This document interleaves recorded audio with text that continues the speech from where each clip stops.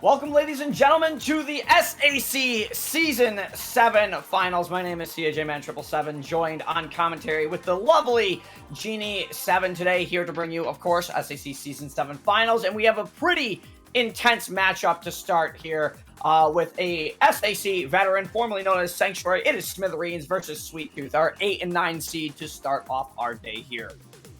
Yeah, I'm actually looking forward to this. Normally, I'd be saying, oh, wow, these two teams are facing each other already. But we're here in playoffs, people. We're not talking about regular season. We're talking about playoffs. Playoffs. I know. Yes. All the good teams, everyone here had to qualify. They had to go through either win one or come second, or do well in 4 grueling qualifiers. So every team here is extremely, extremely strong.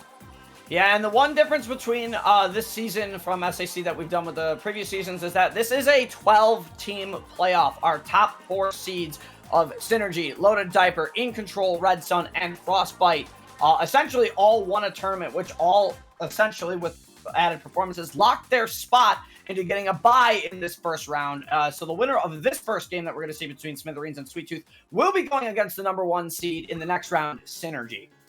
Yeah. This is going to be a tournament for sure. Starting off, this is a great looking map list.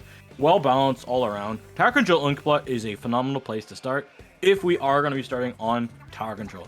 Going into it between Smithereens and Sweet Tooth, whoever can really get that tower past that first checkpoint first will have more attempts at second checkpoint, and second checkpoint is where this game on this map is won and lost.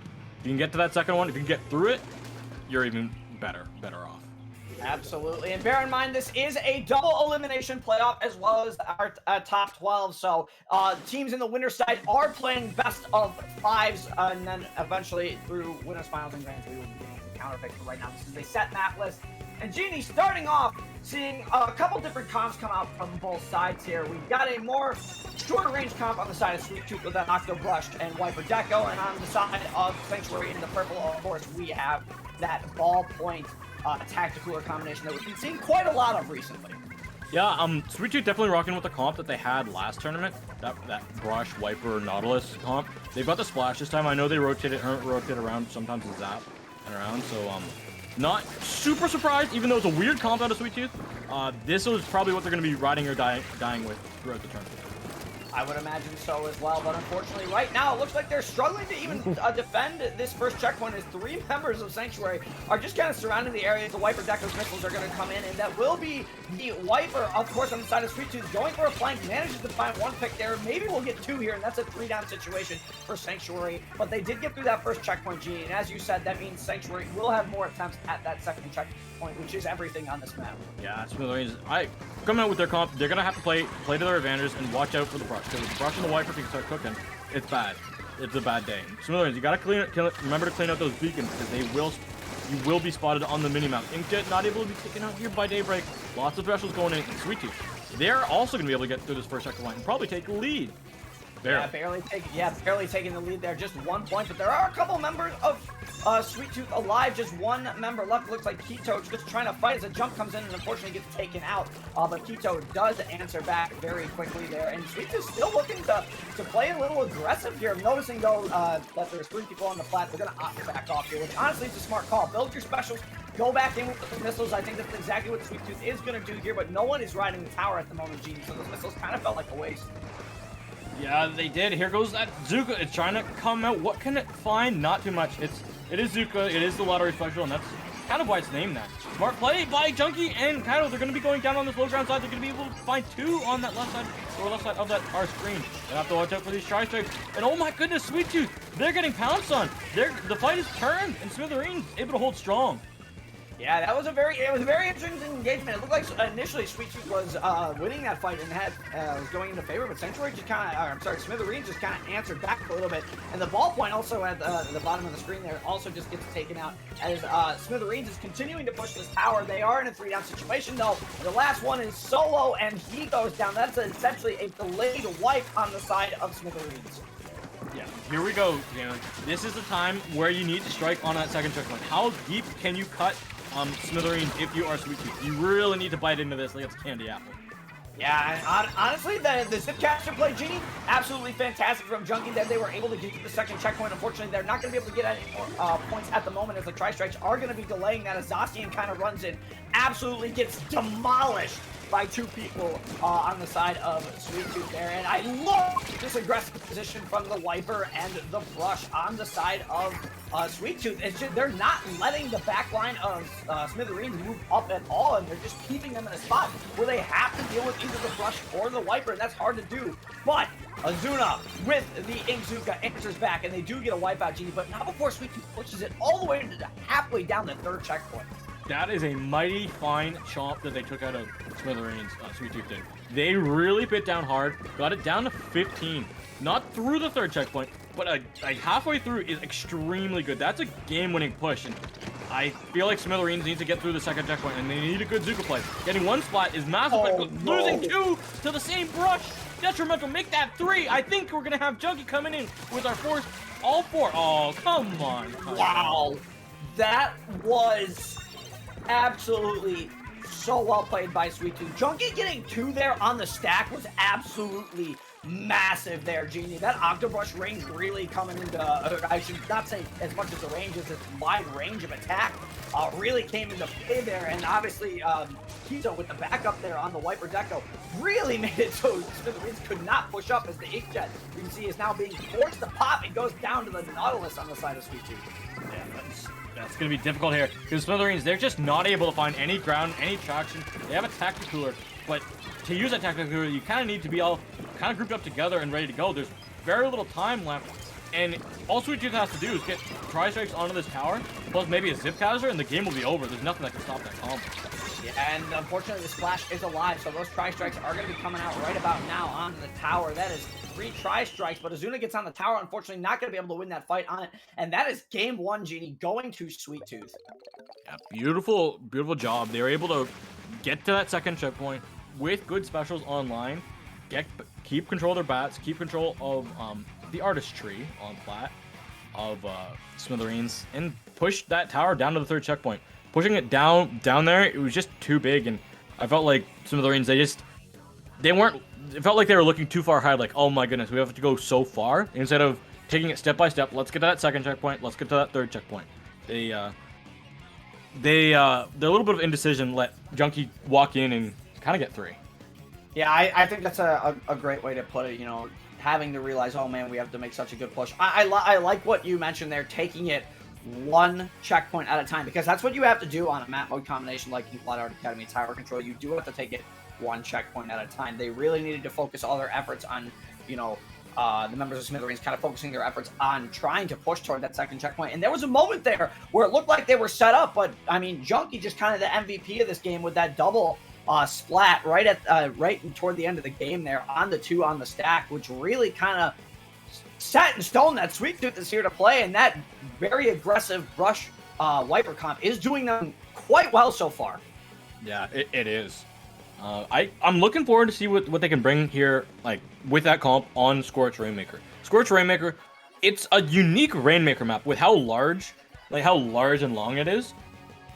There's 2 phases of this map. Neither team has checkpoints broken. Very mid-oriented, feels almost like bad splat zones, even though zones is already not great on this map. And when Rainmaker pedestals, both checkpoints are gone for both sides. You really feel that length of this map. I'm a little bit worried because ballpoint on the second half of the map, the ones where you have that checkpoint broken, is disgusting. The only thing that I feel is better than ballpoint is not in this game because, you know, spot 1 E later. That's the only thing that I can feel would beat ballpoint in its current state on Scorch Rainmaker. Absolutely, Ballpoint does have a massive amount of control on this map, especially under the cage area. I mean, Ballpoint can literally hit almost the entirety of mid alone, just standing on top of that cage. And of course, we are seeing a double splatter shot comp on the side here of Smithereens, and once again on Sweet Tooth, not really changing up their comp too much there, but we are seeing that end zap come out from Hermit on Sweet Tooth, so that will allow them to play even more aggressively than they already have been. Yeah, no missiles as well. They're going to be going over to the regular Wiper with the Ultra Stamp and torpedo. I was trying to think of the name that people have to call it on commentary, not what I call it. I know what you call it early. Sanctuary, of course, Smithereens attempting to make the first push, but unfortunately Junkie shuts that down in mid as the Rainmaker gets popped. And unfortunately, Keto with the hammer is going to clean up the members of Smithereens there. And now Sweet Tooth's turn to try and make a push, and they've already cleared the majority of the area, 2 down. They just have to worry about the players at the top of the cage. Finds one with the splash damage of the Rainmaker, and they are going to knock out that checkpoint very efficiently, Genie. Sweet Tooth is kind of on fire right now.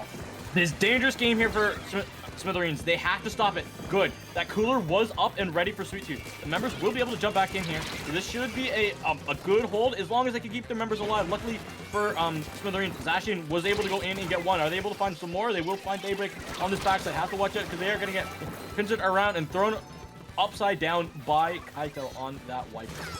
Yeah, sometimes I wonder, that's actually another 3-down situation for Smithereens there. There's only one left, and it is their ball point in the back there, which is really unfortunate because it seemed like Smithereens was going to be able to take a lot of mid-space there. Unfortunately, with Junkie and Kaito there, you do have you do have that pincer coming in, as you mentioned, Genie, and that's just really tough to break. Even though Zacian could get through there, it's not going to be enough when you've got a wiper and a brush looking for that key pick there, and they were able to get it there and shut down the push of Smithereens before it honestly even started there. As now Daybreak looking to challenge the ball point, gets a couple hits there as the cooler defends them just on the members of Smithereens. But at the moment, it looked like they're trying to make a move. Oh, that's a kind of a decent trade. If I'm Sanctuary right now, I'm kind of taking that trade right now. I really like that. You got a 2-for-1 situation there. That could have been really bad for Sanctuary if they both went down there. But in this case, they did not. And they are going to get across the breaks here, Genie. We don't really see a lot of unless you get a solid 3-down situation. No, and for it to be not the Splatling user to take it across there, and it was the NZAP user who didn't have their tactical cooler buff currently on them. That is extremely unique positioning from them. I guess they had Bazooka play, so they were trying to push forward with that, but I feel like now the Rainmaker is just going to sit there. Sweet Tooth is very content just to defend it there. And so far, at the moment, look at Kaito running around looking for the slash. Unfortunately, just mistimed it a second earlier there, Genie. As Sweet Tooth once again on the push, though, they are really not letting the members of Smithereens move up very far. I mean, if you look at the map, how much space Sweet Tooth with this comp is able to take in a matter of seconds, I honestly think is outpainting to an extent with 3 shooters actually on the side of Smithereens. This brush flipper is outpainting the members of Smithereens, and Junkie is just being an absolute action there. I think that's a little bit of a spectator cam lag there. Actually, no. No, it was actually a DC game in, which means that Sweet Tooth, they got to play this game out. There's not enough time for them to replay this. They're going to have to defend this. This is an insane opportunity for Smithereens to come back in this game. They have to get this checkpoint and 1 extra point. That's all they need. They don't really need a lot, and Zacian will make the pick on the Junkie. And what's really devastating about who they just lost on Sweet Tooth is that was their backline. That was the Nautilus, so they don't really have any backline defense, and this cooler should just allow them to get the lead here. They are going to be able to get the lead, the members of Smithereens, before going down. There is still a minute left in this game, though. Sweet Tooth still doesn't need really a lot of points, but they do need to make every play count. Junkie so far has been absolutely fantastic. Fortunately, gets absolutely smoked by the Inkzuka of Ozuna here, and is just going to opt to pick up the Rainmaker. That is going to be a wipeout, Genie, and that might be the game here. No, not quite. Sweet Tooth barely hanging on still. Mentally, that is the game. There's very little hope here for Sweet Tooth. I can't paint a nice picture here. This is beyond devastating for Sweet Tooth, because this is a best of 5 people. This wasn't gonna eliminate Smithereens. It was just gonna. Neither would have. It sent them down to the loser bracket. It's just difficult to have a game that you had so much control and were doing so well as they clean up. Smithereens cleans up for this wave of seeing all this control just kind of go away, and the momentum of Smithereens, they're gonna take this. They're gonna take this fire, and even though there's a DC, they can. That builds momentum, builds confidence in your voice chat. You've gotten kind of graced by the heavens or graced by the internet. Yeah, honestly, if I'm Smithereens, I'm taking this win with a little bit of with a little grain of salt here, Genie, because let's be honest, and what we've seen so far from Sweet Tooth has been out-dueling and outplaying Smithereens in almost every aspect of the game. That DC was really unfortunate, but Sweet Tooth, honestly, it feels like they don't need to change a lot to keep their dominance rolling. No, they definitely don't. It's definitely, they're definitely gonna want to keep that confidence that they had before the Daybreak unfortunately DC'd, and going into a map that like Clambots Mako, I feel like they can really get that one back with how Nautilus and Brush can work on this map. So playing the moment, playing the here, playing the now, reset, restructure, and maybe reset the router, one or the other, I don't know. I gotta hit.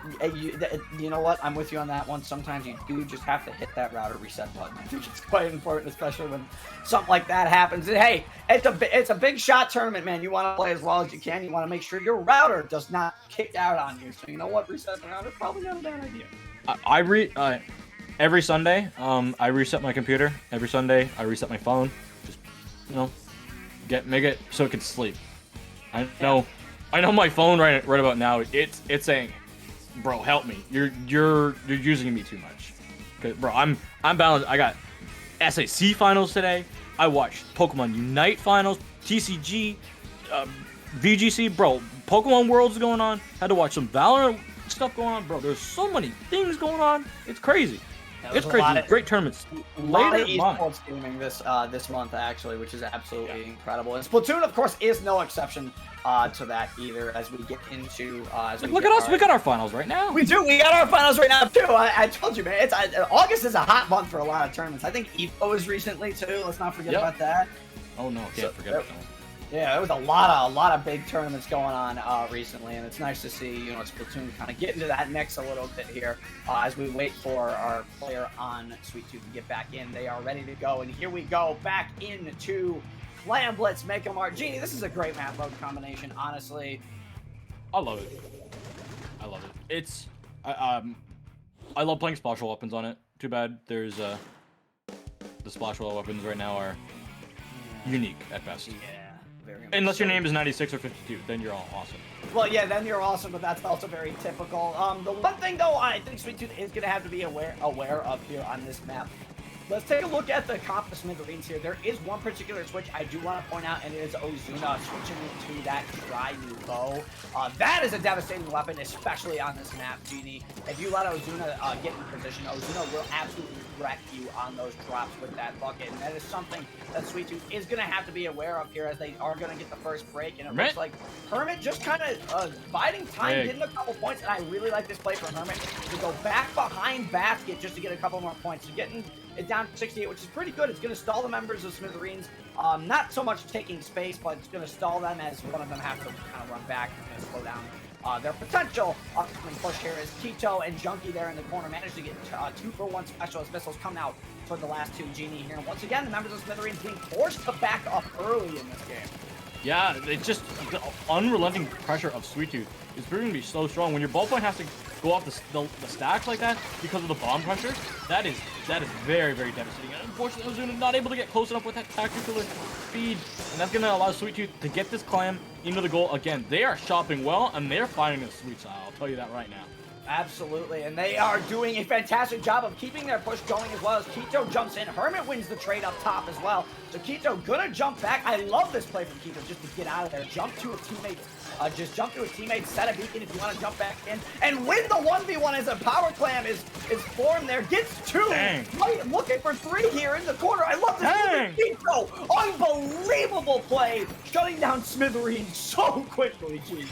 Bro, that was an amazing play, and the missiles as well just proved a lot more disruption going in. They got another one before going down. This is insane. Sweet Tooth, they got some more clams. Again, from the side, throwing some more clams in. Down to 30 will be good. Can they find a trade? Not quite. Smithereens, they gotta get some stuff together here. They're looking kind of boomed right now. Yeah, honestly, it seems like every attempt they make is either being shut down by Kito or Genie. And look at this. I mean, they finally get Kito down, but it took some assistance from their ball point to even get a push going. And Junky's just one of those players who's sharking around, is gonna go behind, just gonna try and go for the throw. Does get it barely there, Genie. That is gonna shut down Smithereens, at least pushing at the moment, but they have a lot of map control here right now. So it is a matter of, can Smithereens hold that map control? No, unfortunately the power climb rolls up a little too fast, and you can see Ozuna grab, didn't grab, managed to form another power climb in the back there, but unfortunately it's too late. It's Sweet Tooth, who's kind of reclaimed their half of the map there. Yeah, that was Ozuna got the pity that was already sitting there. Well, the basket was still open, so that's why there's a new pity. The pity that generated. It's kind of a blessing and a curse. I thought if Smithereens could get that push in with their zap fast, that Sweet Tooth would have regretted that. But their defense is hold strong. They've held strong and they're just playing well. Ozuna again just gonna try and run forward. Zap's gonna try and follow them. Not looking good. This is feeling like some solo queue games on the side of Smithereens right here right now. Yeah, it seems like there is a bit of a coordination lacking, as unfortunately Kito does try to run in and throw the ball. That is going to get that. Junky on the defense of their power claim is going to manage to find one there. Junky's going to go for it. No, it breaks! No, it didn't break. Oh my god, I thought it broke for a second there, G. They barely saved that, but unfortunately they do go 3 down in the process. So this is the moment Smithereens is looking for here, but they don't have a power clam at least formed. Now they do, but they do need to find a way to get it into the basket. You're gonna have to deal with Junky up front here as a clam comes in from Ron. Another clam comes in. That's 2 clams. That's really big. Now Ozuna gonna try and see to get close the gap a little bit. 51. That's a pretty good counter push so far. Gonna maybe see a jump come in. Gonna get shut down by Junky here though. Still a very solid push here from Smithereens. They are going to close the gap a little bit. Of course, one power claim Genie is not going to stop the penalty here, as they know Junky. Oh, they don't actually know Junky's sitting there. Junky is going to jump back though. There is Smithereens with that inkjet going to push the members of Sweet Tooth back here, Genie, and they might be looking to try and make another push, but the missiles are going to slow them down, and one of them unfortunately does fall in that engagement. Yeah, they got pretty much one mental checkpoint. Clam is down. Break the basket. You got a good little push. That is how you have to start it off. They need a power climb here. They need to find a way, because right now Sweet Tooth, they've got some power climbs in the name. They're gonna be jumping in. There's 1, there's 2. That's gonna be game. Sweet Tooth closing this out. My goodness. Wait, sorry. So 5, Genie. Not best of 3. Yes, not best of 3. This is a best of 5 on the winner's side. So Sweet Tooth is, of course, a match point away from moving into the quarterfinals here. Now, bear in mind, the winner of this set is going to go on to play our #1 seed, who is Synergy, and Synergy is a very powerful team as well. On the other side of the bracket, which is the game we will bringing you next in our quarterfinals, we are going to be seeing who Frostbite decides to go up against between Velocity and Thembo IHOP. It's Velocity. Thembo got 3 out. It just updated for me. Rabid has 3 out. Great question. Wipeout Punks is down 2-1 to Octopi. And then the match that we are currently watching. So yeah, exclamation mark bracket down in the chat to keep updated with all of the great top 12. That's right. That's the number. Yeah, we do have our nice top 12 there. So you can see our next match that is going to be on the bracket there. It is going to be Frostbite Velocity down on the bottom.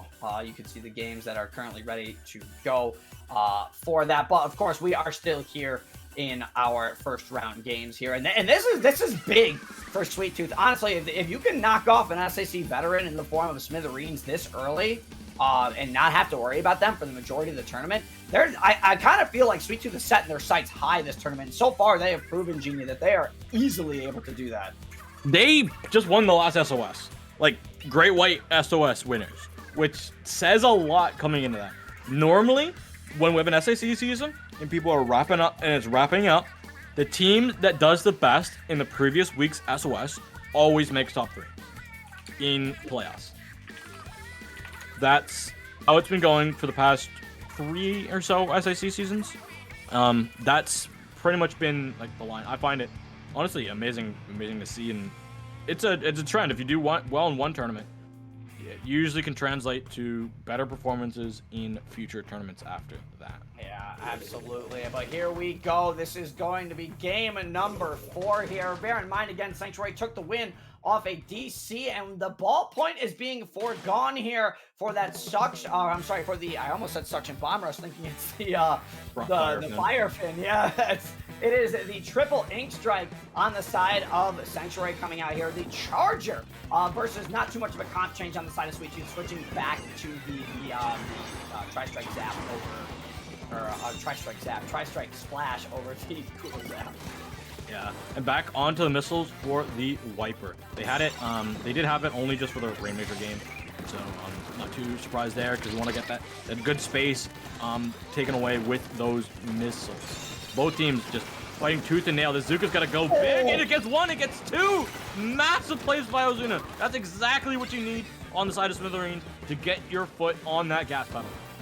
Yeah, and honestly, this is a map I feel really plays to Ozuna's strengths a little bit here. As you can see, they're using a lot of the right wall cover. Unfortunately, does get shut down by Daybreak, but Zacian on the backup there does a fantastic job. Probably is going to lose his like Ito here. No, barely survived, and he's going to pop the triple strike just to kind of get out of that situation, which they are able to do. But I, again, love the dominance here from the two shooters that we're seeing. Zacian and Ozuna are a hard line to break, especially on Umami Ruins. On Splat Zones, it is a very hard line to break, as the Tri-Strikes are going to try and delay this push here coming up from Sweet Tooth, but Junkie comes in with the Zipcaster, and that's a really big pick onto the back line. Sweet Tooth should be able to push up on this with one of the shooters down as well. Ozuna in the corner there, but they are going to be able to get zone here. Genie Sweet Tooth are going to apply a 53 penalty, at least at the moment, to Sanctuary. Yeah, that was a big play with that Tri-Strike going in with the Zipcaster and the missiles. There's a lot of chaos, a lot of distraction. There's no real way that Smithereens would know that the Zipcaster was running its way down into mid, so beautiful kind of disguise of action.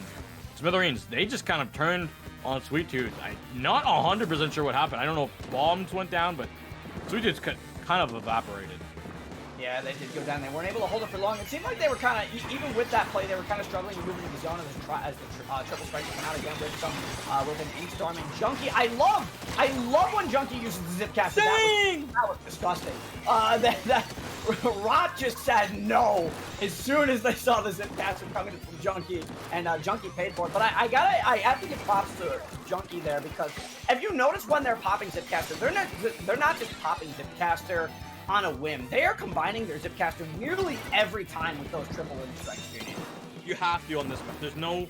There are good Zipcaster spots, but realistically, it's a wide open map. You don't have as many. There's not so many side walls that you can go on this insane James Bond-esque flanks. Yeah, you're right about that. It is a more direct fight here, as Rot does pick one off in the zone, but Sweet Tooth does currently have control of the zone, and two members on both teams down. That's Zacian goes down, and now they're going to try and pursue Rot there. Kito going up does find the pick on the Rot there. Very important pick for Kito, especially for Sweet Tooth to potentially take the lead here. Genie, with that beacon set up, that is going to give Sweet Tooth another opportunity to kind of push in if they need the beacon. It looks like it's going to be broken, though. Kito will opt to back up with the lead, and a very good one at that for Sweet Tooth. Sanctuary is going to need a special to kind of push back into the zone here, as we're seeing Oz pop that Zuka. Didn't look like it found anything there, Genie, and it looks like this is going to be our round one ending right now. Sweet Tooth going to be taking it 3-1 over Smithereens. Yeah, wow. Good job from Sweet Tooth. Bouncing back, being solid. There was a DC. They did not let that deflate their sails, though. They did not let a game that they thoroughly won until the internet went out slow them down at all. Going strong on the follow-up two maps on Mako and Umami, showing that they are here to play and they are ready for the rest of the competition. If I'm Synergy, I am scared with what Sweet Tooth is going to be bringing, because their comp is pretty much unique to them.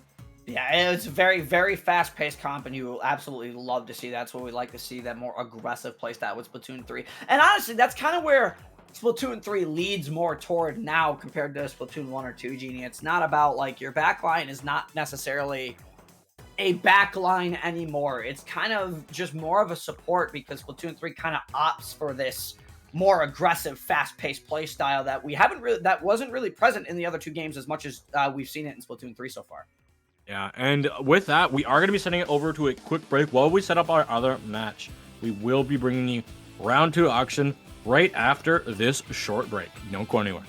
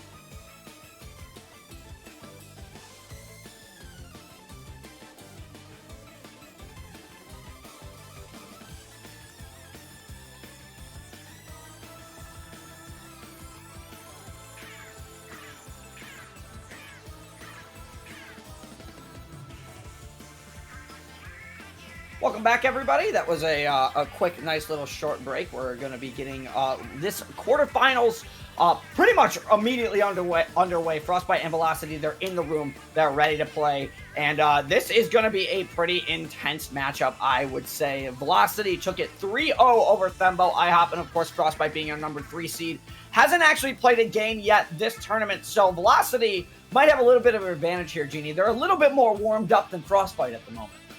Yeah, absolutely. Frostbite, they had a solid performance in our last qualifier. They did so well.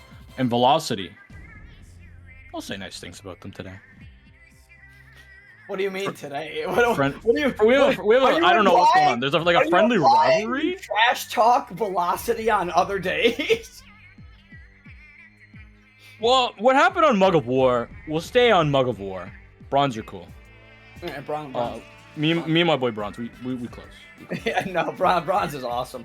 But yeah, no, this should be a very good matchup, and some interesting map mode combinations, obviously, for this one, Genie. I mean, some of them more familiar with, others not so much. What do you mean not so much?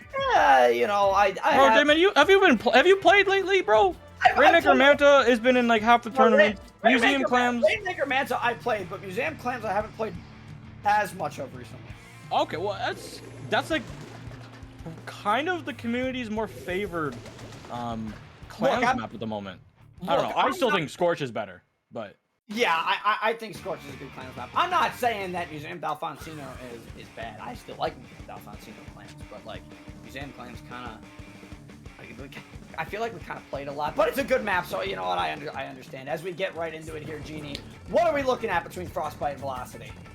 We are looking at not a mirror comp, because we do have a bucket versus a brush, but besides that, we are looking at a very, very similar comp.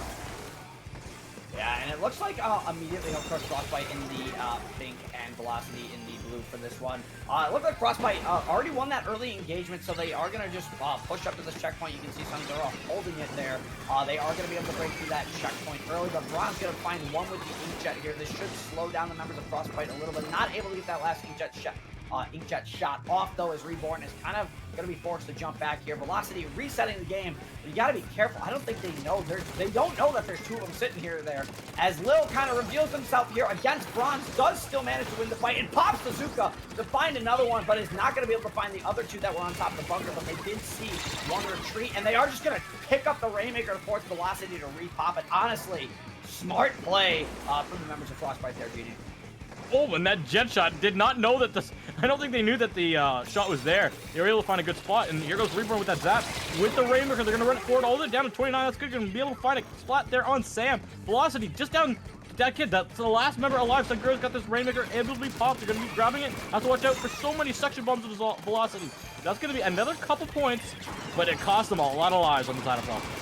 Yeah, unfortunately, this Rainmaker for Frostbite is in a position where it literally is in the worst possible corner. I mean, you dropped it to obviously get those points early, but picking that up from that spot is difficult because you can take a lot of chip damage from the bombs in that corner, and of course, if you are on the side, the defending side, you can really use that mass in the center there to kind of bomb spam and keep shot pressure down, making it really hard for the Rainmaker to move away from that position. But what we've seen so far is we haven't really seen a lot of momentum from Velocity here, Genie, is now they might actually get an opportunity as the Zipcaster gets popped there. But what I'm noticing Velocity's kind of struggling to do right now is when they want to push, they're struggling to kind of find a couple of those picks, and as I say that, X-Ray does go down, so this will allow Velocity to take mid here, but they are going to need to contest a little bit more space before they decide to push this Rainmaker. Yeah, that's going to be a good spot onto the ballpoint from the brush. That Zuka's going to be able to come out from Little Buddy and able to find two huge jumps from them. That was great. The Rainmaker's going to be grabbed, though. It's going to be running this right side, and I think they're going to be able to get it. Yeah, kind of for free there for Velocity, even though they lost a lot of their teammates. Yeah, they did. Sand the last one alive in mid there. Gonna be fighting X-Ray. Does win that fight there. Goes up to the bunker. Sees Lil up there with the zap and opts to back off. Left come back with the team, regroup, let Velocity kind of take mid. The cooler, of course, does come down, Genie, so the members of Velocity are boosted off this cooler, but they're opting to hold mid with this cooler boost, at least at the moment. If I'm Velocity, I mean, I'm trying to build a couple specials to push up a little bit, and exactly what Bronze is doing right now is where I'd be positioned, but I think Bronze, no, did not spot out the bucket and is going to pay for it. Unfortunately, X-Ray is going to take out and slow down Velocity with that pick on the Bronze. Yeah, I think Velocity want to wait out Frostbite's cooler. Both teams had a cooler, and the cooler will favor kind of the defensive team in that scenario, because they'll be back to defend, and you don't want that as the offensive team. It's when you get those, it's hard to get splats on the offense, and if you want to get those splats, you want them to count. You really, really do. Gotta love seeing drop roller on that brush, by the way. They're able to make what was going to be a certain death into a trade there. As that kid looking for some Inkzuka shots, finds one there. And then teammate, of course, on the side of Velocity finds another there, but now they're going to have to contest with Sungura. And the brush, honestly, is not in a bad spot to kind of throw ink over. Unfortunately, you're not really going to have enough space to throw that ink over as much as you think you have with that brush. It only really goes about halfway. You can kind of sit on the back wall and not get hit with it there, Genie. As Velocity looking like they want to make a push here. They do need to find a pick or two here, but it might be too late as a one singular tap from the Inkzuka, or I'm sorry, the Inkjet. He's gonna do the dirty work there, and Frostbite shutting down Velocity's push, and they did. It seemed like they had a really good opportunity there to make a push and start a push there, but unfortunately not gonna have enough time in that case. Yeah, there's going to be a very, very little time left on the board. Frostbite, they want to be able to hold on, but losing members like that at this time of the game is absolutely detrimental. That could bite them right in the butt if they're not careful with this. Sungura, not close to this jet, which means that they're not really close to having a really good special to stop this Rainmaker. Sam, they've got this Rainmaker. Can they push it here, J-Man? It's gonna be tight. Unfortunately, the one member goes down there. I think Sam honestly needs to be moving up a little bit more there. It feels like they're being pushed back. They do have the bunker to retreat if they chose to. They're still alive, Genie. That's a 3-down situation on the side of Frostbite. Velocity looking for it. They use the edge of the wall, and it was enough points. Remember what I said about that corner, Genie. You drop it down to get points, but it doesn't get you enough. And Velocity, realizing that, just used the wall to get that one more point they needed. Honestly, I don't think about that, because in S2, that wall was in a little bit of it felt like it was in a different spot, almost. Yeah, it's a little further up. It's a little further up than that initial corner drop in the pit there. Yeah, because usually when you just jump and leap down, you get more points than going the right side, but they were safe. They were able to get the points, and I can't help but say it, but Frostbite, they rolled that game. They threw it away. They had all the cards. They had everything. They had all the aces, but I don't really know what happened. I don't think they knew what was going on with the clock. And Velocity's not a team you control against. They will punish you. When you make a big mistake like that, they will punish you. Yeah, and they absolutely did there. Sneaking a game, honestly, away from Frostbite, in my opinion, Genie, but a good win for Velocity. Going to give them some momentum going into Clambless Museum D'Alfonsina, which, honestly, I don't really think we're going to see too much of a comp change between these two teams here. I could see maybe, I don't know who's fully playing for Velocity, but I know that their 96 Gal Jet Sculpture comp, 96 Deco Custom Jet is disgusting and not fun to play against. So we could maybe see that, but not 1,000% sure with the roster that's currently being fielded for them and who is available. Bronze could jump on the custom jet if I'm not mistaken. Absolutely. On the side of Frostbite, and you're right. I didn't even consider that a possibility, but it is absolutely a possibility. As we get to see the comps coming into our second game here, we are going to be seeing Bronze come out with the custom jet, Genie, which is going to be absolutely devastating. And of course, we're seeing actually a bit of a comp change on Frostbite here. The light Tetra Dually is coming out, and obviously ballpoint being swapped once again for the Z and F. Yeah, that Zenfire Charger, it's gotten some usage right now. It is in a unique spot where it kind of does deal with ballpoint, but also there's no ballpoint here. So you're in that unique scenario of, hey, I just gotta hit my shots. I have to watch out for regular crabs, and that can kind of happen when you play Charger. Yeah, unfortunately, they ran into, oh, Crab Tank. That's a thing that I can't really do against. Lol, indeed, Genie. And immediately Velocity actually taking kind of the initiative here with that custom jet in that 3-down situation. Unfortunately, not able to score off that Genie, though, which I think is going to hurt Velocity. Maybe not now, but it could have hurt them later in the game. They just weren't able to push up and get those clams as Frostbite with those like Tetra Duel is going to try and go in and find a couple early picks. At the moment, not being able to find anything here, just trying to contest some space, but Velocity just has the entirety of mid right now. Yeah, and they're doing a really good job with that. They got 2 down. It's going to be good. That kid's coming around from the backside, able to get 1. Are they able to get 2? They will. Will they be able to get 3? Oh my goodness, got away with absolute murder. And Sunkura falls as well. This is a push ready for Velocity. Yes, it is. Unfortunately, their power climb is currently being held by the active Crab Tank. So once again, their push is going to be slowed a little bit here, and the Tri-Strikes are going to come out, which is going to slow down Velocity even more here, as now Sam needs to win a fight in the middle, and 2 members go down. Some Judge using the pillow as defense, but not aware of that kid coming up with the brush, and now the power climb coming in from Velocity. Are they going to be able to score it? No, Reborn is there to stop them, at least temporarily, as now the power climb comes in. The jump is going to come in, and that should at least get them down to 60. 3-down situation, and that right there, Genie, is the opening push, but that will be the end of that push. Yeah, that was beautiful by Velocity. They got good 2 score in. Now, defensive time. They need to keep control of the spinner, and Crab Tank is a perfect way to do that. It does take out the Zuka before the Crab Tank gets shredded. That is exactly what you need, and that's kind of the thing with Crab Tank. It's like, oh, in theory, this weapon can destroy Crab Tank, but you have to remember it's still Crab Tank.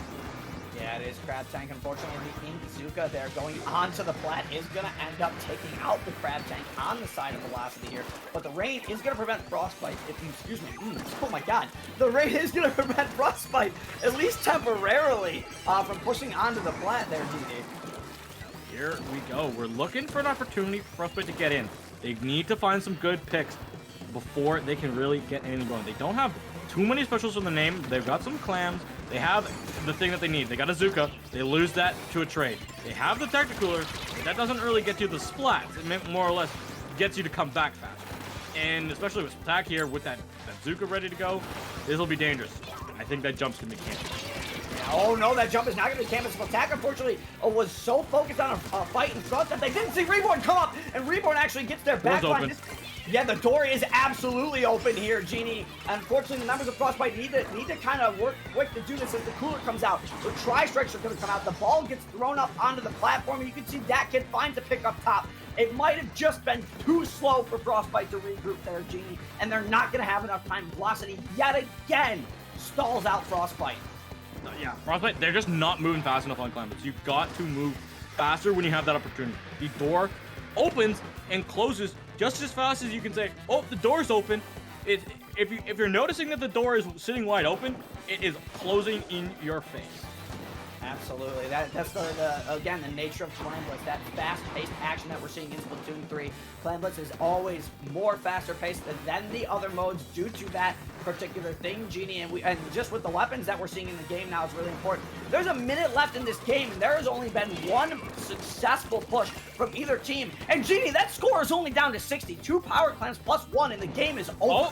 Oh, hold up. We got the brush going in. That kid's cooking something in the kitchen. That kid, I thought that kid got the splat there. They're gonna be able to have a jump if their team wants to do it, but I don't think they have no more powers. That kid's gonna get 3 more clams and throw them in for absolutely free. Bro, that kid's living on your plat rent-free. Frostbite, wake up, please. Yeah, Frostbite really seems to struggle here. The whale is going to even slow Frostbite down even more. I wouldn't be surprised if that kid goes up onto this flat and just tries to go for picks. They don't want Frostbite getting another pity clam. However, Velocity kind of... Oh, no. Oh, GG. Oh, no. Because I see 7 clams and a power clam, 10 seconds left on the board. That kid can go up here, go for a squid roll, spam this way. It's going to be super jump. Oh, hold on. You know, your team goes down. Your team goes down. Frostbite, the door is open for them now. They got to get more clams. That kid, how much can you cook? Can you stuff them? X-ray, more clams in the basket. Reborn, more clams coming to here. Little boy's got this clam going in. X-ray needs to find a way in. There's 3 there. 3 people who are trying to stop in Velocity. They're trying to hold this door shut. Can they? No, not looking good. More clams. 2 go down to the Zuka. More shots going in. The clams, the lead. My goodness. Unbelievable. How did Frostbite take that game away? while we were so focused on that kid maybe going up for a jump, and granted, that's a great play on the side of Velocity. Obviously, they don't reveal their position there in that little bit of ink. Of course, you saw the member of Frostbite go over the top. That kid was setting up for the end game, Genie. But meanwhile, on the other side of the map, Frostbite was winning the fight against Velocity, and that immediately shut that down. And that game, again, Genie, wow, what a quick turn of events in Clan Blitz.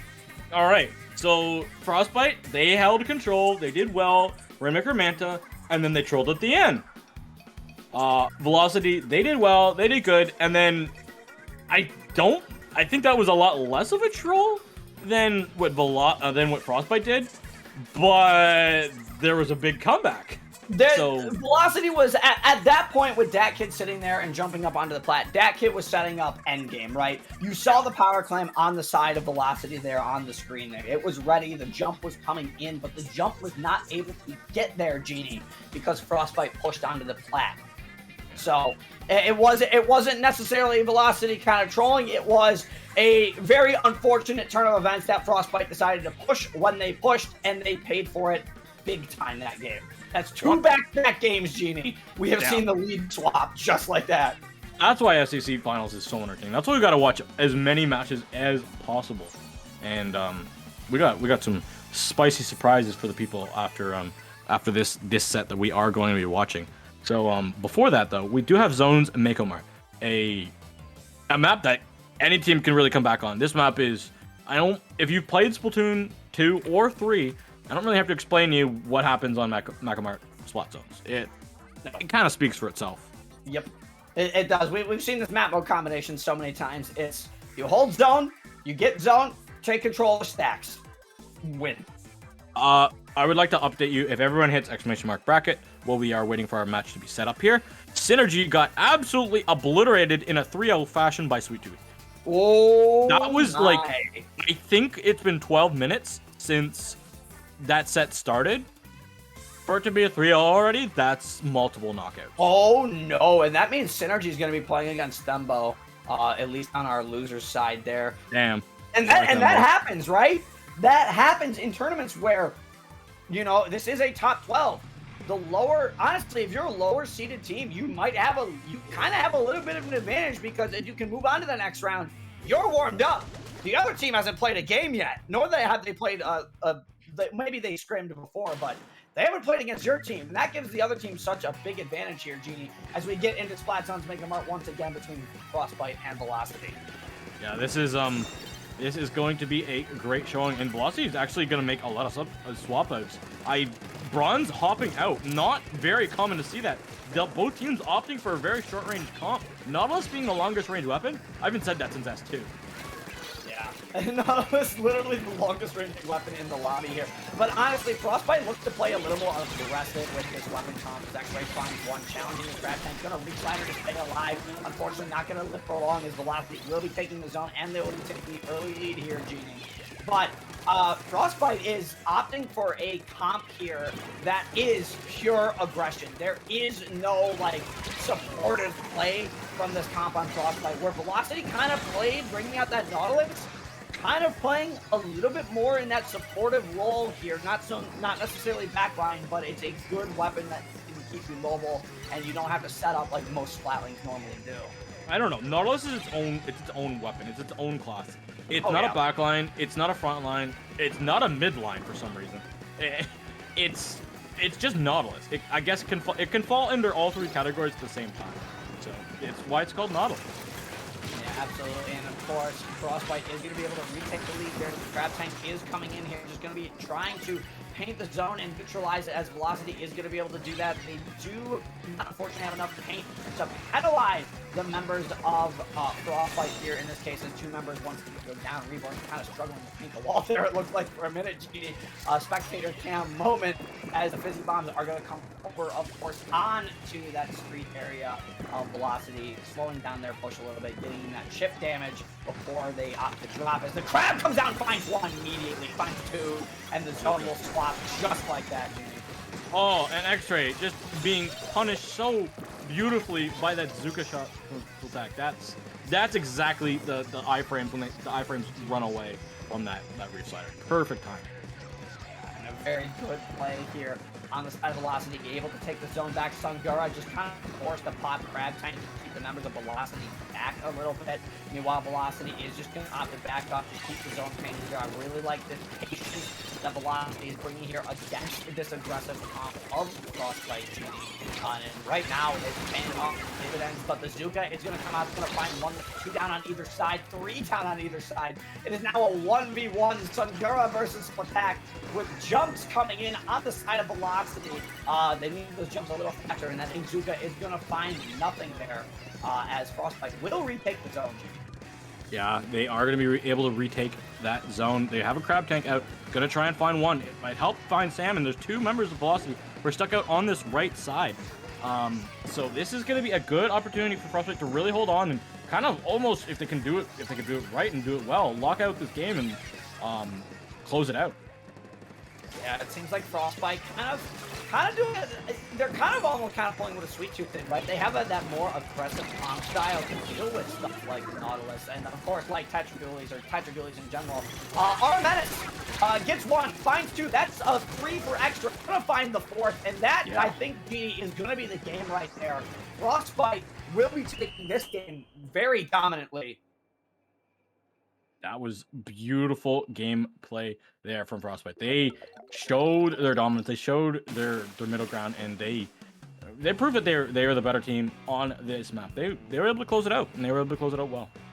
And what a great set we have so far. I mean, this game wasn't nearly as back and forth and twisty and turny as the first 2, but now we get to a map mode combination that can do exactly that, Genie. And it's Tower Control on Sturgeon Shipyard. Sorry, I'm not feeling very well. I just see Sturgeon Shipyard Tower Control. Oh, understandable. Yeah, we see this one a lot too, huh? No, isn't there like an argument going on right now where it's like we should be playing Tower? I forget what it is. It's Tower Control on a different map instead of Tower Control Sturgeon. But the thing is, it's like what I think the argument around it right now is that like there's no good Tower Control maps except Sturgeon. No, yeah, Sturgeon's not good, but like there is a very factual point where Tower Control is struggling from not having good maps at the moment. Mm-hmm. It is, in my opinion, one of the most balanced game modes in theory, but because of how the maps are in this game and where the tower routes go, it's in a terrible spot. Yeah, I'm kind of in agreement with you there. And as much as we see Tower Control Sturgeon Shipyard again, the fast pace of this game, and you're right, Genie. I feel like the tower paths do need to be changed a little bit. A lot of the tower paths on some of these maps feel more straight lines than anything else, with not really working in synergy as well with some of the map designs, which is why Tower Control Sturgeon Shipyard is still seen, because it is one of the more different tower control maps. It does type, because it's different, it makes it one of the better tower control maps. But I think you're right. I believe there is like a huge discrepancy in tower control. Great mode. Maps are poorly designed around it. This map would be phenomenal. I just say Sturgeon Shipyard Tower Control would be phenomenal. All it needs is a 3rd checkpoint. Simple as that. Where would you put the 3rd checkpoint? I would change it so the route for the final tower doesn't go straight forward. Like after it goes to 2nd checkpoint, it doesn't go straight forward. It goes left. Oh, after it gets up the ramp. And it goes to where it kind of goes into sponge area. And it goes closer to spawn, because it just feels like where you spawn on this map is so far from the final checkpoint compared to other maps. Yeah. Like other maps, the final checkpoint, I swear, is on top of the spawn. Some of them, yeah. I mean, Hagglefish is a great. Hagglefish is a good example of that. Yeah, like Hagglefish crosses in front of spawn. Like it does that. Crosses in front of spawn. Brine water is also like literally right there. Yeah. As well. Yeah, but Brine water has other problems. I was gonna say Brine water has more problems. Clam Blitz is great. Clam water is good. Every other mode, no. Sure. It's unique. It's actually a decent Turf War map. I gotta tell you that. People forget that Turf War exists as a mode, But you know, some maps Nintendo balances for sure for people. That's all we have to remember.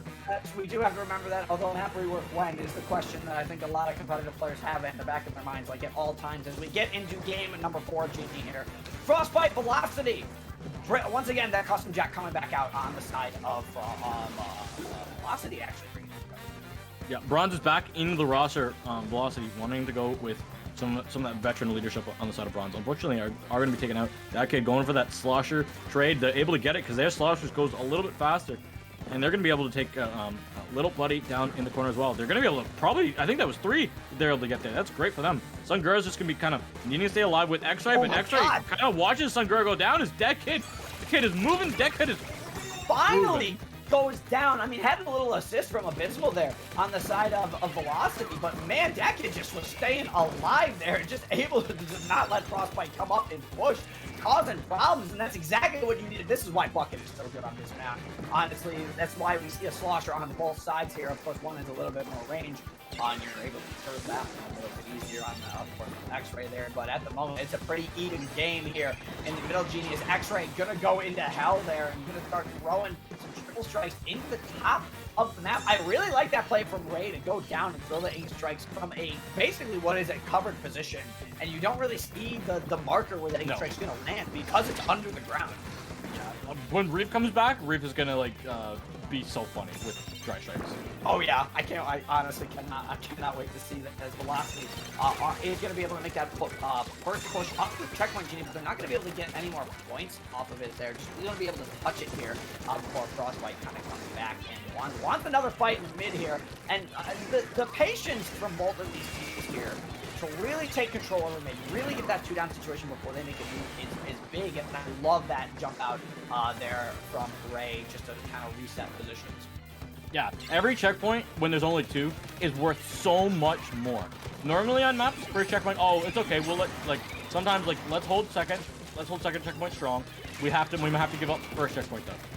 You give up first checkpoint on this map, that is, yeah, that's doomsday.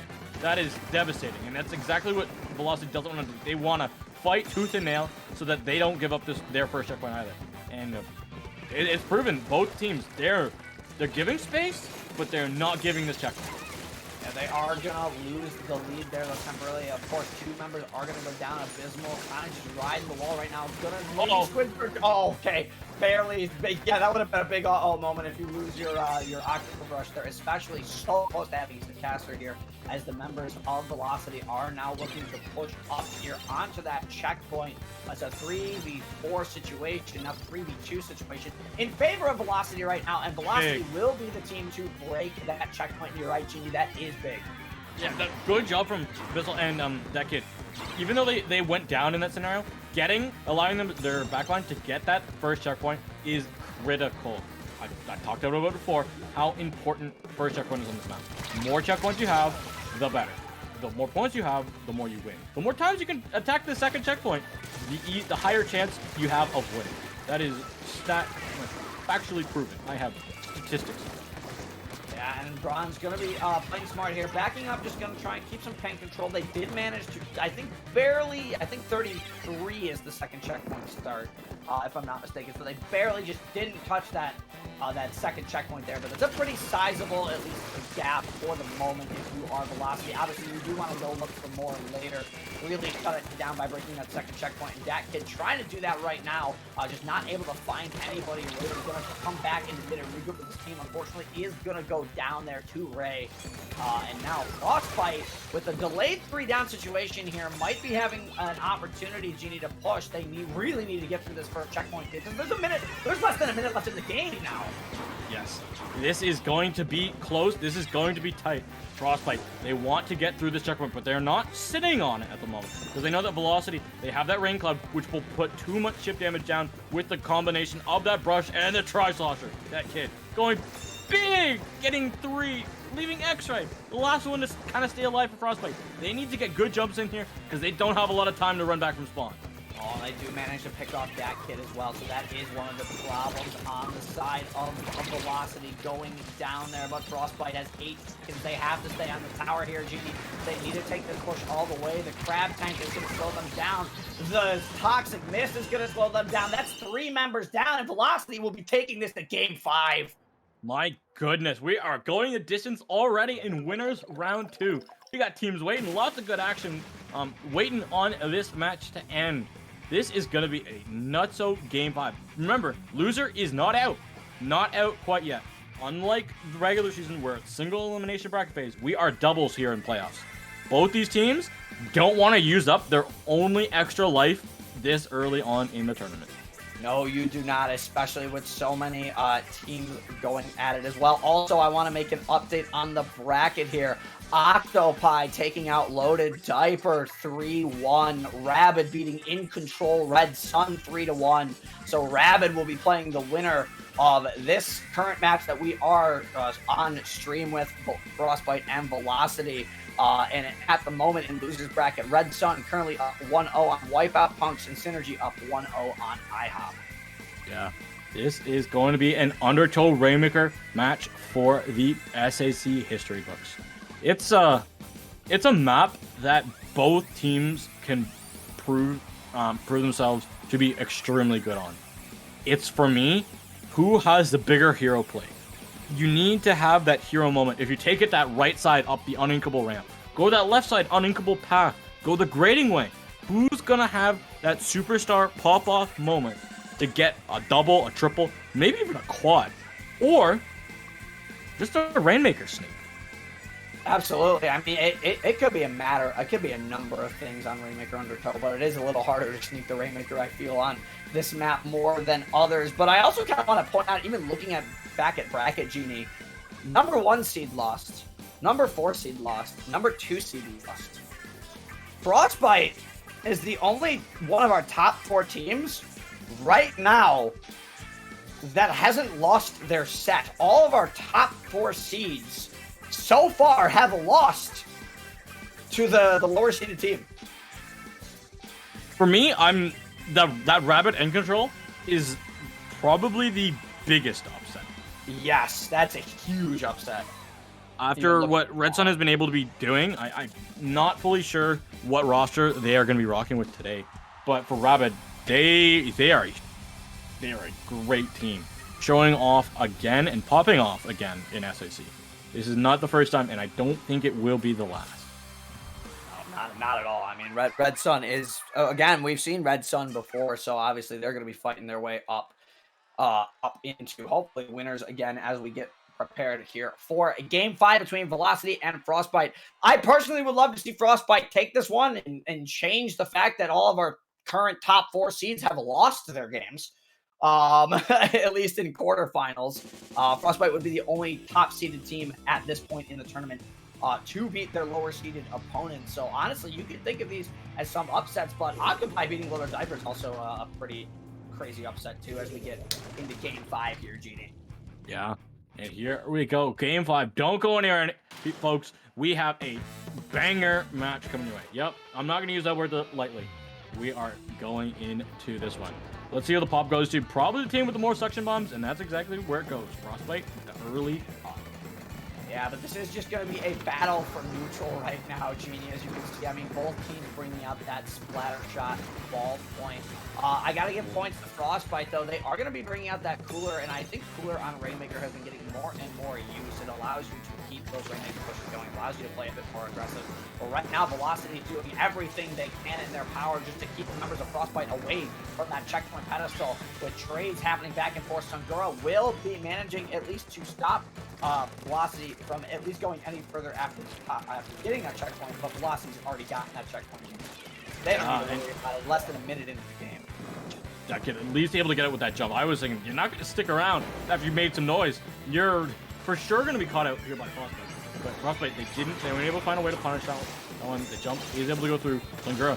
Their jet. Can it find anything? It will. It will find Sam. And Bissell, they're probably going to fall as well to this Rainmaker shot. No, they somehow stayed alive? No. Yeah, I'm not sure exactly what's going on there, but Stun Girl going to be forced to run all the way back. Not in a prime position at all there as Frostbite looking, I'm sorry, not Frostbite, Velocity looking to make a statement here as Lil's going to run in, find one, finds two. He's going to force the members of Velocity back up. Dat Kid drops. That is a wipeout on the side of Velocity, Genie. Here we go. This is going to be an opportunity now for Frostbite. They gotta go. They've got to watch out because the brush is here. The brush is ready. Cooler has been popped, but the brush still has not been taken out. It has been noted, but they kind of need to put it down because before the brush finally gets taken out, they'll just come back. They're like mosquito. It'll just keep making that little hissy noise in your ear. I hate that noise. I hate the noise. Yeah, brushes are can be a pain in your side as Lil is going to pull the Zuka, find Nose Abyssals there, going to just kind of wait on some shots, but not going to be able to find anybody there. They do need to be aware that they're here, and they do spot them coming out here. Great defense on the side if you're Frostbite right now, but it seems like, Genie, at least at the moment, Frostbite kind of struggling to push up. I don't know how many seconds. Oh, big call.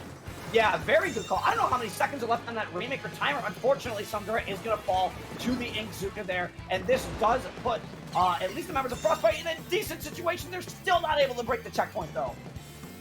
Neither team has, well, one team has a checkpoint, but they don't have much of a lead, and the other, no checkpoint. This match, even though we're at the halfway mark, is easily up for grabs for anyone. I really have to say it. There is no safe lead on this map as well. No. This could be dangerous. As long as these teams, they gotta try and stay alive. With trades going back and forth, J-Man, I'm so excited. I wish this could be a best of seven. I do too. This is a very good set between two very good teams here, and it looks like Velocity finally going to be able to take some space up front a little bit. Unfortunately, Abysmal gets picked off by Ray. Ray going to try and use the middle ledge there, which honestly can be a nightmare for some people to deal with, especially if there's a bucket you can just throw it over. She's not going to be able to find any members of Velocity there. And look how much of a fight we have seen in neutral. I feel for almost nearly the majority of the game, besides the two pushes on both teams. This has been just a battle of mid-control between both these two teams. It really is. Yeah, this is going to be a opening opportunity for Frostbite to get a good push. As long as they can get this Rainer grab, because there's no one here on the side of Velocity to defend it. There is going to be trying to come from behind. It's going to be the brush.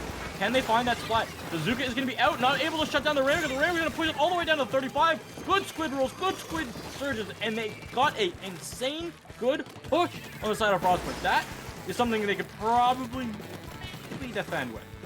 Yeah, 35 is good. Not quite around the corner there, which you'd like to see a little more points, maybe down to 30, but you're right, this game is not over yet. Using those squid rolls to stay alive, deflecting bullets, deflecting bombs.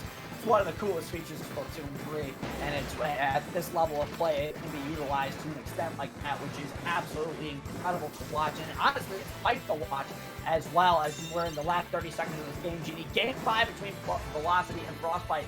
Frostbite, at least at the moment, trying to be the only team in our top 4 seeds to just kind of hold their top 4 position, at least. All the others have gone down. 20 seconds left on the clock. Reborn moving in, finds the fight. Oh my goodness. That's a huge win if you are Reborn there, and that is the Rainmaker going down. Is there time to get back? I don't think there is time to get back, team. That Rainmaker went down really late, and Abysmal is the last one alive. Honestly, Frostbite just got a hold of the Rainmaker here, and I think they are going to be able to do it. They don't even have to pick it up. They just have to hold it, and they're going to do it, Genie.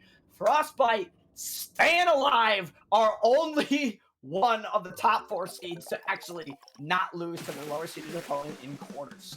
Yeah, and what a way for Frostbite to stay up on the upper side of the bracket.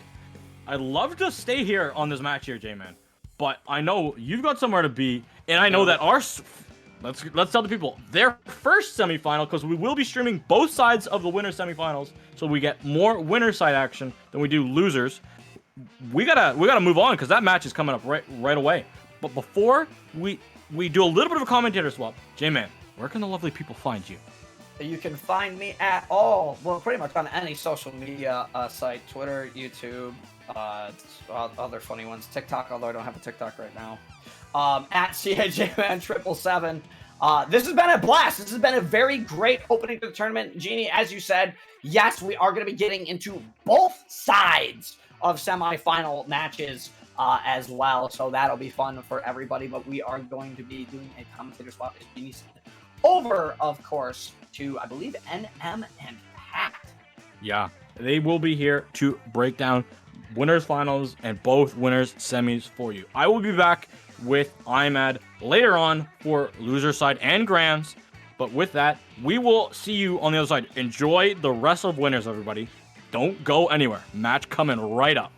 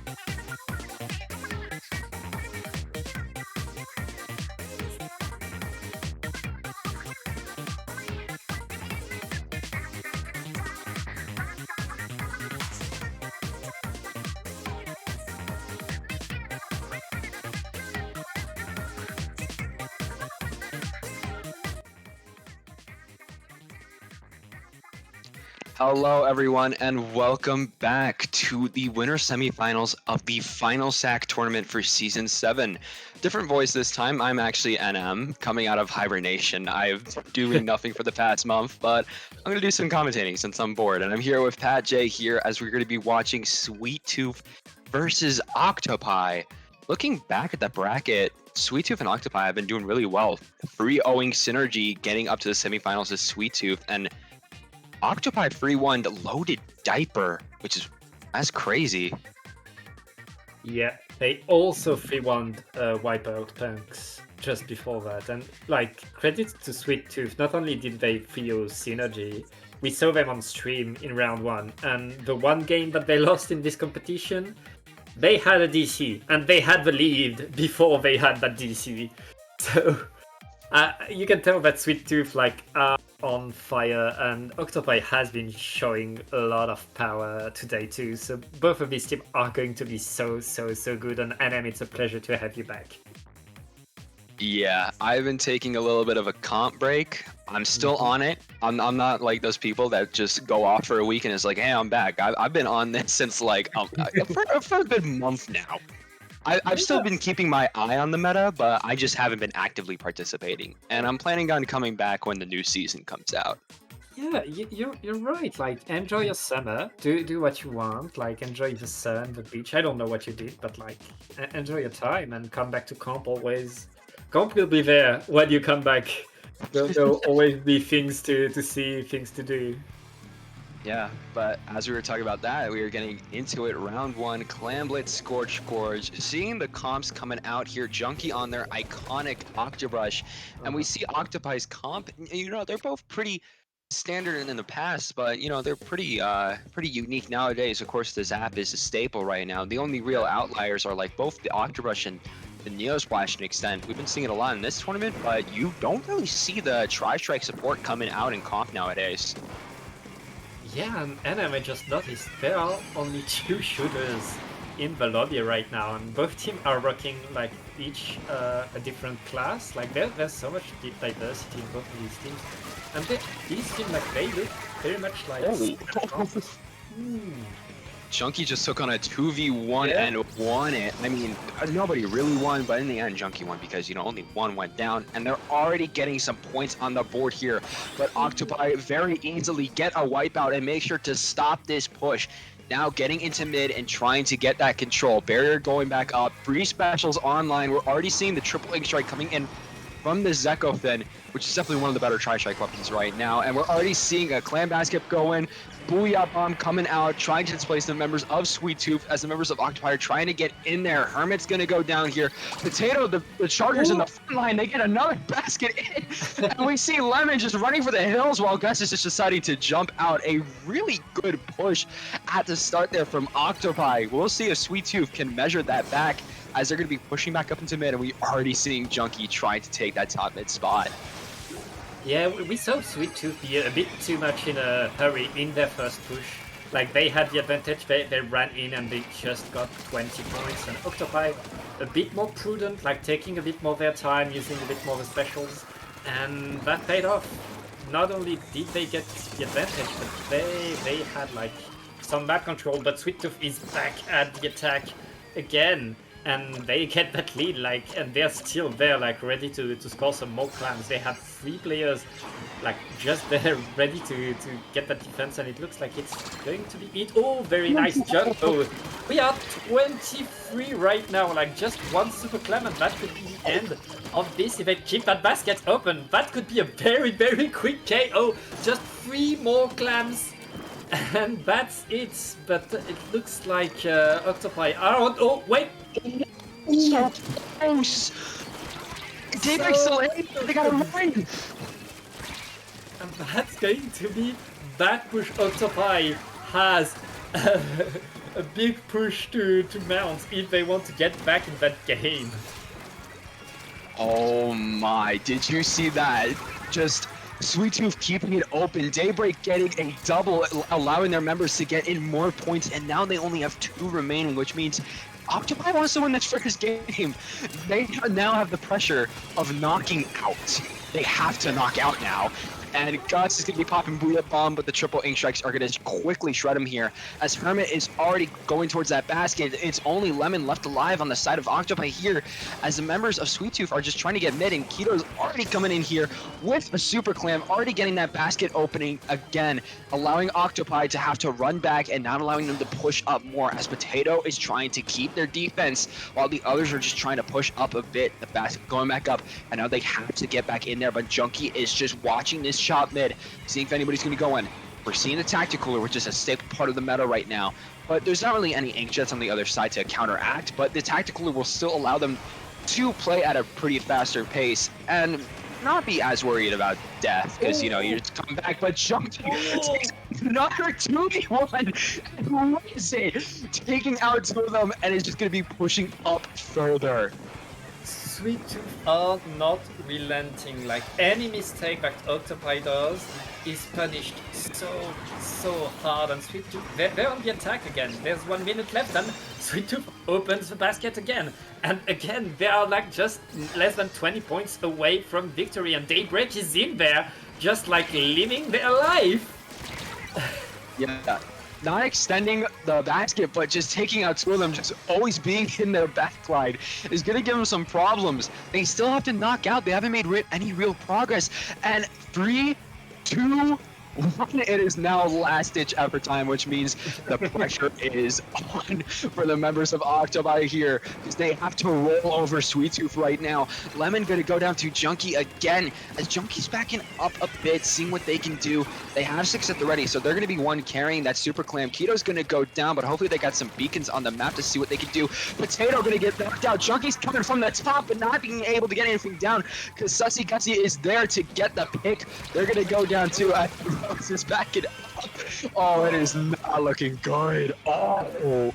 But the delayed wipe in overtime in favor of Sweet Tooth, that's going to be game 1. Like, there's no way. You can't game.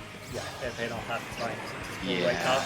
But just to make sure Sweet Tooth is going to score another super clam, it's kind of like to prove a point. Like, this is our game, and we can score whenever we want.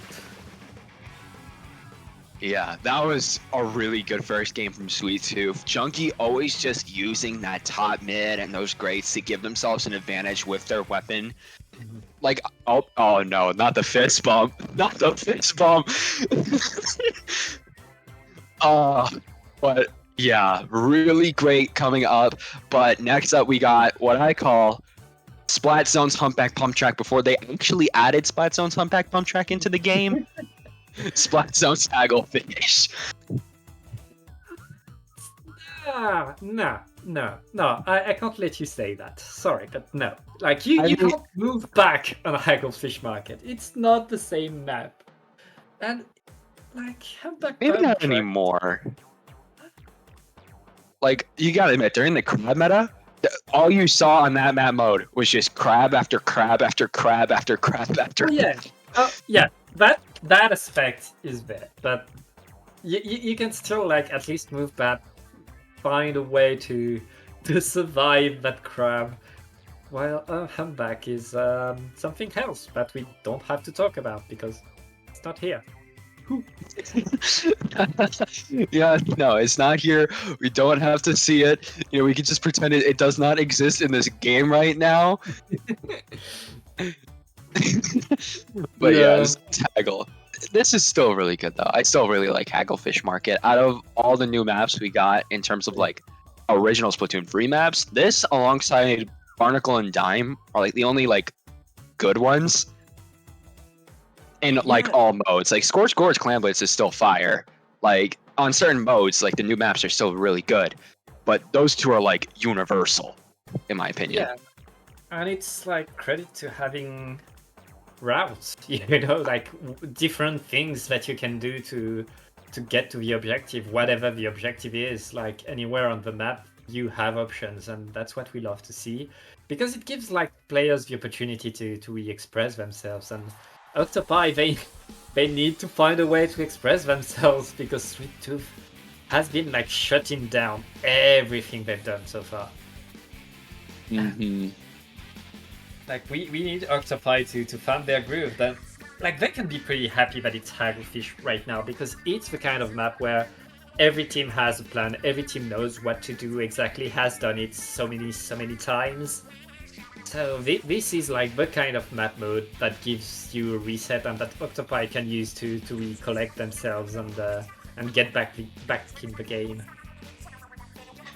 Yeah, we're just gonna have to wait and see on that here and see what comps that both teams are going to be pulling out. As just as I was saying that, we're gonna get into the match and we can see for ourselves what they're pulling out. The Squeezer coming out from Keto. A really good weapon right now. So Joy nice seeing, but on the other side we see the E-Leader coming out. Ooh. Yeah, and that Squeezer with the wall and bazooka is going to be pretty good to stop that E-Leader. So let's see who's able to get the edge here. But right now both teams are coming in. The cooler is out on the side of Octopi. And it looks like the engagement is going Octopi's way from the start. Yeah, it is going in Octopi's favor. They do have the zone, and they're already pushing up into mid, getting control of that area. Now what they got to do is just hold the space and make sure Sweet Tooth can't really get in. But on a map like this, that Tri-Strike is really going to come in handy. Alongside that new Trizuka, the Zap was just not able to live with all that coming out. Potato's just trying to run back from Keto and Hermit, and they're firing. Same with Snoo here, as they're just trying to defend their plat, their base. We're seeing the Zipcaster coming out here, but not going to be able to get anything. Just going to set them up for the disaster here. As Lemon is coming in, we're seeing the Cooler, we're seeing the Ultra Stamp, we're seeing the Crab. And Ultra Stamp going to go down to Daybreak as they're going on a flank on the side here. They see the Zap trying to get the pick. It's the pick down. Daybreak is going on a straight back here. Nobody going to stop him. No, actually Lemon is going to come in and say, all right, get back over there. That flank from Daybreak, like about 10 seconds for the rest of Sweet Tooth, and really gave them, like, allowed them to extend their lead. But right now, Octopi is back on the attack, back in the front, and right now they're all completely inside of Sweet Tooth's spawn, and Ika Lemon just absolutely ready. Yeah, 2 down in this position is going to give Octopi the lead. They just have to keep this momentum going, and they can do that with a cooler. Once the Zap gets it, that's going to be really good for them. 1 down on either side. Some Tri-Strikes coming out, but they're going to paint over it easily. But we're going to see Daybreak and Hermit trying to go in through mid, but Junkie is trying to go from the back, trying to get some zip caps, but it's sniped. They Potato sitting them down, being like, nah, you ain't getting anything today, but it's just a squeezer left alive. Gonna be able to get a pick on the Zap, but 2-1, that is not gonna be able to do anything. And Octopi tying it up 1-1, making sure, all right, you had your fun in Scorch Gorge, but we're gonna show you what we're cooking. Yeah, these Zipcasters have been punished hard, and that's the adjustment that Octopi needed to do. Sweet Tooth was unrelenting, constantly attacking. Octopi, they stood their ground. They just wait for Sweet Tooth to attack, to be too fast, to be too aggressive, and punish that. And that really went their way. And that Eliter, just with the respawn Punisher really there to mark a point that, yeah, no, you're not gonna Zcast to me. I can shut that down whenever I want. Like, that was a really good snipe from Potato. Tying it up 1-1 now. It is now anybody's game going into tower control, Elotel Alley. The way for this map was Tri-Strike, right? I have not played this thing. I feel like eons.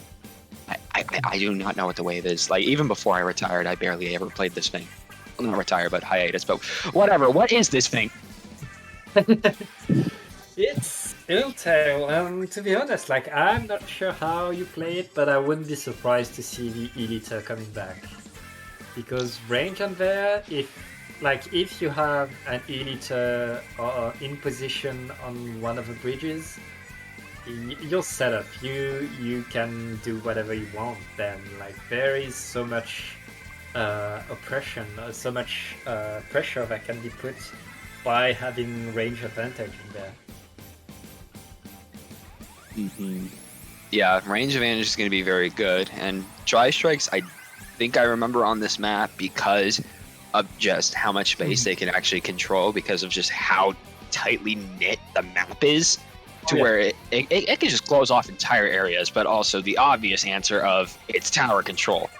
You can just sit there for like 5 or 8 seconds and just throw one Tri-Strike at the tower. It goes off.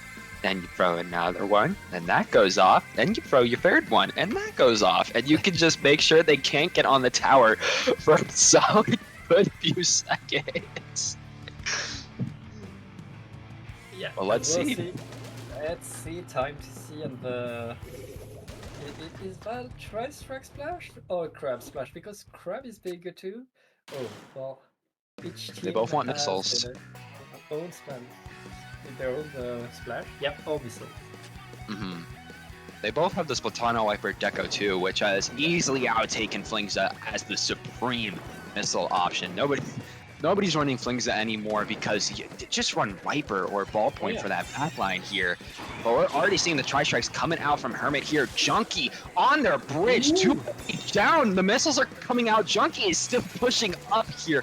Already has their Zipcast trying to further it down, as Keto is going to be able to win against Lemon. Wiper versus Wiper, as Junkie is just sharking right here.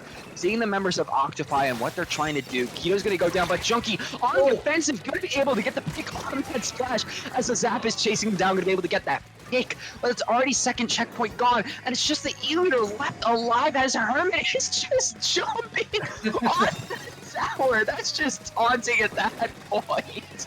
As Hermit is just sitting on the tower there. Junkie gonna trade with Snoop. That is the third checkpoint down. They just have to run it, but Lemon is running in to be able to get the pick on Hermit, but they still need to get the rest of Sweet Tooth out of there, especially Daybreak. Oh, the snipe on Junkie too. Just Keto, but Keto is gone. Potato able to clean up. Hermit was there, but now they're gone too. But now they have to make an insane push. They're in a similar situation than they were like with Clamblitz. They have to knock out, basically. And it's not good, especially when they have 2 down again. Like, Sweet Tooth was at checkpoint 3 within a minute. That's how fast they went in and just like snowballed. And now Octopi, it's better, but they have the Eliter. They want to take it slow between the Eliter and the Crab. They want to gain ground slowly and keep it. And Sweet Tooth, it doesn't look like they agree with that plan. Yeah, no. First checkpoint already gone because of Snoo, as Potato is just backed up there. We're seeing Octopi trying to push up. Keto holding the ground here alongside Junkie trying to get in there, but Daybreak coming from the side, able to get 1, 2 picks. That is going to cause him to back up. Potato is going to jump out here as we are seeing Magic just trying to back up as much as possible, but the beacon is going to allow Snoo and Lemon to come back in here. Snoo trying to get the pick, but missiles and rain, and oh my god, everything just wanted Snoo so badly. And Sweet Tooth is back on the attack 4 versus 2, and as long as Hermit can dodge that Eliter, they're golden. They don't have any checkpoint left, they can just cruise. Oh, very nice bomb, and that's 3 down right now for Sweet Tooth. And Octopi can breathe a little, but they have 2 minutes left to get back in this game, and they only have 1 checkpoint down. Yeah, and on top of that, you see Junkie was already in there because of their Whitebird Deco. They have beacons on this map, which is really good, just getting back to the action. Of course, both teams have beacons, but both teams can just use those towards the advantage. So if you get that wipeout position, you have to make sure, okay, are there beacons on the map? If there are, I need those gone. Oh. Okay, that's but Nothing right really now, done there. Octopi able to get to the checkpoint, but they are already under enhanced pressure, and Sweet Tooth back at it, back on the attack, and it's again Tito and Junkie just cleaning up. Cleaning up here. Magic is going to go down to as a 2v2 situation as Daybreak is still pushing up here. Inkstorm coming out at the ready. Point sensor too. Everybody knows where Lemon is. Looking in a pretty bad spot, but a burst bomb is able to take out Daybreak here as Snoo is just going to be pushing up. Going to keep going ever further. They have their crab tank at the ready, and they're in a pretty good spot, but of course Junkie has got to go before they even dream of using that crab tank. Gets the pick. Here it comes out here. The 10 missiles are not going to go on that crab tank, so they're just free to take control of the space, but the tower is not really moving up. They're starting to get that momentum. Keto's going to go down too. This is literally their last hurrah. If they can't get it here, it's literally over. But it looks like they're in a good spot to at least get some points on that checkpoint. And oh no! There's a peek of the tower, and now Snoo gets picked too! It's just so many things going wrong for Octopi right now. But Sweet Tooth, more things are going wrong for them.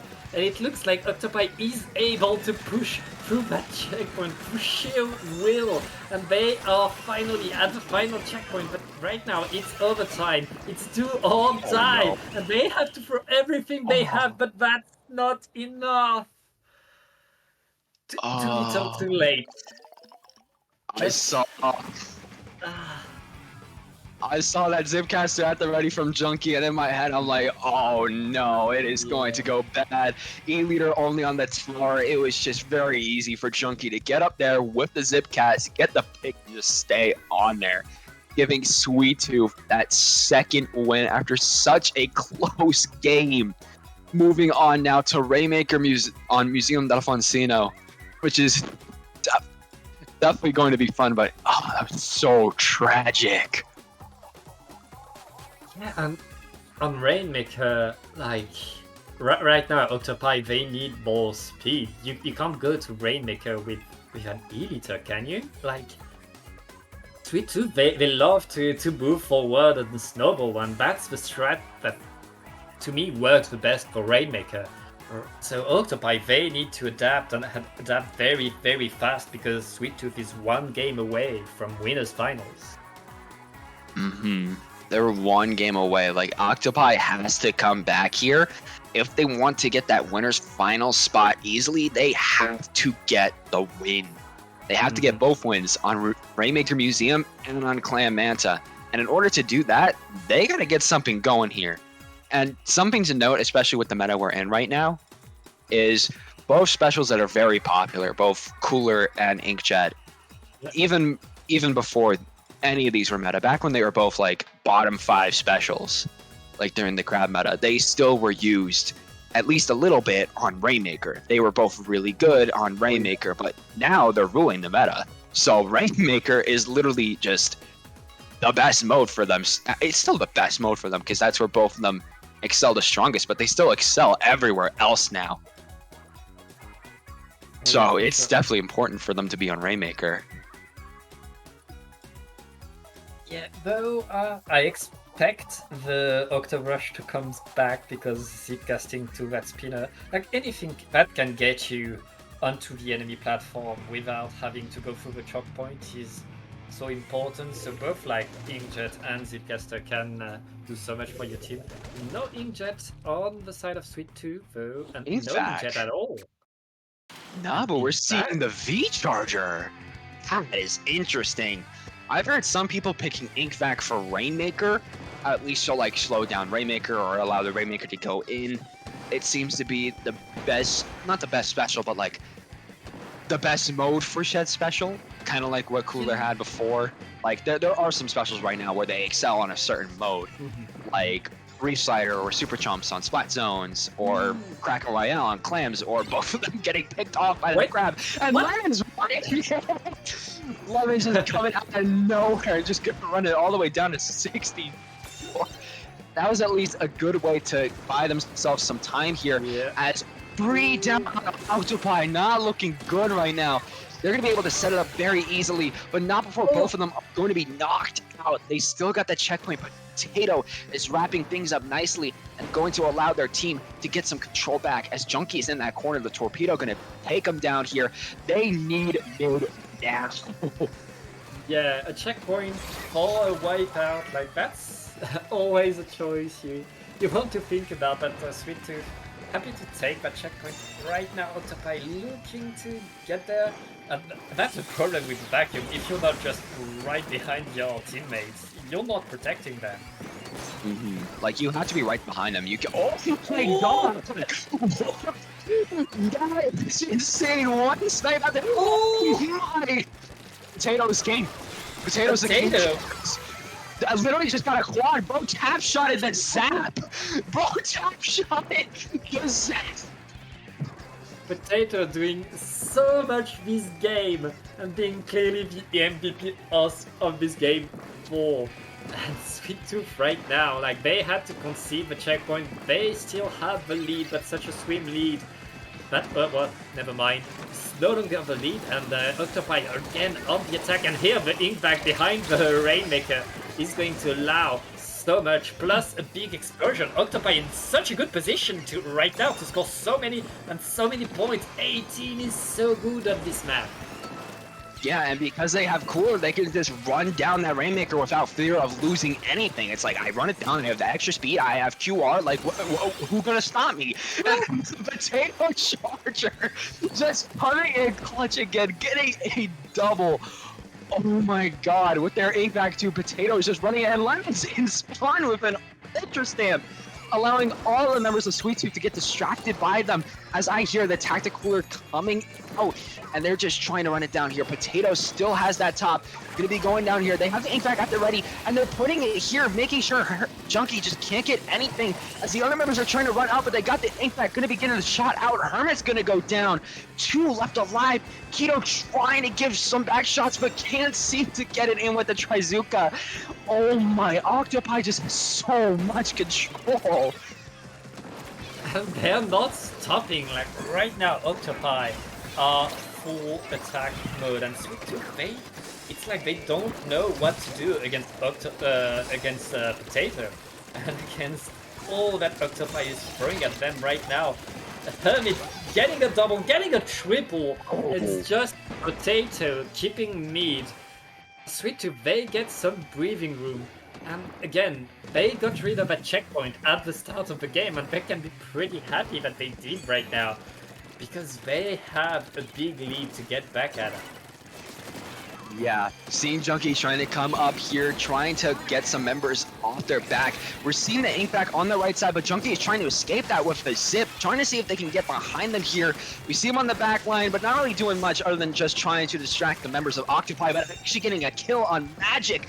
Now they're going to be coming up here. We're seeing the crab tank coming out, but it's going to get picked off from the back by Daybreak as we're seeing Hermit picking up that Rainmaker and trying to push it further. The members of Octopi, they have what they need here. If they want to move on the winners finals, they cannot let Sweet Tooth through. They can't let him through the pearly gates, and they gotta keep him out. But that's gonna be really good as they're 2 down. It's just Hermit and Keto here as Lena is trying to push up. Junkie's gonna be jumping in. It is down to the wire right now as Hermit is just trying to stay back as much as possible, waiting for their teammates to get some kind of opening. But Keto's gonna go. Crab Tank is trying to get some shots, but it's too. But Lemon does not care. They're getting that pick. And Daybreak right now alone, just trying to get the jump, get the pop, and they have to grab the Rainmaker if they want to get the overtime. That's it, but right now Octopi, if they're on the victory lap right now, they just need to not throw this game, and this is theirs.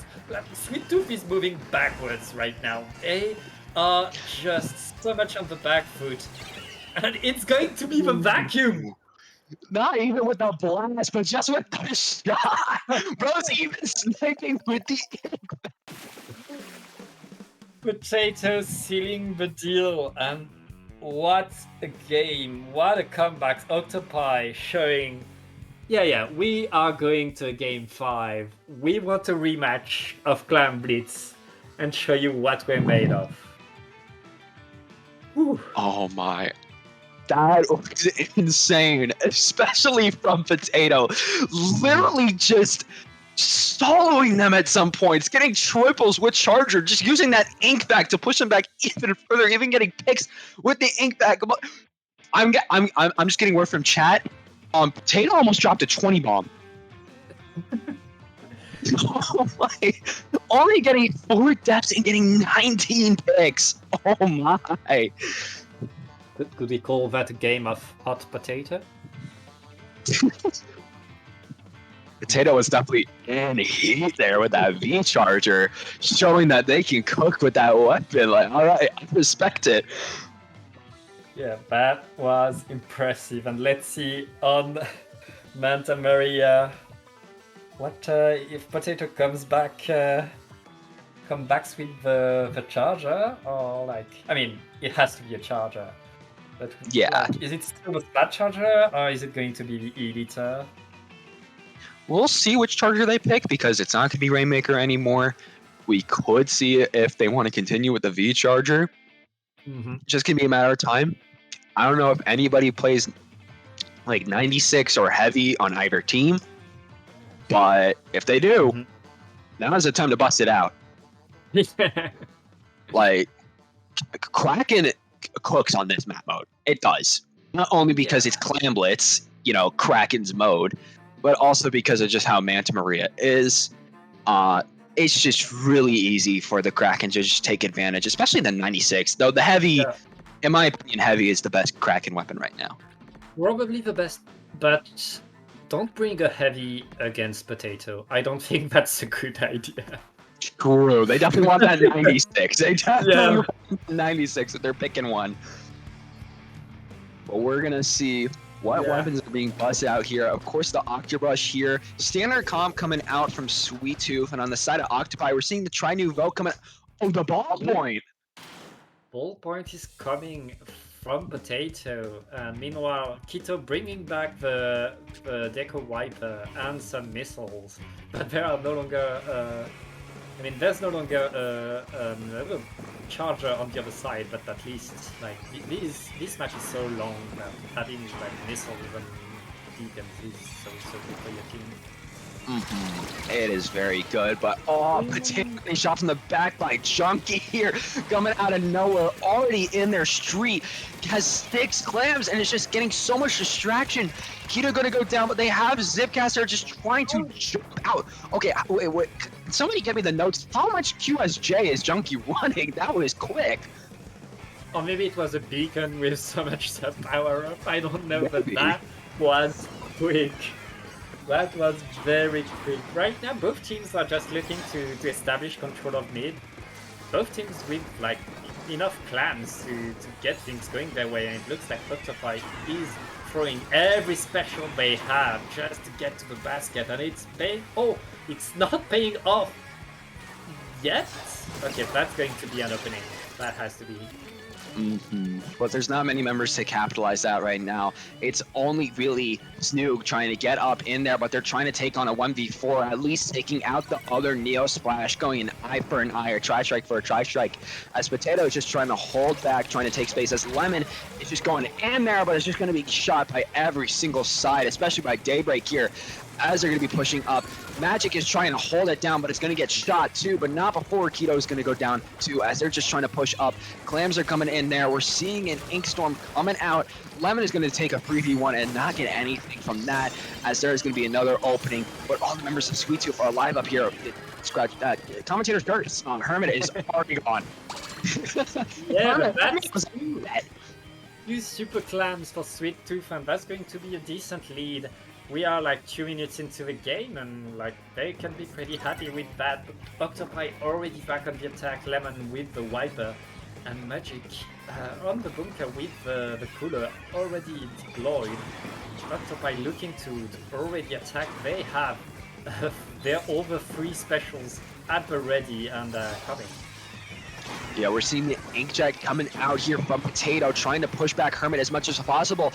2 down, 3 down, and it's just Junkie left alive, but Junkie is keeping it alive, going to go down now as the members of Octopi are just rushing it. Potato going to get that score in, but Left has another super clam, getting that one in too, trying to keep up the pressure. Hermit is being up here, Snoo helping them out as Junkie and Hermit trying to get in there, but they're the only ones left alive, but there's no clams for them to continue the push as Lemon is trying to jump out but can't get it in. 2 minutes left on the clock, and it's literally neck and neck. Whoever wins this game moves on to the winners finals, so it's all down to the bottom line. Whoever wins this gets everything, and it is so close that it's anybody's game right now.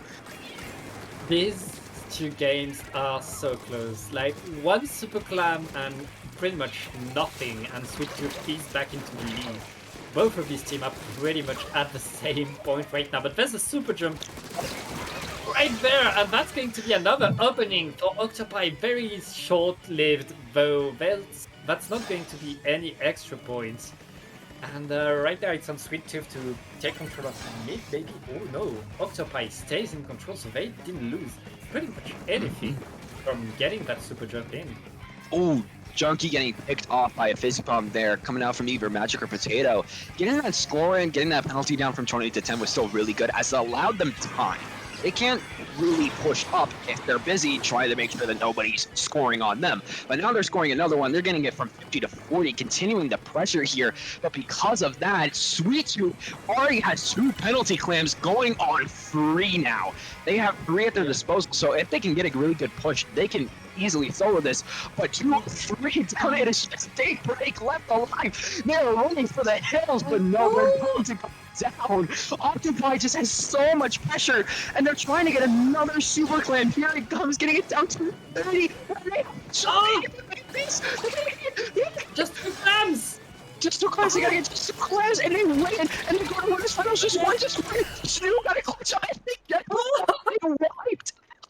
Octopi what insane push, moving on to the winners finals. Oh my god. What? And Octopi seals the deal with no players left on the ground, but they don't care. That's a KO, and that's 3-2 for Octopi. Sweet Tooth, they're going to go to losers bracket with a vengeance. That Octopi will go to winners finals and wait for the winner of this next set that we're going to show you, because we want to show you both of these finals, and I'm like, given this final that we've seen, I can't wait to watch the other one. Yeah, Rabid versus Frostbite. That is going to be really interesting. Rabid, of course, very strong team right now, but Frostbite, starting with one of the earlier tournaments in this series, in the season has been coming up from there. Like that was their starting point, and they've been going up further and further. So we're gonna see if they can continue climbing that mountain, or if they're gonna start falling down from some rabbits. Yeah, we'll see that right after a very, very short break. Don't go anywhere.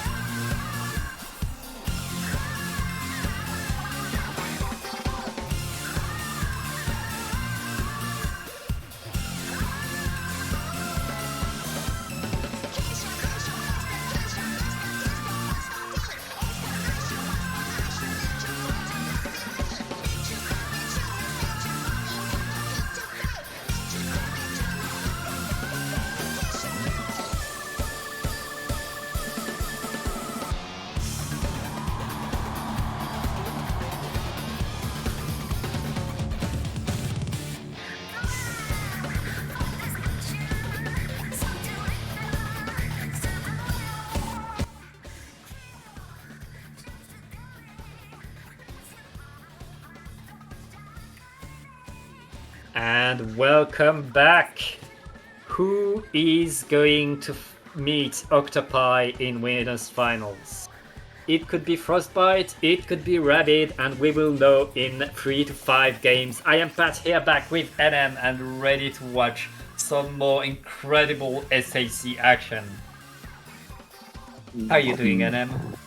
I am doing really well, especially after that Octopi set. Oh my god. We're coming off of that, which was just so good already. But now we're going to be seeing what's going on between Rabid and Frostbite. Most of them they both have pretty similar rosters to where they have their 4. And that one person that always subs for them but is on like a different team, but is pretty much synonymous with their name sometimes. We have on Frostbite... I don't know why she named herself Little Gay Boy 5, but that's Dizzy.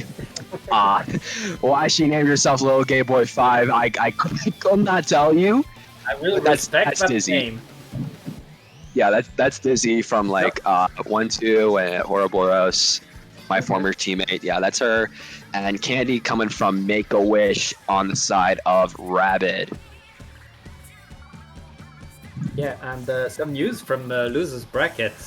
Sweet Tooth is going to have to play against Velocity, who beat Wipeout Bank, and the loser of this game will meet Synergy in the other loser semi-final. So whoever loses this is going to be facing Synergy, and then they're going to go off between whoever wins between Sweet Tooth and Velocity. Indeed, yeah. But first, let's go. Same map list that we had for the other winner semi-final, of course. So we will start on Scourge Gorge Clan Blitz.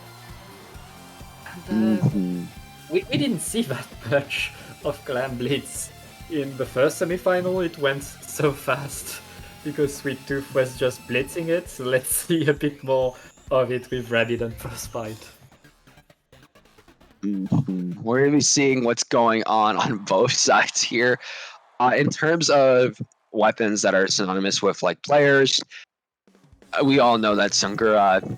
I heard so much on Twitter on how Sungura made so many upsets with their E-Leader, so we might be seeing that coming into some of these sets. Of course, on Rabid, maybe Korra will pull out the CDS or the VDS, depending on map mode. We'll see, because CDS right now is really good. I've been playing it. I really like it. CDS is really good right now, but we'll see if they want to pull that up in the set as we're getting into the tournament now. We're seeing Tetris coming out here. Ooh, that's interesting. I mean, both Tetris. Yeah, I mean, they both used to be really good before, but like in this meta, they've fallen off because of Cooler. They have fallen off. Yeah, on the backline less comp on the side of Rabid, like these Tetras are pretty much their longest range. And we're already seeing both Tetras down.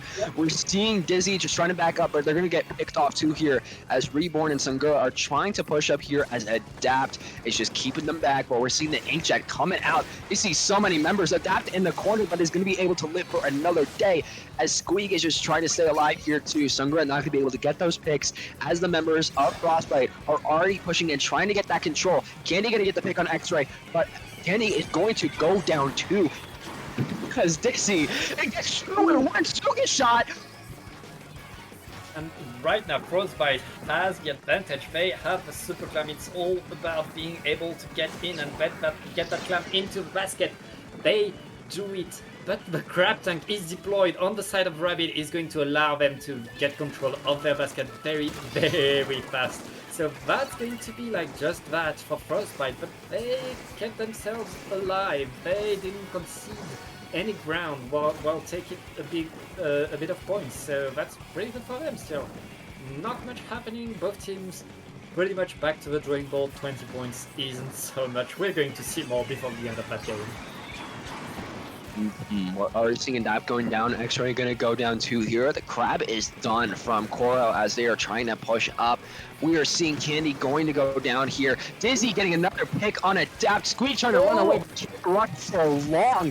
Then Shizuka gameplay go crazy as Reborn is able to start scoring more points on the backline. Gonna be able to pick up Adapt here as they're just trying to go more and more. Candy gonna go down, get down to 58. They're just pushing this lead so much, and the members of Rabid just can't get back in there as Ekle is in the zip cast, just trying to get in their backline, doing as much as possible. The recall coming out already pretty clear, 31-20. Oh my, there's an Inkjet, X-Ray's down, 22, Reborn has a cooler. They're going to be around for much longer. They have more clams going in here, 19, 16, 13, going to be going down. Adapt trying to save it. 13. That was a push and a half by Frostbite, and they are not stopping. Like, they not only did they get so many points, they are still into mid. They didn't wipe, they didn't concede anything.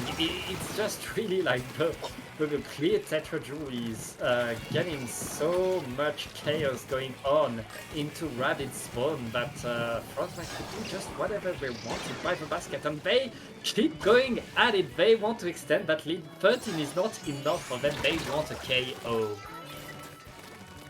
They just want a KO, but they're not going to be able to get any more points in. X-Ray in the corner going to be going down, but they have that cooler. So they're going to be staying alive for a little longer. We're seeing the crab coming out here from Koro, trying to see if they can get anybody down. 2 down on the side of Frostbite right now as Dizzy and Sungura are just backing up as much as possible as the members of Rabid are taking control of mid. They have a minute and 30 to turn this all around. They have to go from 100 to 12. Which is going to take a lot of clam power. So we're going to see if they're going to be able to pull that in. Sungura are going to be going down by Adapt, and now they're starting to get some points in here. Tri-Strikes coming out here. Adapt trying to go further in with some clams, getting it down to 65, 42. The reach coming in there. X-Ray's going to go down. Going to be picking off Dizzy too. Can this be their comeback? Can this be their comeback? And they are not stopping, it's not over, and if they manage to get just a few more clams in, that's going to be a lead. If that ball goes in, that would have been a KO, but they don't even get the lead. I mean, that's the end of that push. But suddenly, this looked so good for Frostbite, but nothing is safe. Both of these teams are so even with each other, but Frostbite back on the attack and looking to... Well, okay. There okay. it is.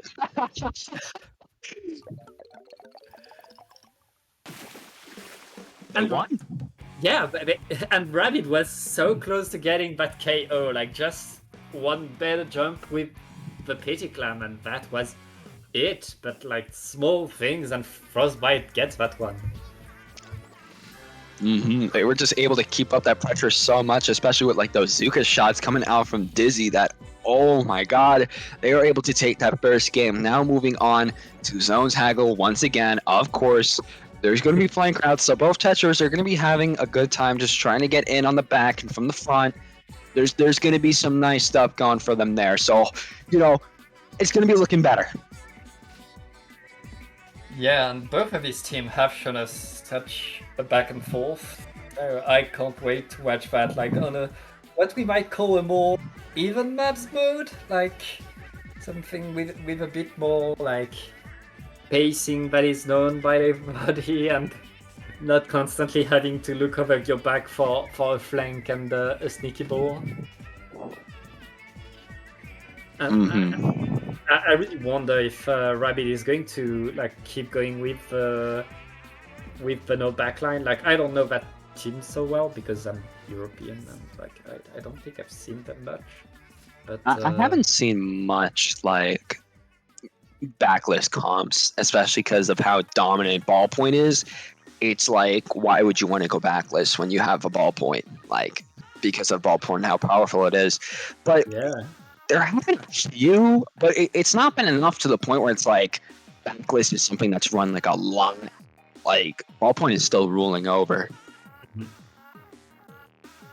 ballpoint is so good. We're going to wait for our teams. Our team will be back at it very, very fast. And well, I mean, I'm not sure what's going to happen because both of these teams have shown us so much in this game one, and like the thing is, that's SAC finals. Every team that's here, just being like in round one of SAC finals, you're already a winner. You already had to fight just to be here. And that's like the best kind of tournament to watch, like where every team is here already on their Ws. Yeah, they all came here because they fought to get here. They fought through 4 previous tournaments all to get decided here, and now we are down to like we're down to the final 6 teams. 6 are already gone from the tournament, and it's 6 remaining to see who is going to take it all. Yep, and okay, our teams are taking their sweet time. Prepare for Haggardfish, looks like. We're just waiting on them right now. I'm trying to look at the bracket. Okay, I'm gonna start eating my Subway sandwich. I got a Subway Club right before this. Oh, it looks so good. Yeah, you keep talking. I'm gonna go into the sandwich. Okay, well, Sweet Tooth is 1-0 against Velocity right now, and they're in losers bracket, so it's best of 3. Velocity is back to the wall if they want to stay in that tournament, but Sweet Tooth have shown like this tournament that they want. Oh, sorry. Oh, they're starting. Stop eating. Pass. Okay, and we see a Flingza coming on the side of Rabid. That's a Flingza, a 52, like Rabid, like switching things up a bit and trying to create a surprise. Meanwhile, on the side of Frostbite, the Elitoscope is there to give as much range as possible. And like, can't blame them. Range is so good on Haggardfish. It's really surprising seeing the Flingza. I mean, it still kind of has its own niche, and it's definitely not the backline you see it nowadays, especially because it's just, as mentioned before, is attacked from the back, getting shot by that reach slider. His X-ray is going to be going up here. We're seeing Nizuka coming out from Dizzy, trying to get the pick on Candy, but it's just going to go for a trade instead, but that's free down on Frostbite, meaning Rabid is going to be able to keep their pressure and keep going here. They're just trying to make sure nobody is getting out. Adapt with the try. We got Candy with their 52 trying to go up there. There's a cooler at the ready. Dizzy is going to get the pick on Candy and is just trying to push forward with Reborn, trying to get some paint on the map. Zuka going to be coming out, but can they get any picks? No. No picks, but they neutralize the zone, and that is just Squid. That's going to be a delayed wipeout for Frostbite. Frostbite gets some breathing, but Rabid with 27. They activated Frostbite's LDE, and they made a bunch of points in the process. Candy has been seen going down there. Candy gonna go down. 3 left alive on the side of Rabid. 2 left alive on the side of Rabid. Trying to get in there. Gonna be able to get the pick on Dizzy as Adapt is trying to go on that right side. Trying to fight Reborn, but is going to go down as the members of Frostbite are just getting more and more points on the board. Yeah, Frostbite very, very close to getting that lead going their way. And meanwhile, Rabid throwing the missiles. That's going to allow them to finally push forward, maybe get a dent at that zone. The crab tank is going to paint the zone. X-Ray missing the zone with the reef slider. I think the tent kind of was in the way, but okay. And Frostbite is just one game away from winners finals suddenly. Yeah.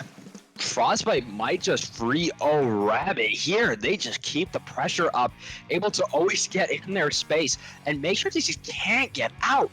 They were always on like the flank of Adapt or Squeak was trying to go over there. They was always right there, making sure you're not getting out of there, buddy. You're not getting out of that flank. But now they're going to be in a much more tightly knit map to where it's like it's going to be harder to get out. So this might be really good for Frostbite, but Rabid has got to get something going.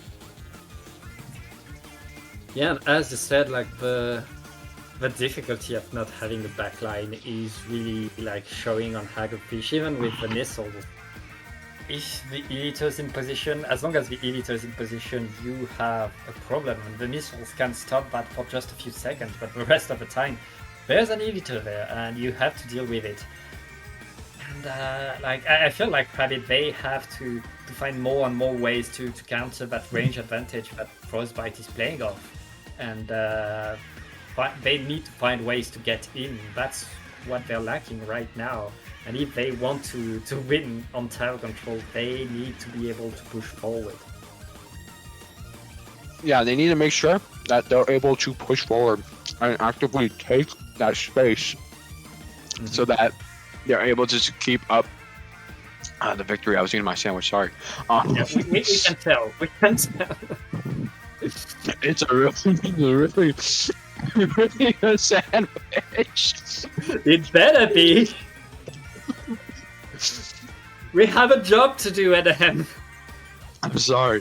It's looking at me, bro. I'm sorry.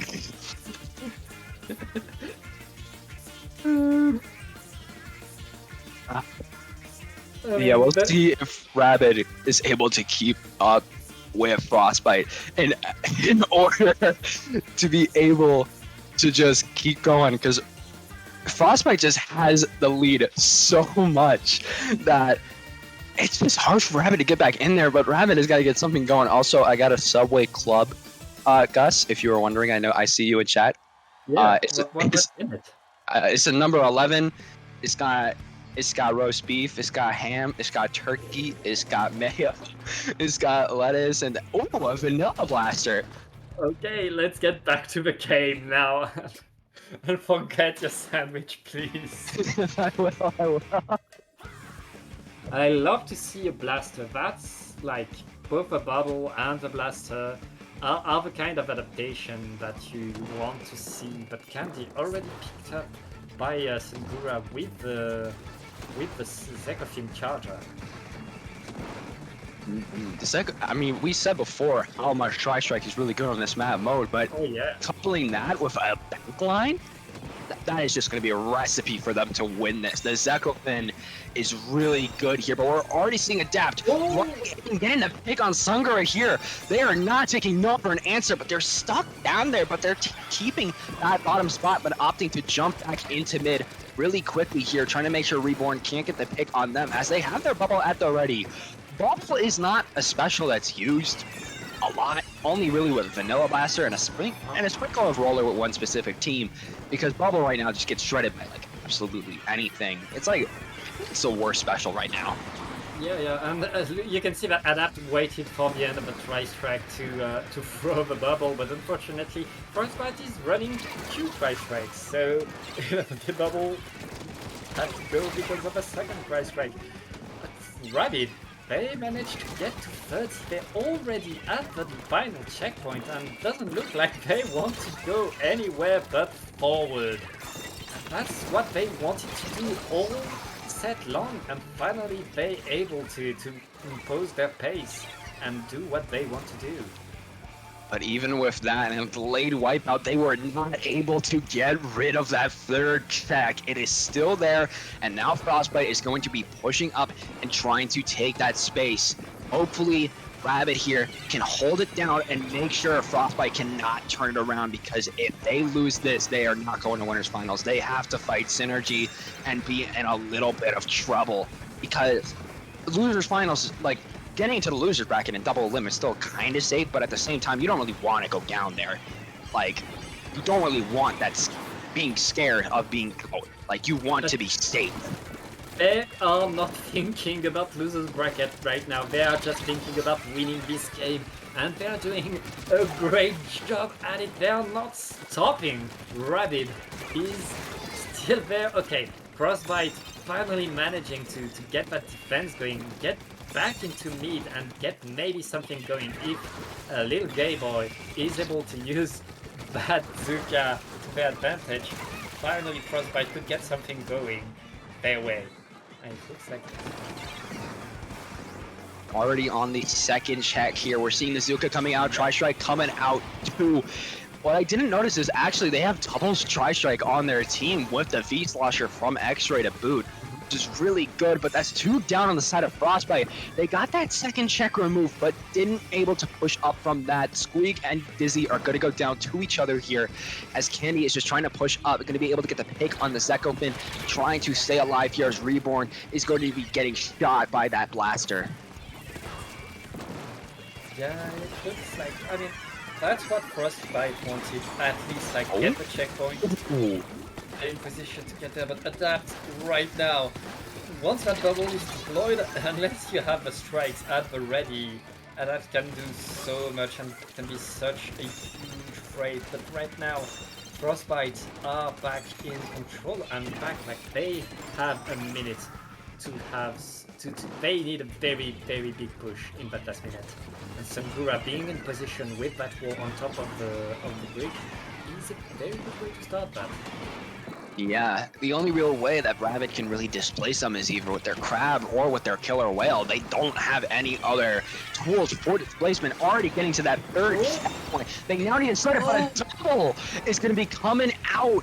But Squeaky's going to go down too. They have to push up here and make sure they can't get anything done. Candy pushing up on Sangura, going to be able to get that pick. They see Dizzy hiding, going to be able to get it, but they don't see the jump. But the jump is going to go down too. It is just Reborn left alive on the side of Frostbite. This might be Rabid's chance to at least get a point on the board. Going to be able to get this. They just have to keep the pressure going. Sangura here on the top right, trying to get it further. Oh, he's ooh.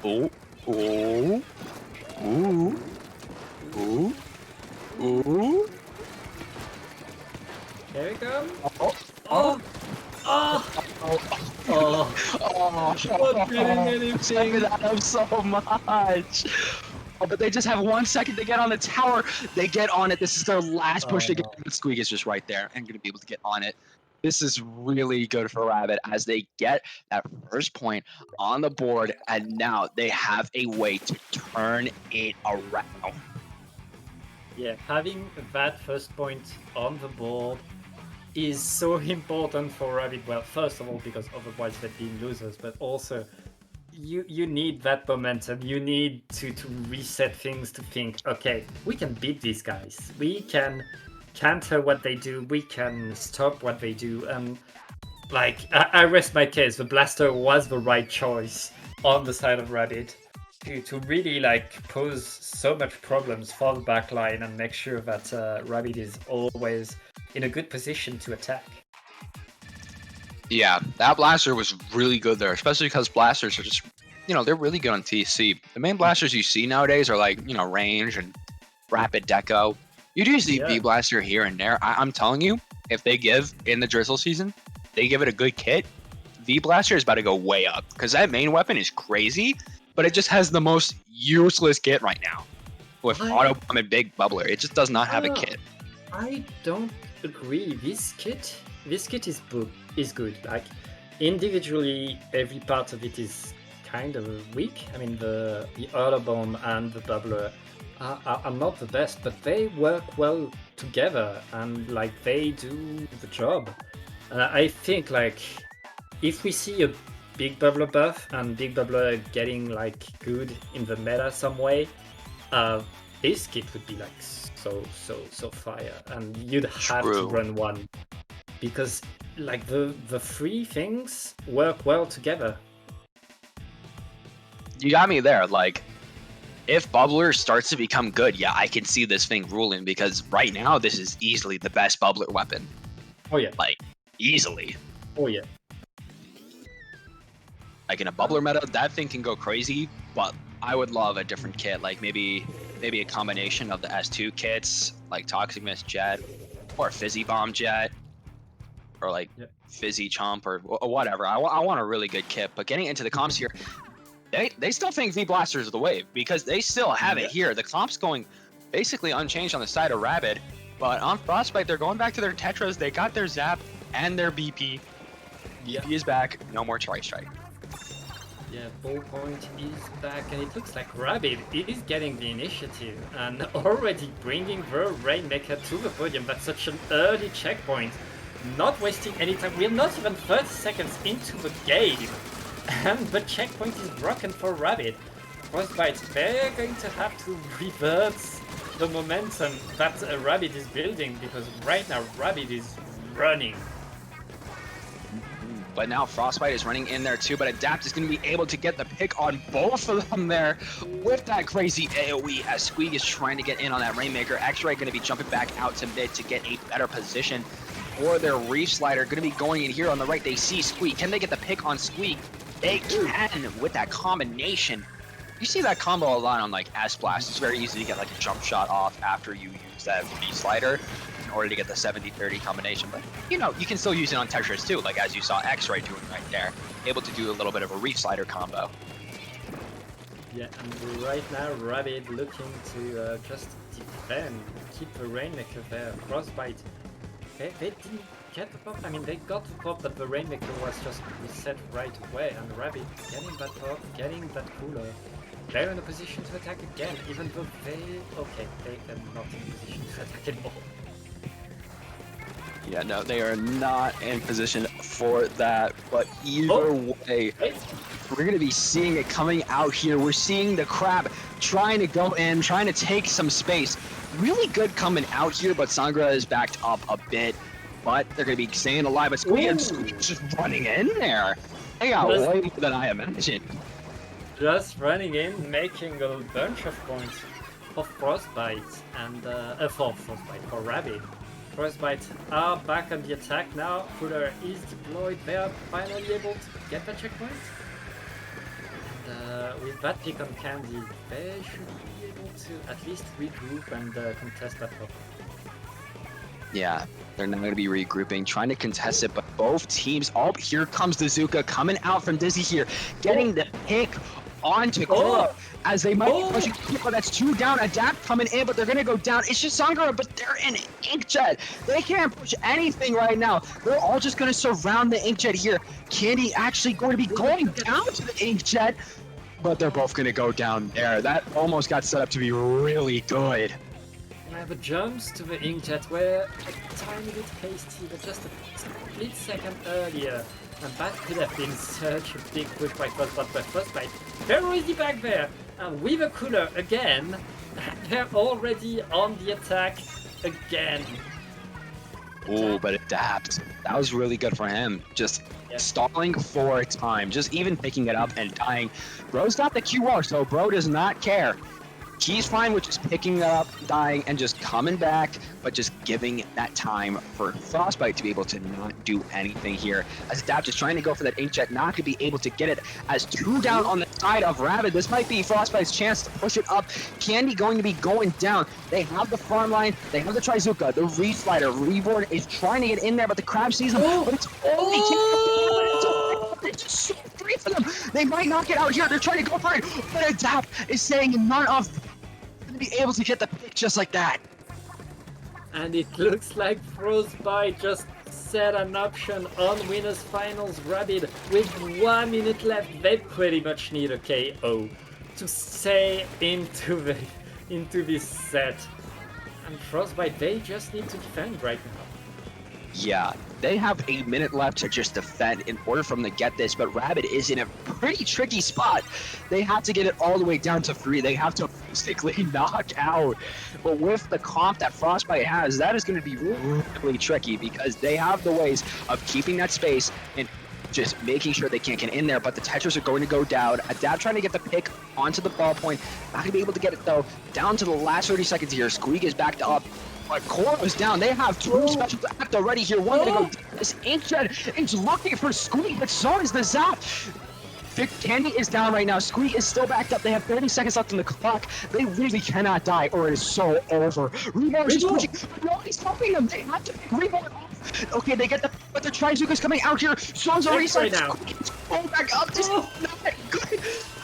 Squeak is so low. He's got 12 seconds. This is not looking good. It is so over. We have to go. I have to go now. 3, not. That is it. Frostbite is taking it 3-1. They backed him up so much to the point that he just had barely any time to get in there. What a close game, and what an ending by Rabid, just doing everything they could do, throwing everything they had, every last shred, every last little bit of sweat that they had left went into that game. Yeah, they tried so hard, but in the end, Frostbite was just able to keep it going and get the win there, going 3-1, and that is your second team going into winners finals. Going to be Octopi versus Frostbite. In terms of the losers bracket right now, Rabid is going to be going up against Synergy, and after that, they're going to be going up, whoever wins going up against Sweet Tooth as they 2-0'd Velocity. Velocity is out. Yeah, more and more teams are getting eliminated for this tournament, but I believe this is our turn to be eliminated, NM. Oh yeah, we're getting knocked out 2-0 right now because we got to switch it over to some next casters. So before we go, where can people find you, Pat? Yeah, you can find me on Twitter at PatAutumn with underscores in between. And Bro, that's pretty much it. Where you guys going? We need you. Wait, What? There's Look, what? we need you. You do? Yes, you're staying on mic. Oh, we are. Okay. Yeah, you're doing winners finals. Crazy. No, we are. Oh, no, we can't do it. It's too high for us. Like, I don't think we can handle it. Nah, I'm going to sleep. Okay. Okay, we're still on. My fault. Just something. We'll be right back. Going to be going into Octopi versus Frostbite. Don't go anywhere. I'm gonna eat my sandwich.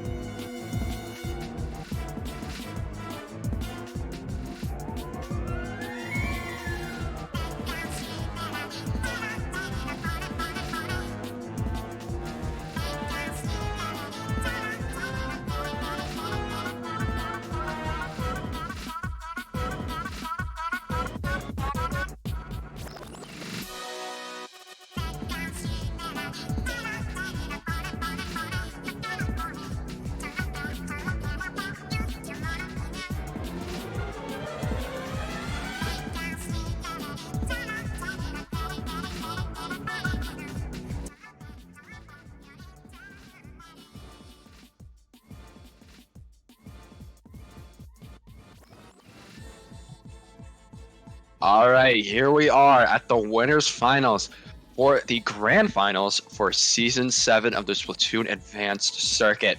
We will decide here and now who gets to wait for like an hour while watching the Lego movie to wait for their next match. True story. I'm here with Pat as we decide who gets to watch that movie.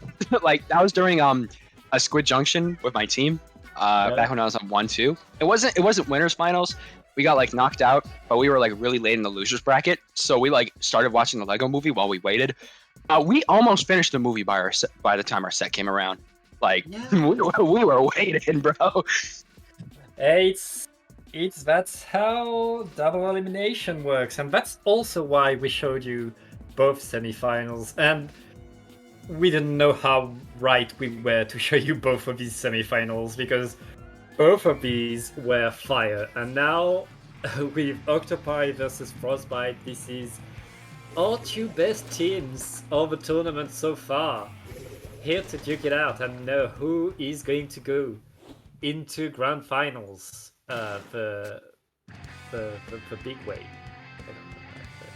Right way?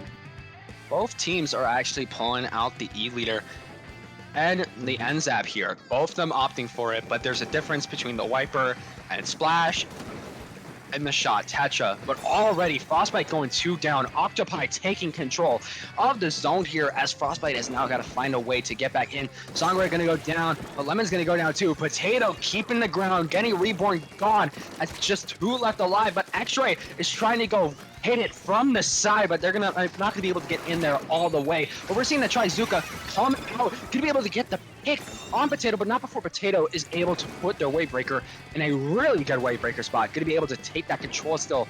2 left alive on Octopi as we are seeing the crab tank, but gonna go down immediately from X-Ray's Reslider, but Reslider gonna go down too as the members of Frostbite are just trying to get in there, watching that jump. Kill! And Octopi right now, they have a penalty, but they're already getting rid of it, and they are cruising towards a KO. That's like, that Reef Slider cost them a penalty, but they don't care. They are still in full control of this game, and Potato just looking to do that sniper duel with Sangura. Like Potato is showing that they want to be the best charger on the market.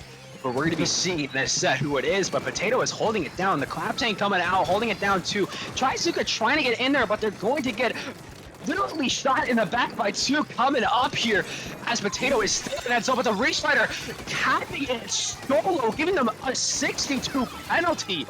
Reach Slider clutch and the Ultra Sam coming in there to get the pick on Sungura as Lemon is just trying to stay alive against X-Ray, going to be able to get that pick. And you know Lemon wants that cooler, so they might be just staying in here for a little bit, but they want that. Like, give me that. And Octopi again back in control of the zone. Frostbite has only scored 4 points in this game, and we're 2 minutes in. Octopi is not stopping, is not moving backwards, and they are just staying there. But okay, I spoke too soon. That's when I say that Frostbite decides to wake up and take control.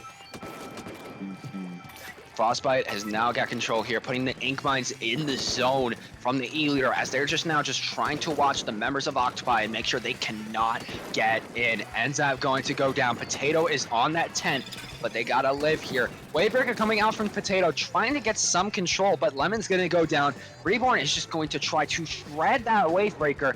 They have their cooler at the ready, which means now they just really do not care about going down. It's just like, they don't care.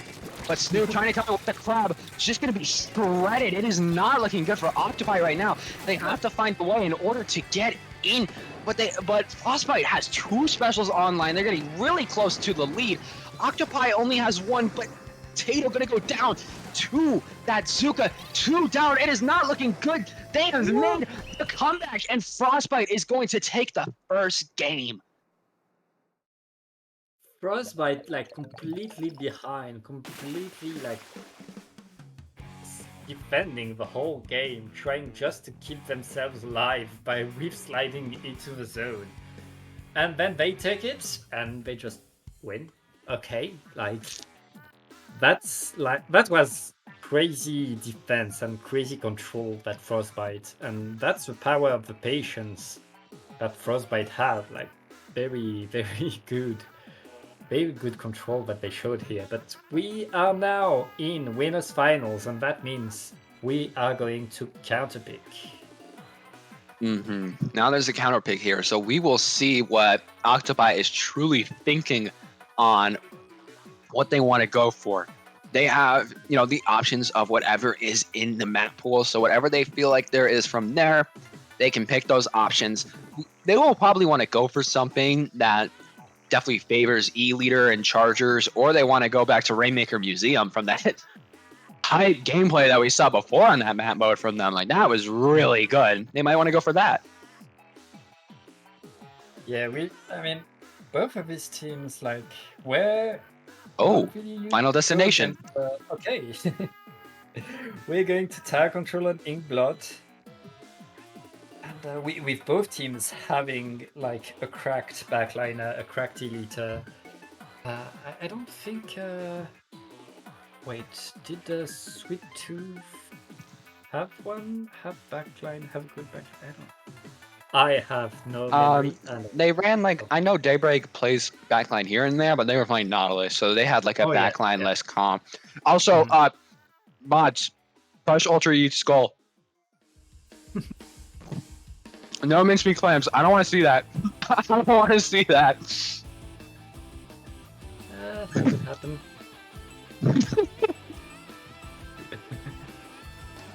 But yeah, Tower Control Inkbot, literally the final destination of Splatoon 3, because it is always in map pools. You always see it. There are certain infamous tournaments where people were just kept. Love, you can't do that to my boy Ultra. You can't do that to my boy Ultra. All right, no, Baji.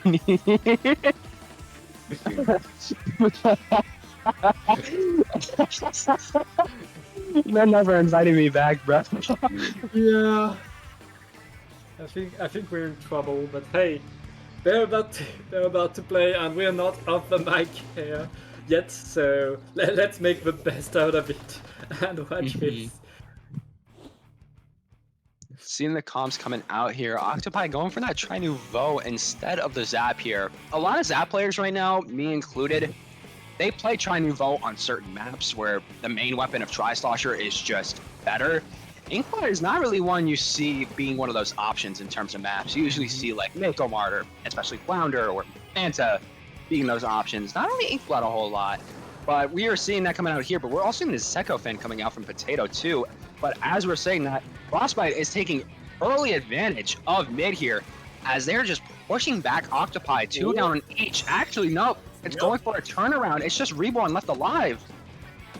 Yeah, very good, like by Octopi, very good defense, keeping people busy long enough for the team to regroup and take the lead going their way. That's going to be a quick checkpoint for Octopi without much like trouble on the side of the tower. Potato looking to get X-ray and probably get that kill too. Right now, like Octopi looks very strong and in a very good position to get that second checkpoint. Yep. Potato already just pushing through, just keeping that checkpoint alive. Well, the tower alive. As, oh my god, Octopi is just mowing through them right now. They're not stopping. Frostbite is just like, has no way to really stop them, and I feel like Oh, Dizzy coming through, getting the wipeout, getting the quad onto Octopi here. As Octopi, they are in a really good spot still. They just gotta make sure Frostbite can't knock out, and that's not even like a figure of speech or like around that point. Frostbite has to look, okay. Potato still coming through with that fake Charger gameplay. X-Ray coming in here, don't tell me they get tap-shotted. No, they didn't get tap-shotted, but they still got picked. Yeah, and I feel like that's the thing with Charger, you know, people say, oh, ballpoint is so good, ballpoint is so good. It only takes one shot of a Charger, which outranges it to really stop the ballpoint or the inkjet, and really like cut any momentum that the ballpoint could give to the team. And Potato showing us that, yeah, if you're Potato, you can do whatever you want with a Charger. Yeah, Potato knows how that weapon works inside and out, and has just been using it so much. Yeah, I would cry if I saw some Sniper Fighter gameplay. That'd be fire. That'd be fire. But Mincemeat is not here. Mincemeat is not here.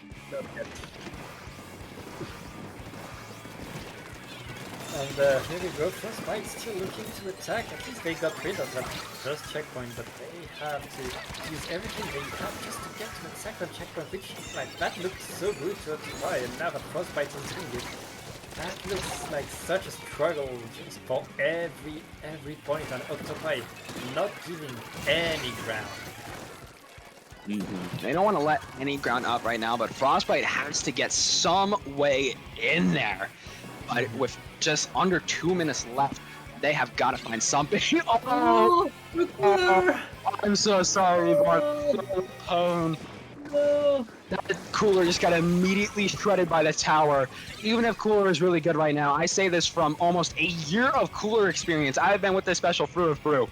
Tower control is still the worst mode for this thing, because that tower loves to mow down your Cooler sometimes. Oh, but that was so sad.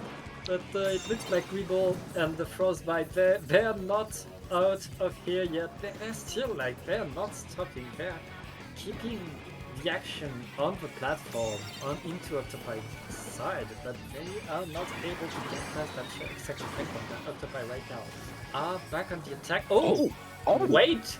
X-Ray got two by just going from the behind. Going to be able to get those picks, and now the Tetras.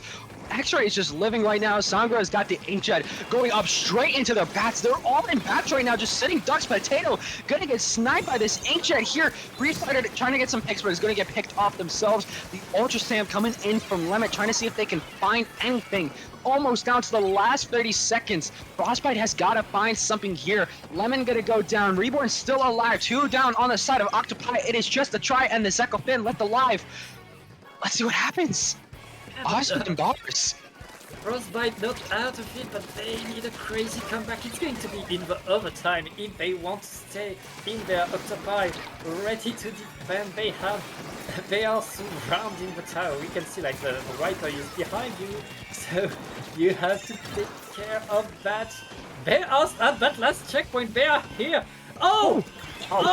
And it's just Reborn getting the jump. Reborn! I was so close, but they were able to clutch it out. I saw chat. Everyone was screaming, "Fire GG stripes! Fire GG!" Everyone was praying.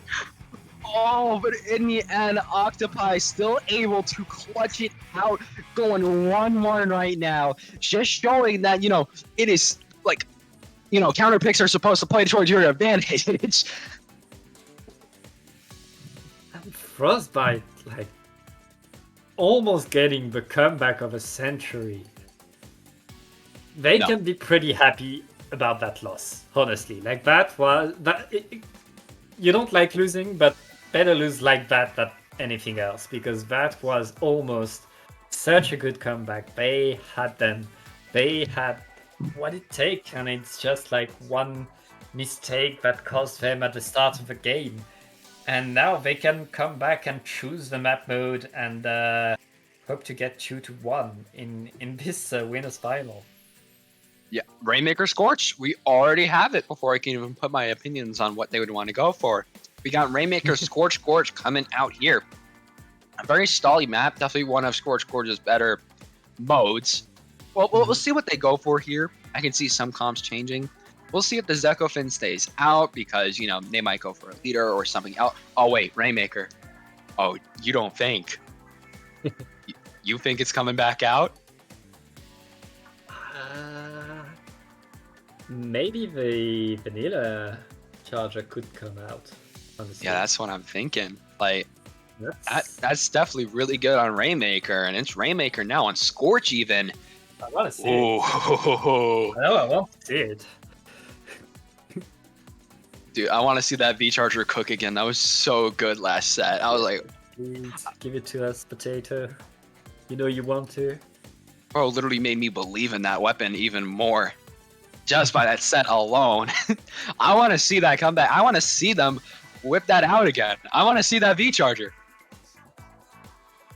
Yeah, that the Charger could do a lot. What I want to see too is the Vanilla Wiper comeback.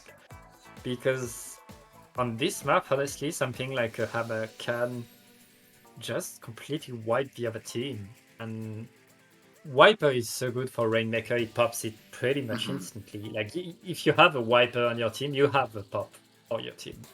Yeah. Ultra Stamp definitely one of those specials that feels like it's boosted up by Rainmaker. But we're already getting into it. We are not getting into it. My fault.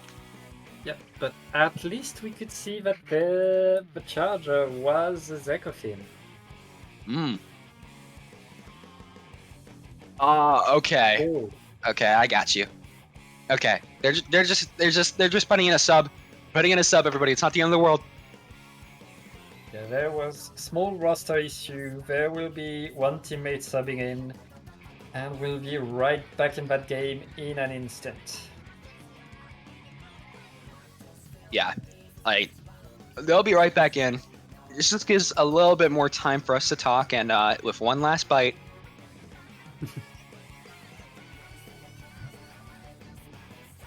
Yep. I finished the first half of my sandwich. Oh, congrats. Yeah. Can we focus on the games now? Now I'm hungry. I have to go eat. As soon as this is done, I'm making myself something. Don't know what yet, but it will be something big. I'm so hungry because of you right now. And now getting back in here, the V Charger is coming back out again, and it's Sussy Gussy Among Us coming in here with the machine. Gus with the machine plus V Charger. That's like I like that comp on the side of Potato. Meanwhile, not much change on the side of Frostbite. Frostbite looking to, I mean, it's their counter pick, and like they expect their main comp to work on it. Right now, it looks like it's Octopi's game. That V Charger with that Inkling was just letting their teammates get in and get those picks. And with the ball point going down, this should be a very free checkpoint for Gus Among Us to take here, as they're just going to be moving up. But 2 down on the side of Octopi means that they're going to have to hold out for a little bit longer, especially as Frostbite has their cooler. They have a Trizuka. They're going to be pushing back in. They're going to want to take space here. But Reborn is going to go down. They see Gus. Gus is going to get sussed as Dizzy is just trying to get in there. One last Zuka shot, but the Wiper is already on them. Going to go down. Reborn trying to hold it, but going down to Lemon here as it's just X-Ray and Sangra left alive, trying to see what they can do. We see many trades going in. It looks like Frostbite is going to get the best of that team fight. This was second. X-Ray getting picked after that Reef Slider. Yeah, that's still the problem with Reef Slider. Like, Reef Slider is getting better, but you still get picked up. Yeah. Like, I would love Reef Slider to get even better, but with that vac, you saw that vac, they got all the way to 39. They were all around Gus, but they were not able to pick off Gus because that Inkling just came in clutch. Rainmaker, it just goes so hard in now. But we gotta wait as Potato is just trying to back up a little bit as we are seeing the Inkjet coming out from Sangra here, trying to see if they can push up even further as Dizzy is going to be going down there. Lemon trying to go from the back, trying to get up here. Can they get the trying to get Reborn, but just barely get it with some assistance before Sangra picks them off too. Sangra keeping things alive here, and that's why you want to have a good backline in your team. But Octopi completely like Frostbite hasn't scored yet anything, and we are halfway through the game. Oh, but maybe as you said that, no. No, right now it's just X-Ray and the Inkjet. And Octopi, it's like they just stack QR and they are constantly in the game. You can get them down, but they're always getting back up and back in the game in an instant. Yeah, we're seeing X-Ray trying to get in there. A cooler is at the ready, so X-Ray might want to take a drink, bro. Take a drink. Get the drink. Get the drink. Bro does not care. They're not back instantly. That's not my fault. I told you. You could have been back already. You could have been back. And it looks like, okay, Frostbite finally getting things going their way. The team fight is going for them. That pick by Sungura right before the end of the Inkjet, it means that finally Frostbite will score points. Maybe, come on. No! No, What? no points. No! No, What the is game this? is just hating on him now. The game is just. Oh! Potato! You do not need to do Dizzy like that. Octopi is not stopping. And Frostbite, was this their counter pick? Like, they are struggling so hard on this map mode right now. And Octopi, okay, they have the advantage again, and they are pushing again, and they are looking to extend their lead right now.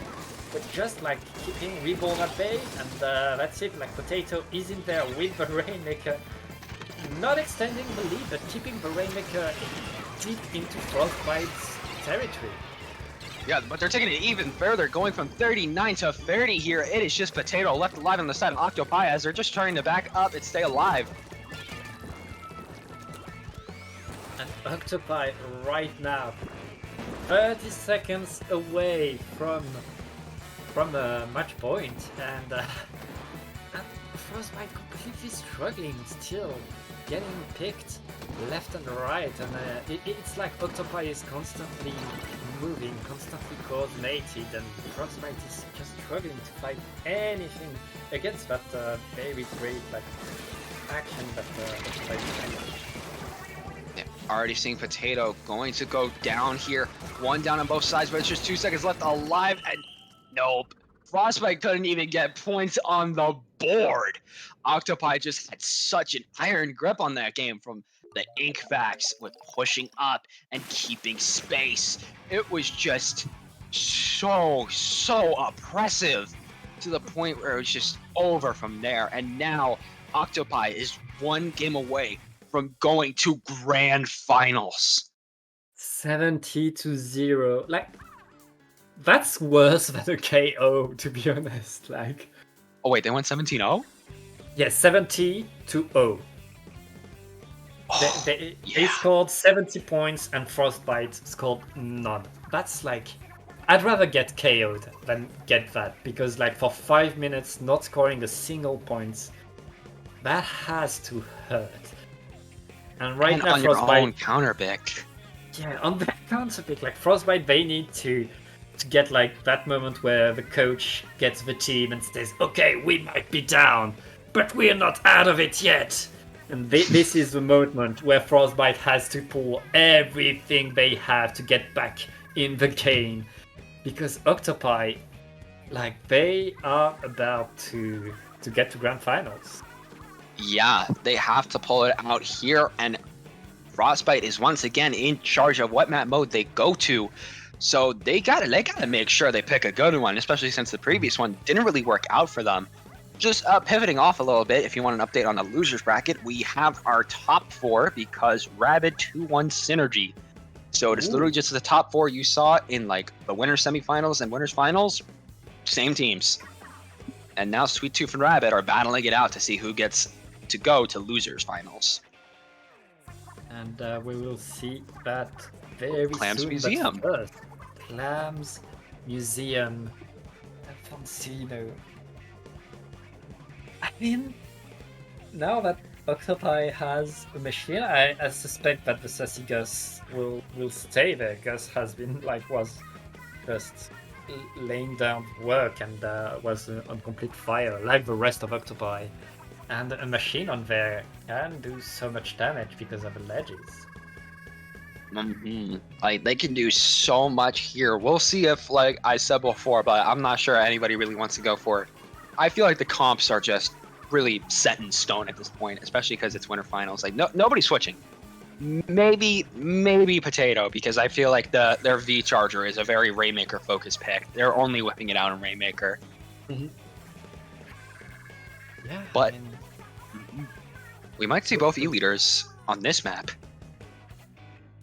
and do we see the Vanilla Charger again? That's the only real question. And True. We will just have to wait and see what gets pulled out here.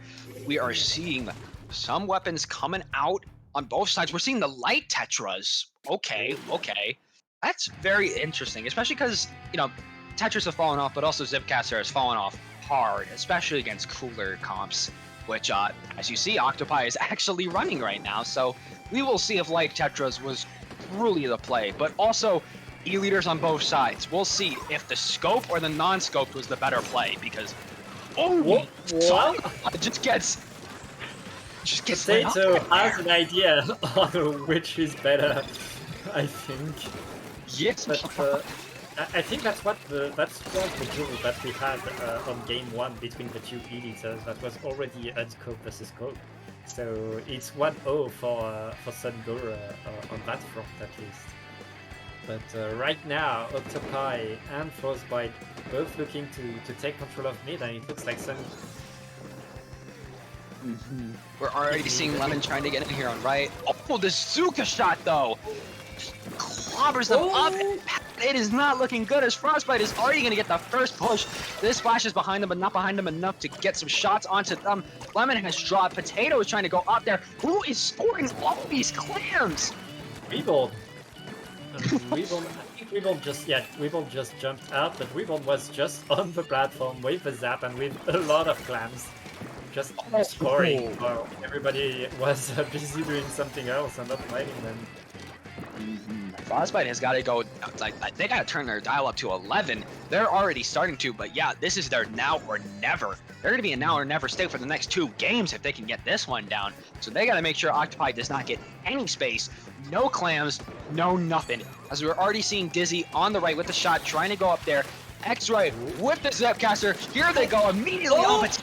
Getting the pick, no backline for you, and that is literally all X-Ray wanted to do, allowing their teammates to push up further without the fear of an E-leader going to be looking at them for a little while, as X-Ray is on the behind, trying to get, but not going to be able to get that Ultra Stab, no. Yeah, Lemon's tapping it and crushing their dreams with the Wiper. It's just Sangara keeping things alive on the side of Frostbite with the Editor on mid. But Octopi already on the attack and already getting extra picks after the respawn. That's going to be having to jump out right now. And Octopi is back into mid and looking to attack again. 2 specials at the ready. They pop the cooler on the side of Octopi here. The Lytra's gonna go down as Reborn's in the corner, gonna be opting to jump out. We're seeing the Ultra Stamp finishing up. They're getting control of Plat. They just need to get that shot out of that bottom area there. Magic trying to do so, but they're like, nah, he can stay there. I do not give a I don't care about that shot. I am going in there, but the E-leader are going to be catching strays and getting that pick right there. Going to be able to keep the momentum going as they just want to keep it up. They want to make sure nobody's getting in there. Magic not going to be able to get any further as X-Ray is going to be able to trade with them. Potato getting watched by Sangara here as Potato going to get that pick. 2 down. The Ultra Stram going to be going down, and it's just Dizzy left alive trying to get back shots, but not going to be able to do it. And the lead is going to go to Octopi here. And now they're just scoring as many clams as possible. Going to get down to 30. That's a lead. A very big lead by Octopi, and it's still going Magic with a few more clams. They're just like one more. Okay, that could be. Okay! Okay, Potato with the KO! No, that's insane. Octopi's like, nah, you're not getting out of there. We want this done here. No chance, no remorse, no breathing room. You're done. You're done. Go to losers. And with that, Octopi 3-1's Frostbite going to be moving on to Grands. Yeah, Octopi getting to Grands through the big door. Frostbite, they have to wait between Sweet Tooth and Rabid. Like it's 1-0 for Sweet Tooth right now in a best of 3. So we'll see who's able to do that. And I believe for good this time. We were bad at reading the planning, but I think it's really our turn to get out of this tournament and end. Yeah, now it's time. Now it's time. Now it's time. Before someone has a bullet to my head again, where can the people find you? Yeah, you can find me on Twitter at genie7_, and on Twitch at genie7, and on every other social media at genie7. And where can people find you? Find me on Twitter and Twitch at ninstar123. I reset my @ because it's just more family friendly. Plus, I don't want a certain purpose. It was another @ that people know me by in the competitive scene, but it's not the most family friendly thing. So I switched it back. But yeah, you can find me on there, just doing whatever stuff I like to do, talk about my opinions, maybe some life here and there. But yeah, that's pretty much it. Yeah, don't go anywhere.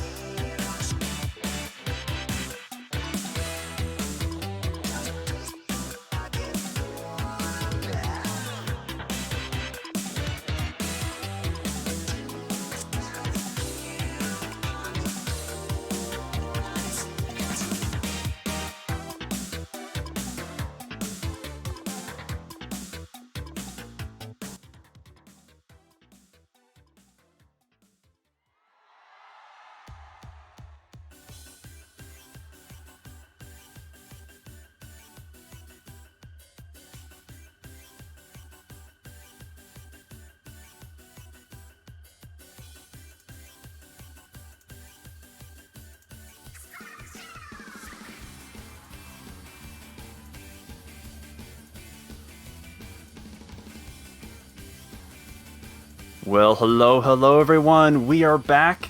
We are in our losers finals of SAC. The winner of this set will be going on to grand finals against Octopi. It is I, Mad Gamer II. I am joined by the one and only Genie once again. How are you doing today, my friend? I'm doing good. I've reined in the people that I just got off the mic. One stole my identity, and the other one bashed my teammate, my duo, my friend. So, taking care of them. They're out back. Gotta focus on a good match in front of us. Frostbite, Sweet Tooth. Both these teams have a great run so far in the tournament. Sweet Tooth coming off their SOS victory on Wednesday. Frostbite coming off their victory of the final qualifier, which I know you thoroughly helped out with there, Ahmed. I did indeed. I think this is the first time these two teams are facing off today because they were on opposite sides of the bracket in the winner's side. Yeah, both going down to Octopi. So they have that in common. Besides that, really not all that much. Yeah, they don't have any other opponents that they both faced. So they're basically fighting for that rematch against Octopi, and this is gonna be because this is the we're in the counter pick side of the tournament now, so these teams are gonna be not only picking out their comps, but just being able to pick out the maps on stage is gonna be pretty critical. We pretty much know what the teams will know exactly what they're gonna be rocking throughout the maps and matches, because they've been going with it all day. They know what they're good at, so I would not be shocked to see similar counter picks to what they've played already. Both these teams have been on stream a fair amount, so I'm pretty sure. Yeah, both of them. Frostbite, this will be their 4th match on stream, and Sweet Tooth, this will be their 3rd. So there's definitely some footage to be watched, but both teams have been playing, so they can't really. Besides the semifinals, which did not take place at the same time, I hope everybody enjoyed that. Besides that, they wouldn't really have had too much of an opportunity to take peeks at each other's comps. That's right. Like, both of the teams are just coming in hot here. You know, Frostbite taking out Rabid, or no, I'm sorry, Sweet Tooth taking out Rabid in the other losers fight, and then Frostbite just getting knocked down by Octopi not too long ago. So, yeah. They both played Rabid. That's the only team that they have. The only thing they have in common. They both played Rabid. Oh, you're right, and they both came out on top of that as well. So, like, you can't even use that to get estimates before the match even starts, which team is leading out on top. But no, I guess we're gonna find out Zone's Umami for our first match. Yeah, here we go. I think this one will probably favor a little bit. I don't know. It's tough to say, but generally, I'm gonna say the longer range comp on this map would probably eke out on top, just on paper. But I know that missiles and Zipcaster don't care about, right? That is true, and I tend to agree with you there, but, you know, we also have to contend with the double zone on this map. Like, that can just throw a wrench in some of the typical plans you see on most maps, but looks like Sweet Tooth going to be getting the early zone capture, and 3 down to boot. That's going to be a nice play to start off this match. Yeah, gonna have that mid control. Have to watch out, Cassandra. They do have their jet at that ready. Gonna be looking for their team to have some specials ready to go with that. And that rain cloud, gonna be slowing it down on the side of Sweet Tooth. Yeah, throwing that rain cloud over the snipe there. Like, that's one of the crucial stationing points right there. And the Zipcaster coming in to knock out oh no, it's the Nautilus finishing off the Inkjet there. That's going to be huge because the Inkjet is one of their key opening specials. And, like, the they just pit! have so much zone right now. There's 3 members of Frostbite in the pit. Kraken X-Ray is coming out. They cannot chase this Frost Junkie too far because there is grading that does stand over top of the void. That's going to be a dangerous situation. Frostbite, they got to go into zone now because if they fall here, there's no chance for them to be able to get back in the zone. Daybreak's holding strong. The Zuka is now out from Frostbite. Can they find anything else? There is a cooler for Frostbite. They need to go to zone though. Hermit is just charging on his left side. He needs to find a neutralization or something. Frostbite, there's no one here. There's no one left. Sweet Tooth, they take game 1 in a convincing fashion. Holy moly, like, Frostbite couldn't even touch the zone. They just, Sweet Tooth just kept giving those nice 1s and 2s just to keep them staggered. Like, they didn't really need the complete knockout or the wipeout to keep them at bay. Like, they just, yeah, they kept them just coming in 1 by 1 to keep the zone in their favor. They did such a good job on the side of Sweet Tooth. They got the opening fight under their belt, and they just never gave it up by getting either favorable trades, special kills that they weren't traded on, or just winning their team fights. Not even their 1v. They're winning their 1v1s, their 2v1s, their 3v1s, and their 4v1s. There was just never a time that Frostbite felt like they had all their members kind of together. And ooh, Zone's Hagglefish. Now this is a charger map. Indeed, a classic pick right there. I think to go off of what you're saying is like not only were they winning their team fights, but that they were able to keep the fights in front of the zone. We didn't see any fights like on top of the zone. They were pushed up just far enough to, you know, like keep all the ink, just keep it in their favor. But then they were still engaging them without having to overextend. So I think like they did a good job of like getting a nice balance of that. Like as you said, like they had 3 members of in the pit there and just keeping them there for the longest time. Like they just allowed the zone to tick out. Again, I'll refer to the book. I like to refer to the book on paper. On paper, Hagglefish and Umami, both flat zones maps. But that's where the similarities pretty much end. One has 2 zones with stuff in the middle. One is one big war zone. There are signs on either sides of them, but realistically, there's not much. There's not too much similar. Besides, long range can really dominate unless you get put in like weapons in your face, which Brush and Wiper plus Nautilus and Splash they will do. So it's how far back can Frostbite keep the members of Sweet Tooth? That's going to be the critical point. Now they're still sticking with that Deco Wiper as well, so keeping the missiles, that's going to be another one that's going to be pestering that backline, just keeping them off their footing here, not allow them to really set up, but a nice pick right off the bat. There goes the Brush. Yeah, Sanguro coming up big. Their team needs that Charger to go huge. If you play the Charger weapon in a map, in a composition like this, you have to hit your shots, or else there's just more value other places. Exactly. Like they're doing a nice job right now. Just keep them a little bit out of that range. They're not allowing them to really rush down their charger. So the strikes coming out just keep them up. But Sweet Tooth does manage to get the zone in that. Daybreak. Daybreak goes around, gets one. Can they find another one? No, they won't. They will be punished. But those strikes are going to come in clutch. There's going to be another flat down. The Brush is in. The Brush has got 2. That's big. And Kiro has beacons ready for their team to jump in. I think that was excellent right there. Like Daybreak, they didn't quite get the picks they wanted, but they were able to just offset the defense just enough for the Brush to come in and clean them up with the 3 down. That's going to allow Sweet Tooth to move in, but Frostbite already getting a couple down as well, so they're retaking their own side of the zone. Now it's just kind of a hate battle at this point. Yeah, that was really good trade from Xi to make sure that their teammate Splat did not go in vain. Here goes Xi trying to get some shots out on a Daybreak, but Daybreak just has an extra little bit of a range the Nautilus will bring to the table. Those missiles are out. Kaido again, just doing so much work with the zone. It's not able to be in their favor. Xi going into the restart, able to find at least 1 Splat assist. Can they help their teammates find some more? It's looking good for them because their zone is in their control and they've got the space. Oh man, we got like a double pitcher going on. We got the Wiper coming from the left, the Zipcaster coming from the right, and then just one more coming in through zone. They were able to take 3 members of Frostbite down there and potentially cap the zone here as well. So that's going to be a nice move in their favor, and they still have that lead to boot. Yeah, Sangura needs to find some shots down onto this zone. They're going to be close to these tri-strikes. The Brush has fallen on the side of Sweet Tooth. Missiles though. Missiles are going to force the members of Frostbite to scatter and not take each other out. Oh. Yeah, you hate to see it right there. That's going to be a delayed white off of Frostbite. Sweet Tooth chewing through the penalty, still in the lead, but now they're taking close to that KO. And with the amount of yellow paint right now, they can certainly keep this up. Like, they just got to survive the volley of specials that Frostbite can be throwing out soon. Yep. Here goes the Reslider in with those tri-strikes. That's going to be a guaranteed cap because of their properly placed positioning. Reslider on one side, tri-strikes on the other. That should be a cap no matter what happens. Nothing can paint over that.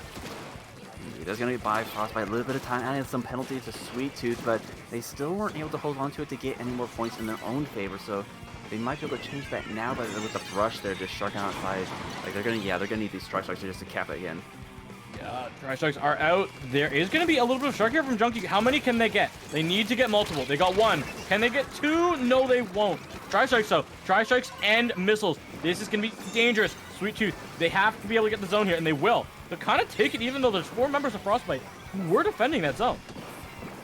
Right now, Sweet Tooth, like with the amount of lead that they have, like these scrappy plays are just enough that they need to stay in the lead. Like they're not letting Frostbite stay safe for too long. Like even though they'll lose the zone for a couple of seconds, they'll just take it back right then. And like that's gonna be another 2 down off of Frostbite. You know, Sweet Tooth is like they're keeping them on their toes as these aggressive plays are just not allowing them to take that lead back. No, missiles are gonna be here in a great position for Sweet Tooth. Because next time that Frostbite wants to go for a push, those will be raining down on top of them. Zap is gone. We have a Strikes and the Zuka out. 2 members of Sweet Tooth are gone. The Tri-Strikes are up for Hermit. Can they throw them down in the zone? Not in time to save themselves. Oh, they will live through that Reef-Slider. Luckily for them, the teammates able to get some jumps in and get the splats to trade in favor of them. Oh, nice flank from the Wiper here, taking down the back line. It's just going to be the Tetris respawn here with a lot of pain now to Sweet Tooth's favor. Once again, like, we're down to the last minute, and they have 20 seconds of both their penalty and just their points. So, like, Frostbite, they got to make a huge play here in order to bring this back. But just, again, the Sweet Tooth is keeping the pressure of not allowing them to get settled in the zone at all. No, this is going to be the last 30 seconds. Sweet Tooth, can they dig themselves a big advantage, or will Frostbite, will they be the ones that can come up with their own counterpick? Donkey's gonna go in with that Zipcaster and those Tri-Strikes with the missiles onto that zone, trying to paint it a little bit, gonna cause a little bit of distraction before being recalled out by that Zipcaster's recall. Here goes that rain cloud. Just gonna tick over that zone. 6 seconds before we go to overtime. But this zone is getting close. You cannot give it up of your Frostbite. You have to hold on. You have to paint through this. You need to find a way. Dig deep, Frostbite. There goes that Reef-Slider. It's gonna be able to go on that zone, paint it over. Can Sweet Tooth paint over? Now, missiles, Tri-Strikes, more players going out. Those missiles are gonna land. They're gonna take members out of Sweet Tooth or Frostbite, and that's gonna be Sweet Tooth taking game 2. My goodness. Wow, like both of these teams fought tooth and nail for that last one. Like I thought for sure that the rain would be enough to push them out, but the fact they were able to hold out through that was impressive. But unfortunately, the missiles, like you can't stand still for too long when the missiles are targeting it. Like you'll either be taken down or it'll paint the zone. And either way, that came out in Sweet Tooth's favor. Sweet Tooth, they are 1 game away from fighting against Octopi in Grand Finals. They were the team that took Octopi to a game 5 earlier on in Winners Semis 1. Can they make it back? Frostbite, they gotta find a way here. They gotta reverse sweep on counter picks. I don't know if this is possible here, Ahmed. I know, it's like they lost their own counter pick right there. So like that, they losing the first game, you know, like they're losing the disadvantage. But as you said, just losing their own counter pick, like they are gonna have to fight through 2 of Sweet Tooth counter picks if they want to bring this back, and that can be incredibly difficult unless they get lucky with a matchup that they enjoy. Yeah, this will be a definitely very important counter pick. And if I'm Frostbite, using your range to your advantage has not proven to work out at all. In my opinion, 2 of the best range weapon maps, and you're not able to win them. That's where I feel like it's next near impossible. For sure. And like I get, once again, like as you said, I think it was the beginning of the zones match actually, like as a backline, like you really got to be going for those splats in order to like just be able to mitigate with the other teams are bringing. But if the other team is keeping their backline off kilter the whole match and not allowing them to get those splats, it's like that's practically a man down the whole time. We are just awaiting the counter pick coming out of Frostbite. While we do wait, never mind. Magical Emblets. I was gonna go look at the map list and see if we could speculate. But Magical Emblets, we don't have to speculate any longer here on Mad. I don't like playing against a Nautilus brush comp on this map. I was about to say, like, I'm gonna be straight up honest. This is an odd pick going up against Sweet Tooth. Like from what I've seen so far, if Sweet Tooth is able to push up, like, and just like keep them out, I could see this going like just a full one-sided. If like I don't know, maybe they got a secret plan on their side, but the amount of aggression needed for Clambless, I feel like that would be in Sweet Tooth's favor. I don't know. I'm painting the storyline like it's not looking good here for Frostbite. This is this has been a great run, but I feel like it's gonna sail away on Manta today. I want it. I want to be proven wrong. Maybe I'm asking the commentary gods for too much. I guess we'll have to see. Like, there's definitely a bit of a curveball for. Like, I would expect this coming from Sweet Tooth, but you know, yeah, I guess we'll have to see. Like, there's the other thing is like, are they gonna stick with the charger for this one? Like, we did see them play ballpoint in that first match. I feel like for Manta, they might bring out the ballpoint again. Yeah, I don't feel like they will. I don't think that. I don't think. I don't know. I really don't know. I definitely don't think the charger's coming. Charger on Manta, especially on Clams, has never been it. It's never been used to any amounts of levels to a history of Manta Maria. And that's pretty much all of Splatoon 2 and a chunk of Splatoon 3. So we will see. And there we go. It's going to be that short-range double bucket comp. Not surprised to see Sunkura onto that splash that they had been rocking out on Mako Clams earlier on in the tournament. Yeah, it looks like they're taking a page out of Sweet Tooth's book right here, and I like the pick right here. Crab can also do quite a bit of damage on that masked area, and just with the support of the paint of the splash itself, and just the chip damage from those burst bombs, it might be enough to like mitigate what Sweet Tooth has been bringing to the table. Yeah, but Chunky just already up in the bunker. This is devastating. Frostbite, their short range is not going to be able to contest with these missiles and the brush combo. They're just getting destroyed, and that's a wipeout. Yeah, this is going to be exactly what Sweet Tooth wants right here. They have a whole bunch of clans that get this started, and if they're able to keep this basket open, they could put a huge dent in it, especially if they keep Frostbite at bay. Like, Frostbite has to be able to break out to keep this from running out of hand, and it looks like that's going to be 2 members down, so they're not going to let them get too far with it. 51 in the first push. That's huge. Okay, that's a big wipeout, though, coming out from Frostbite. This is an opportunity to go in, take some control. Unfortunately for them, it's not a free map due to the fact that Sweet Tooth has beacons. Normally when you get a wipeout, we know this, that you have to clear a lot more space due to the fact that everyone's coming back from spawn. Not with beacons. You start halfway. Yeah, you gotta be mindful of where those are, because that's gonna just complete the whole dynamic of where they're gonna be coming from spawn. But you know, with the 3 members down off the Sweet Tooth, just the wiper in the street, this is looking like the opportunity that they need to push in. But they have not too many plans to back it up, and that's gonna be a flank from Junkie. They're getting 3 members down, nipping that push in the bud. Yeah, that's a great stop from Sweet Tooth. My goodness. They are just looking ready to go for another attack. They're starting to rack up some clams.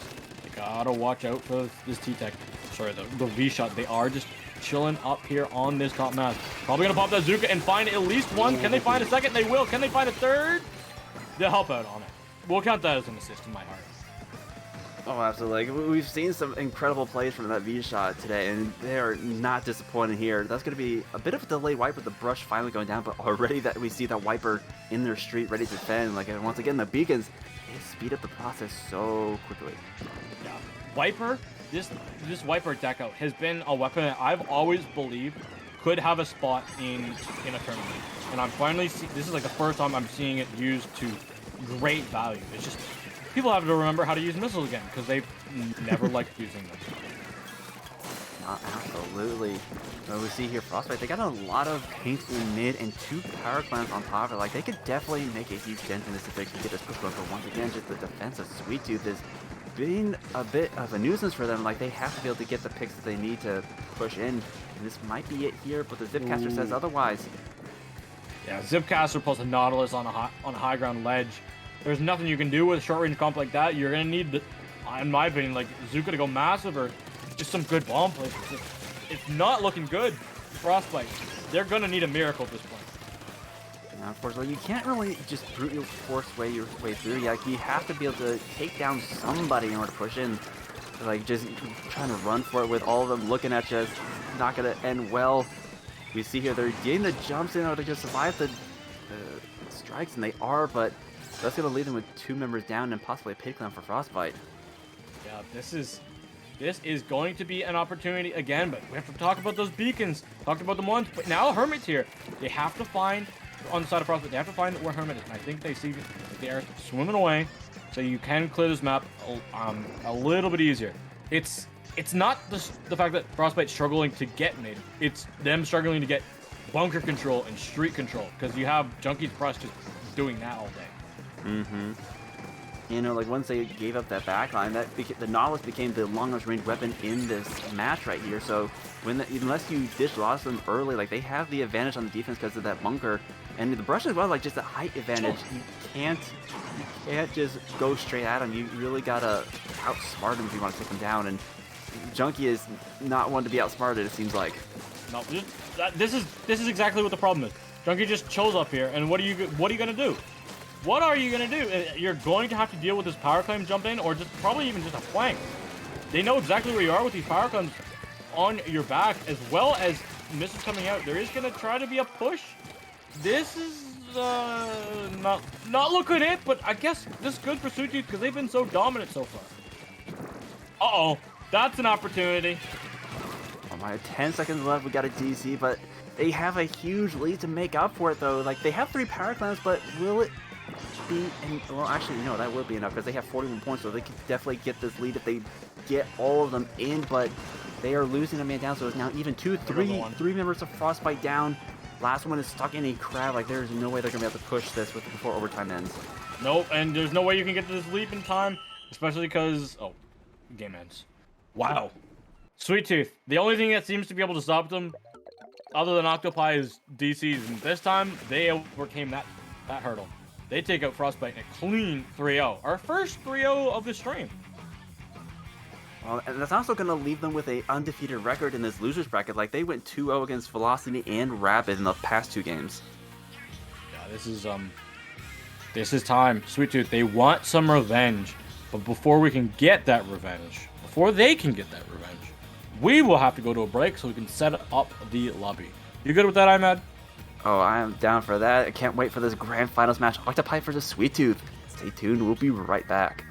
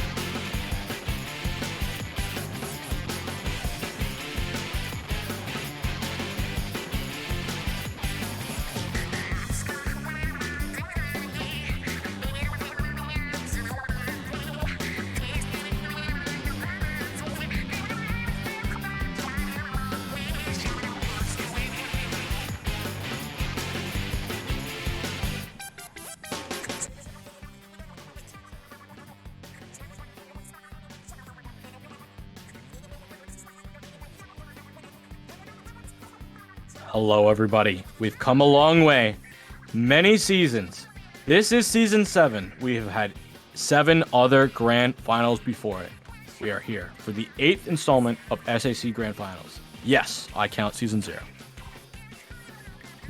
Are you ready, Ahmed?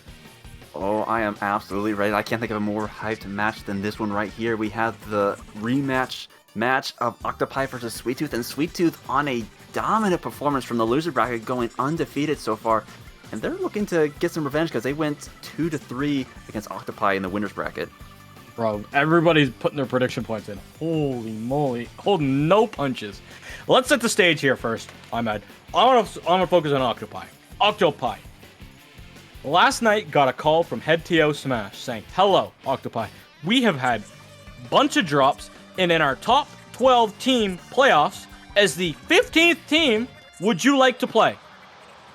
No way. There are 12 teams that fit in this tournament. 12 teams. They were the 15th. 15. Yeah, that's more than 12. Numbers don't compute. They don't care. They're Octopi. Jeez Louise. I never that is compute, bro. insane, bro. That is insane. Like, wow. Like, they definitely took full advantage of this opportunity. Like, they got the call. They stepped up the bat, and they are so far they're hitting that home run. They are in the grand finals, and they're gonna be fighting for it. Like, they definitely have a bit of a grace here, because if Sweet Tooth takes this first set, there's another set to the reset of the bracket they got to do as well. So if they're able to take this, they could win it all. They definitely could. And Sweet Tooth has been an electric team to watch. They have been one of our more... they've been throughout the regular season. They played a lot of tournaments. They never won. They also never came second, meaning that they qualified off of wildcard points. So this is the best performance that they have had so far. I'm speaking correct facts. That is also insane. Like, whatever is in the water today, just everyone is at the top of their game. Holy moly. And usually for teams that make it to SAC through wildcard points, they usually don't. It's usually the teams that win and then don't play all the tournaments.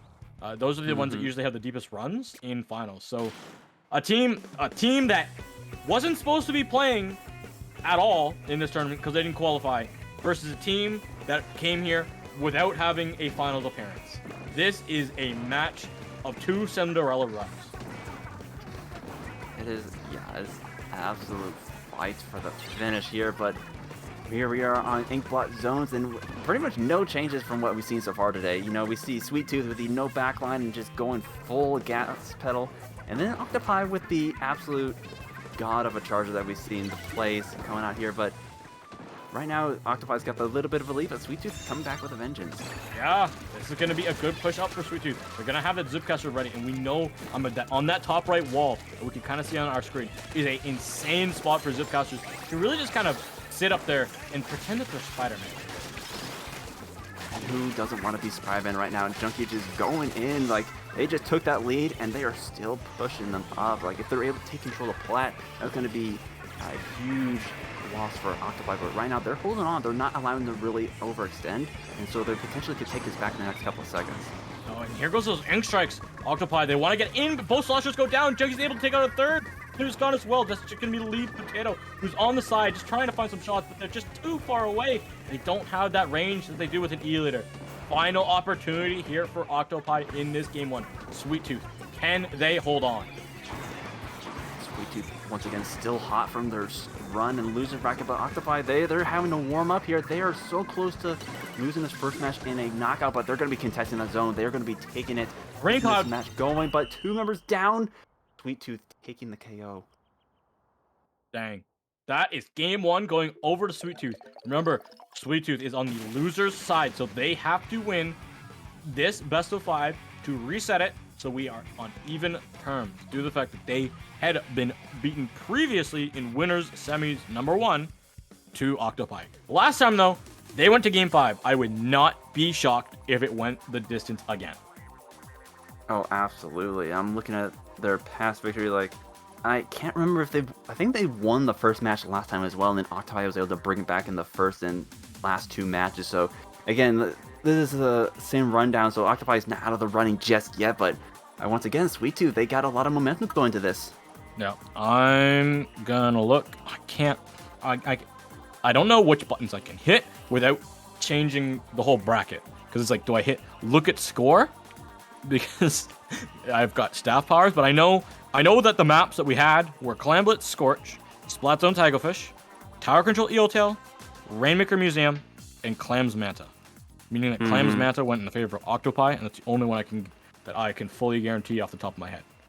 Yeah, Sweet Tooth won Clam Scorch, and then also Tower Eeltail, but then Octopi won games 2, 3, and 4 and 5. 2, 4, 5. All right. Well, we're gonna see. We're gonna see if Octopi what they're gonna be picking out here for their counter pick, because they do have that to their favor. TC Inkling. Okay, going back to the Inkblot, but see, I feel like Zone's Inkblot. Wait.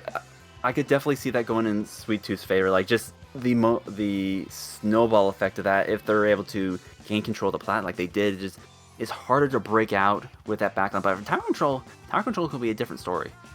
Tower Control will be a different story. Making sure that this is a legal counter pick. I don't know. Staff, is this a legal counter pick? Can we go back to Inkblot? I know we can go to Tower Control, but I don't remember. Oh, they lost. They can go back to Inkblot. I'm dumb. yes. Yep. So there's going to be Tower Control Inkblot out of the way pretty early on. But yeah, again, it's just there's a lot. It's a small map, but there's a lot of terrain that could be used by weapons such as that brush that we've been seeing, and just of course the Zipcaster just goes ham on Inkblot. So it's going to be tough. Like, I think once they're able to gain control of the bats in the plat area, like that's when their comp, Octopi's comp really shines. Yep. We will see as the players are just getting their final gear selections all readied up here. We want to see a good match here.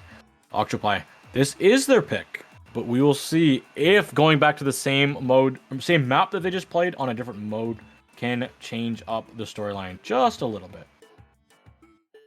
You know, when we saw in that losers finals, like if Sweet Tooth takes this counter pick, like that's gonna leave Octopi in a huge deficit for this first set. Like already Sweet Tooth has the advantage for winning the first match, so now it's up to Octopi to win one of Sweet Tooth's counter picks. But yeah, they have to be able to win their own counter pick if they want to stay in the running. It would be insane if these two teams played 15 matches against each other in a tournament today. That is something that could easily happen, but it has to start here with Octopi trying to get to this game so we can get that back and forth trading of counter picks. Once again, no changes from either team, going with the same old, so we'll see what they're going to be bringing to the table. Who's going to get the first blood? Who's going to take down the first player? Right now we see Junkie trying to go for the title there, getting the flank off, but the crab is out, so they can't take down the crab, so they're forced to retreat. No one's down just yet. Did Octopi? I'm pretty sure Gus was playing last game though. Yes, they were. They traded Gus for Lemon. Oh, okay. That's going to be 2 members down off Octopi, but Sweet Tooth doesn't really have a good foothold to take the tower just yet, especially with the strikes coming out. Yeah, this is going to be a good opportunity for Octopi now to get in with the Nautilus gun, but they got to watch out because Junkie's going to find an angle to try and take out Potato and maybe even Lemon. Up to Snoo if they can see it from behind, and I don't think they will. At least Potato knows they do have that angle. And my goodness, what a shot! The tactical allows you to back up just a little bit. I did not expect that one to be happening there. Now, it's one thing to spot the flying, but then be able to take it out before they can reach it. Like, that is huge right there. And so Octopi is going to be able to get the first checkpoint off of that, and they were able to get up to the second checkpoint, and with a huge amount of map control still in their favor. That was probably one of the shots of the tournament. I definitely can call that one out there. We're going to see Lemon fighting on that left side, able to at least help out with that Ink Strikes being able to take out one. Sweet Tooth, they've lost another member, jumping out. Junkie just going to chill on the side, but Lemon knows that they're there. Going to spot them out and force them to jump back. Sweet Tooth, they want to make sure that they can hold on to the second checkpoint. Those missiles are out, able to at least help find one. Crab out as well now. Can Junkie take this out? They're gonna go through Snoo, but be recalled back. And once again, the brush ran up against a crab, and the crab just rolled up and rolled away. But right now, Octopi still having control of the tower. Like they have to contend with. Oh well, there goes the DC. Junkie on that stack, holding off the tower. But now they are a man down as we get into the second half of this match. Yeah, they're gonna have to stop playing, and Octopi is gonna probably want to knock this one out just to make sure. Always want to check the rules depending on the tournament, so we will be able to replay this match. So yeah, that will be a little bit of a replay. We will have the same comps coming out, but unfortunately, Potato's snipe will be lost into the void because it didn't count. Rip. Honestly, it was quite fortunate that it happened when it did before the match was able to get too far away, because it would, man, in grand finals to be able to lose a match because of a DC. At least they didn't lose it because they lost one earlier on in the tournament because of the DC. So, exactly. Damon and I were making a joke about how Daybreak maybe needs to reset the router. I think now is a good time to do that. Because these were pretty close DCs. Indeed, but like even before the DC happened, like I think Octopi had a lot of momentum in that match. Like if they're able to keep that going into this next one, if they're able to keep Sweet Tooth off, like I feel like this match could be theirs. Like they could add that to their score.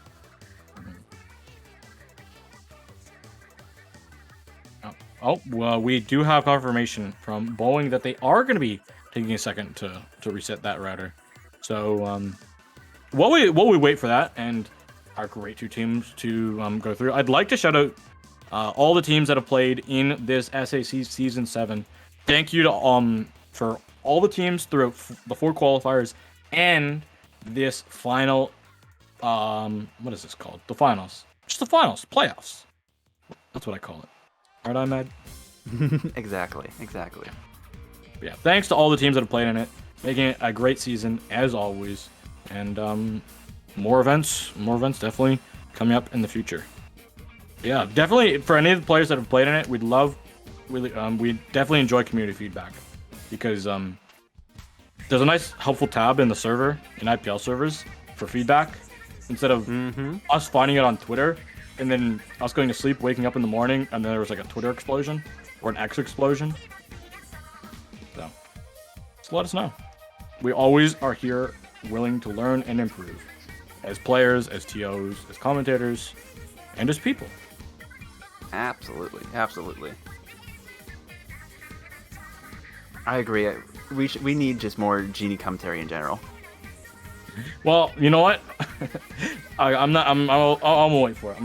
I do have another schedule. I do have another booking for later on in the day on a different channel. So you'll be able to find me there, OBT. Here we go. In the meantime, we'll be running this match back. Same comp, same team, same map mode. But will the outcome be the same? That is the question. We will definitely see, because with Octopi having a nice little lead at the ending of that game, we'd like to see them come out with that same strength that they had last time. Junkie on that right side, will they be able to find Snoo? No, but the rest of the Octopi on the left side and mid will be going down. Crab is ready for a defensive posture with Sweet Tooth. They are going to make sure that those are prevented. That is prevented from getting off. I think that's gonna be the main thing that they can watch out for. If they're able to keep Junkie from just running away with these flanks, like, ooh, the nice double with the strike. That's gonna end that push right there. And then, but as I was saying, like, if they're able to keep Junkie from just causing havoc, like, that's gonna be one of their main initiators out the window. Yeah, that would be very good if they could just keep Junkie in a bottle, but that's not really possible. There is the possibility of Potato hitting another great snipe, making sure that the zap is not able to be there for Sweet Tooth defense. So, as that Crab, they are going really well with those explode shots, proving that Crab is still very strong. They are already at the point that they had the lead last time. 10 missiles coming out. Snoop, please don't go back to tower. Good. That was going to be a full lot of missiles just on that player right there, and it's going to take me down, plus 2 more, so it's going to be a 3 down. A delayed wipe with Daybreak just cleaning it up, so now Sweet Tooth has a chance to retake some of that mid, get some pain on the ground, but 2 checkpoints and a push, like, that's going to be a huge thing to overcome here. Yeah. Here we go. We're going to see if this Octopi defense can hold strong, because we didn't really get to see Sweet Tooth on their push on the tower control version of this map. We saw that their zones push was A-okay and clean and dandy, but their tower control, they never really had an opportunity to show it off. I think once again, like, they are definitely watching for that right flank there. Junkie has just not been able to really make a play. I think that's one of the huge things that's been pushed in their favor. Like, once they're not letting them set up with that brush, they're able to just take all the space they need to push that tower. But I say that as 3 of them go down, so now they're going to have to reset here, and the hammer is just going to be nipped in the bud. Yeah, Kato doesn't want Lemon to get away with too much there on that Ultra Stamp. The difference between the Wipers, Tenno Missiles versus Ultra Stamp, you can really see it. We know which one has a better sub, and we know which one has the more annoying special. That's true, and it's going to be used right here, trying to open the way up to the last here, but no members are going to be taken down just yet. Several more specials are coming out, and the Zipcaster gets taken down as Crab gets popped as well. There goes a jump out. Kaito going to be jumping back to their beacon. Has to watch out. They don't want to get taken out by those Tri-Strikes. There's going to be 2 right there sitting there for the Tri-Slicer, and they're able to punish both of them. Octopi, they are in control of this game. This is a counter pick, and that is how you play it. They are on a roll here. Like, they know exactly what they're going to be doing, and they are doing it to perfection. That's going to be another 2 down off of Sweet Tooth, and Daybreak trying to defend, but they are last one remaining as the strikes come out, and that's going to be Octopi taking control of the bats once again, and they are on their way to that 3rd checkpoint. Yeah, and they've got a Crab Tank here. Snoo can pop that, and they could just go demon mode here. My goodness, looking like an absolute evil genius right now, making sure that their team is going to ride that tower all the way down to the knockout zone. Not quite. There is going to be jumping. Can Daybreak punish it on the side of Lemon? Lemon, are they able to get away with anything? Nope, not at all. 5. They try to make something happen there, but they are just called out and overrun, just outnumbered basically. But, you know, again, 1 to 5 is such a huge lead to come back from, especially as we're getting to the last minute here. Sweet Tooth is going to need a heck of a push to bring this back. Yeah, it's gonna have to be a big ask. We're gonna look, I'm gonna say we're gonna have to look for like a fantastic, well, fanatic comeback here. That's pretty. They lost 2 of them before they can get to that 1st checkpoint, and then with the strikes to clean up, just Potato is an unstoppable force here. Like, they have to be able to displace them before they can really make any momentum here. Yeah, this is gonna be a push opportunity for Sweet Tooth. Trades out between the Wipers. I don't know if either side had a tactical. Yeah, actually, Sweet Tooth did. That means Kaito is going to be back in for this action, and having those missiles, the disruption tool that they need to make sure that Potato moves. There goes a Zipcaster from Junkie. Can they find what they need? Oh, once again, Junkie just gets shut down before they can make something happen, but the rain being able to clear the way to that 2nd checkpoint, they should be able to take this here as 2 members of Octopi are down. But they have a Crab online as well as the strikes. 15 seconds remaining. They have to hold on to this tower all the way to practically the KO if they want to take this back. 10 seconds. Octopi is on the ropes here. They are on the ropes. Those are missiles coming out from Sweet Tooth. There's no specials really to go in. This is going to have to be pure outfighting. Potato hits 1. They're going to have to hit 2. They got 2. Can they hit a th They're going to need their teammates to get on the tower, and they will. A wipeout for Octopi. Holding strong that 5 points. They needed all of them. Holy moly, like, Octopi, they were 2 members down for the majority of that last push. Like, they were just able to squeak by with 3 points difference. Sweet Tooth was so close to bringing that back. That was insane. My goodness, what a counterpick from Octopi, taking them back to Inkblood, showing that, hey, we didn't like the zones layout, we want to go to tower control. It was close, but Potato closed it out. No GG strikes needed, GG snipes needed. They literally just looked at him through the telescope and they just fell apart. That was phenomenal. I am having a blast. We've had so many good sets. And we already have our counter pick. Not zone. It says Clam Blitz, Genie. You can read the words. Clam Blitz, Scorch Gorge. Why would anyone want to pick Zone Scorch Gorge? Oh my goodness. There's so much grading on that map, and even I have not fun time on it. Yeah, please no. Clam Scorch on the other hand, like, I honestly, that's what I was expecting. I was expecting either a Clam or Scorch come out for Sweet Tooth. Like, once again, they just have a lot of momentum and aggression in their comp right now. Because they're going to the back line, like, they are able to just push forward and take space quickly. Like, they're good for those sprints. They need those sprints. They do. And that's exactly what Scorch offers you. I am a little bit interested to see that they wanted to take them to like this version. I guess that can allow them to operate on maybe Rainmaker, because I know their Manta has been also good, but they can probably, if they lose this one, they could probably take Game 5 as Manta or Rainmaker. I guess that one is. I don't know. When I think of counter picks, I'm thinking way too far ahead in the future. So focusing on this game, great pick for them, allowing their brush to really Junkie just to get up onto that a giant pillar, that steel pillar. That's a great spot for them. Absolutely, and I feel like, yeah, Scorched Clams, this is not their ace in the hole. This is a nice comfort pick for them. Like, they're able to, if they're able to win this, like, they're saving the best of the best for if they're in a tight spot. But they're not quite in that position just yet. They still have that advantage of winning the first match, but right now it's just 1-1. Yep. Here we go. Game 3. Grand Finals. Sweet Tooth on the loser side, Octopi on the winner side. Ezars, 15th seed in a 12-team tournament. Indeed. This is a rematch of these two teams. They have fought each other already in the winner's bracket, and Sweet Tooth taking the first hit of the match. Daybreak going down, so right now it's going to give Octopi the control of mid, with the exception of Junkie, but Potato says, no, you're going back to spawn. Oh, yeah. I wish my brain could remember all the way back to the first winners semifinal, because this was game 1 between these two teams, and I'm guessing it went into the favor of Sweet Tooth. We'll see if Octopi learned any of those, are going to recover from any of those mistakes that they made. If I remember correctly, like, it was definitely a very close match. Like, Sweet Tooth came on top, but it was a close one. And right now, they're going to be getting the first points of the match. And 3 members of Octopi down. Wow. That's a wipeout. That's a chance for them to put even more clams in if they're able to spawn in. Yeah, this is looking very, very good. They got more clams coming in. We're going to be able to have some beacons. If they need some more clams to jump in with that, they've got Zipcaster out. Junkie's going ham. He's able to take at least one.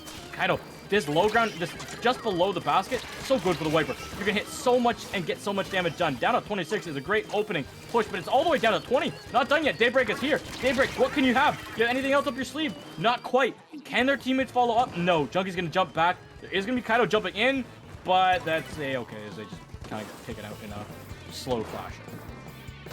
Sweet Tooth was cooler for the last push, so they are already back on defense, but they lost their ends up yet again, so that's going to be their cooler out of commission for a little bit longer, but now Octopi is on the offensive. Strikes are coming out. They have the hammer to boot. The power clam is going to go in, but not quite enough clams just yet to be able to get the lead off that, and with 2 members down, 3 members down, I think that's going to be the end of that push. Wow. That is not how you want to trade pushes back and forth. A push to 20 versus a push to 80. I am terrified of Octopi, because there's 1 power clam coming in. Second power clam's on its way, but will it be able to find its way into the basket? Not quite yet. There is going to be the zap able to shut it down. Potato hits a shot as well. Snoo is there. Junkie is going to try and pester their way forward, but they know that they have to back off. Going to jump out and keep their Zipcaster for another fight. Yeah, that was an excellent jump right there. Able to stay alive for the next one. They were the last member standing, and Sweet Tooth still has a lot of paint control on their side of the map, so they can definitely mitigate this counter push right here. And Octopi has yet to get the clams they need to actually make a push, though they do have that P clam in the back end. Missiles are out. They know exactly where Octopi is retreating to. They have a lot of control now for Sweet Tooth in this mid spot, mid area. But they always have to be cautious, because Potato, that long-range sniper, able to take anyone out that gets in their range. And we've seen from that last game, you do not want to be in Potato's reticle at the moment. With Octopi having a Potato on the charger, like, Sweet Tooth doesn't have the safe space to take the top of the tower as they would normally, but they're able to get most of the ground around it, and when they get up to this area here, as we see, like, they're opening this, and they can just camp those ledges so effectively with their comp. This is going to be devastating, because those clams are going to go down to 9. That means that with these 2 clams going in, there's going to be needing 1 more, and they found it. Sweet Tooth found it. They found game 3, and they will be making sure that they have at least a game 5 before they get taken out in this tournament.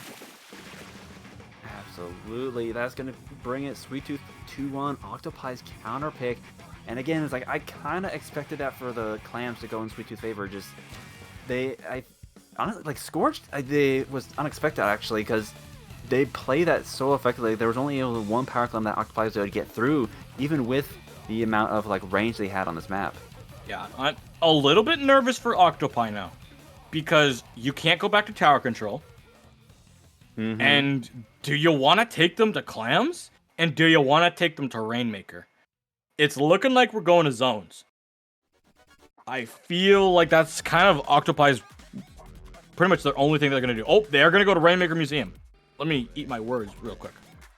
Octopi did incredibly well with Rainmaker Museum the last time they played this, I think. I can't remember who they were going up against. Maybe Frostbite? But they did do exceptionally well with this. We saw the vanilla charger coming out for this, I think. Yeah. It's... Oh, I can remember it. I remember Lemon just running forward through that ink vac. I remember... I just remember that, and they got down to, like... I just remember seeing Lemon tactically squid bagging through enemy ink. It's that normally squid bagging not great.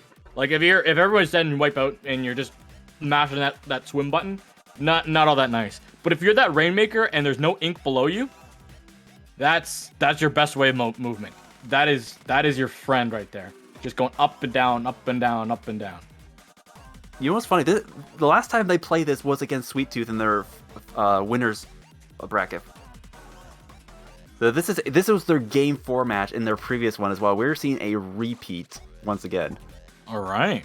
I guess we're just wanting to replay history, want to get that game 5, and want to see if Sweet Tooth wants to get it, what they want to pull out for their special pick. Because Octopi, they want to recreate that magic. And if I remember correctly, Sweet Tooth, they didn't have the world's greatest showing, because the points were definitely a lot more one-sided. I think like the thing to watch out for is like in this very beginning match, like we saw last time, Daybreak and I think Junkie just do the early flank off the backside there of the ramp. If they're able to succeed in doing that, that's going to open up the Octopi's plat for this early game. But if they get shut down, that's going to give Octopi the advantage. Yeah, a double flank would be interesting onto that ramp side, but we're only going to be seeing Junkie go for it, so playing a little bit safe. Lemon's just going to be chilling out in that mid ground. Going to have to wait and see if Potato can open up this match with some critical snipes, which they've been landing all day. Having to jump out there, they are in a bit of a pickle here. They're going to be regrouping on their side of the map with both members losing a member, so they're a bit even right now. They're just looking for that bit of advantage, looking for that poke that just opens the door for them. The Wiper getting shut down for Octopi, and the Rain able to open up a lot of map control for Sweet Tooth here, and that's going to be opening up so much. It looks like they're going to get that first checkpoint. Yeah, and that's going to be the Charger gone as well. It's just going to be Lemon. What can they find? They found at least one before going down. This Rainmaker is going to be popped on the side of Sweet Tooth. They're going to be taking it the right side a little bit of this spinner. So watch out. They know there's someone above them on the side of Hermit. They're going to take it down to 36. That's good. Just behind that pillow. But you want a little bit more of your Sweet Tooth. You want to bite down a little harder. Wiper and Charger are down. Respawn here. The Crump is going to keep them at bay for the time being, but until the Charger comes back, like they're going to be able to pick this up and keep running it. Junkie taking it at 29, and they are juiced as far as I remember, so they're already jumping in. Yeah, this is going to be a opportunity. Never mind, the Rainmaker's going backwards. Going to take it off. Lemon says, no, I don't want this. Take this away. Put it in mid. I don't want to see it. I think that's a safe play right there, but they lost 2 more already. The Wiper going in, just trying to get the pick, and then the trade as well. They are right back where they started. Sweet Tooth will control the Rainmaker on Octopi's plat. Crab is online. This might be what they need to shut it down. But no, the flight coming in, the hammer is enough to take it down. Yeah, that hammer trying to find something, but it couldn't get on as much as it wanted. There goes Potato with that back, but they gotta watch out because the missiles and Junkie are behind them. Gonna get taken out. None of their teammates were able to follow up with them. Snooze gone. Lemon looking dangerous because the Junkie's just above them. It's just gonna be the zap. They have to hold on for dear life. No chance at all. Lemon jumping back in. Can they find anything? Yes, they can. Down to 7 though. That is devastating if you're Octopi on your counter. That is huge right now. Sweet Tooth has such a huge advantage. Like Octopi has practically did a KO with the amount of pressure that Sweet Tooth has put on them. Like they are gonna have to make an Omega play to bring this back. Sweet Tooth is not letting them step foot in mid right now. No, not at all. We're going to see Junkie again, just doing whatever they want, uncontested on this brush right now. This is the most unleashed I've seen Junkie, like, pretty much since round 1. Oh, absolutely. Like, just give them a Coca-Cola, and they are just going ham right now. But they're finally going to go down 3 members of Sweet Tooth. Crab is able to push him up, but they got to watch out for the beacons. Yes, they did see the beacon, but this might be Octopi's chance to push out. Hopefully get some map control out of this. It has to. They need, in my opinion, out of this push, they need some success. They need some traction. They need this first checkpoint just to feel good again. They don't want to go down and have that reset happen. And the brush is able to take out the Rainmaker through Inkfat. My goodness. They're going to be shut down. Donkey and the Wiper are going to be shut down, but the pops go to these 2 players. That's a lot of paint that Octopi does not have. But the Crab says otherwise they might be able to pick this up to the checkpoint. 2 members of Sweet Tooth are down, and that's going to be checkpoint. They got it. I was worried about the suction bomb. I didn't know its positioning on the Rainmaker. His missiles, though, are going to force back Octopi. So this push that they had, at least they got the checkpoint. They did get the checkpoint. They still have a minute to do something here. And this is... Oh, Potato with a nice pick, and they are going to be able to clean up that Rainmaker, so it's just Daybreak left. They're going to have to be backed up, and this is where Potato wants to be. On the spinner, they're able to put so much pressure on their flat without having to touch foot on it. But they still have a minute to go, and they need that pretty much the KO to bring this back. The Rainmaker shield pushing Potato off the ledge is so funny to me. This is going to be a critical vac usage. There's 2 gone. They have a Crab. I'm pretty sure I just heard a Crab tank being used.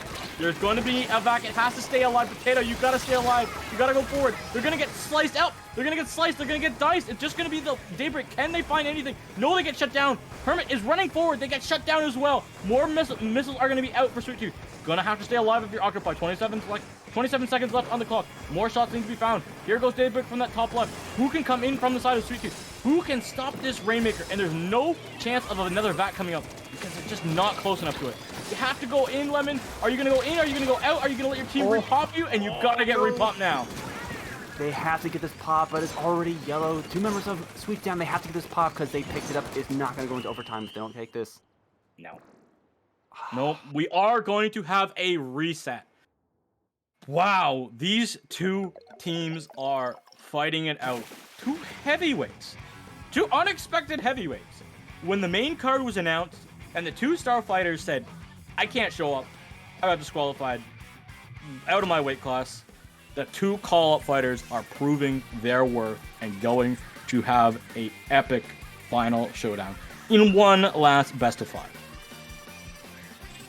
Yes, indeed, and holy moly, like, they have certainly been throwing their weight around. They have not let these matches just go in anyone's favor. Like, we did see a bit of domination from Sweet Tooth in that last match, but then Octopi was so close to bringing this back. It was just the timer was against them. If they had just had a little bit more time to get that pop, they might have been able to reverse it, but just the momentum that Sweet Tooth had was incredible. Yeah.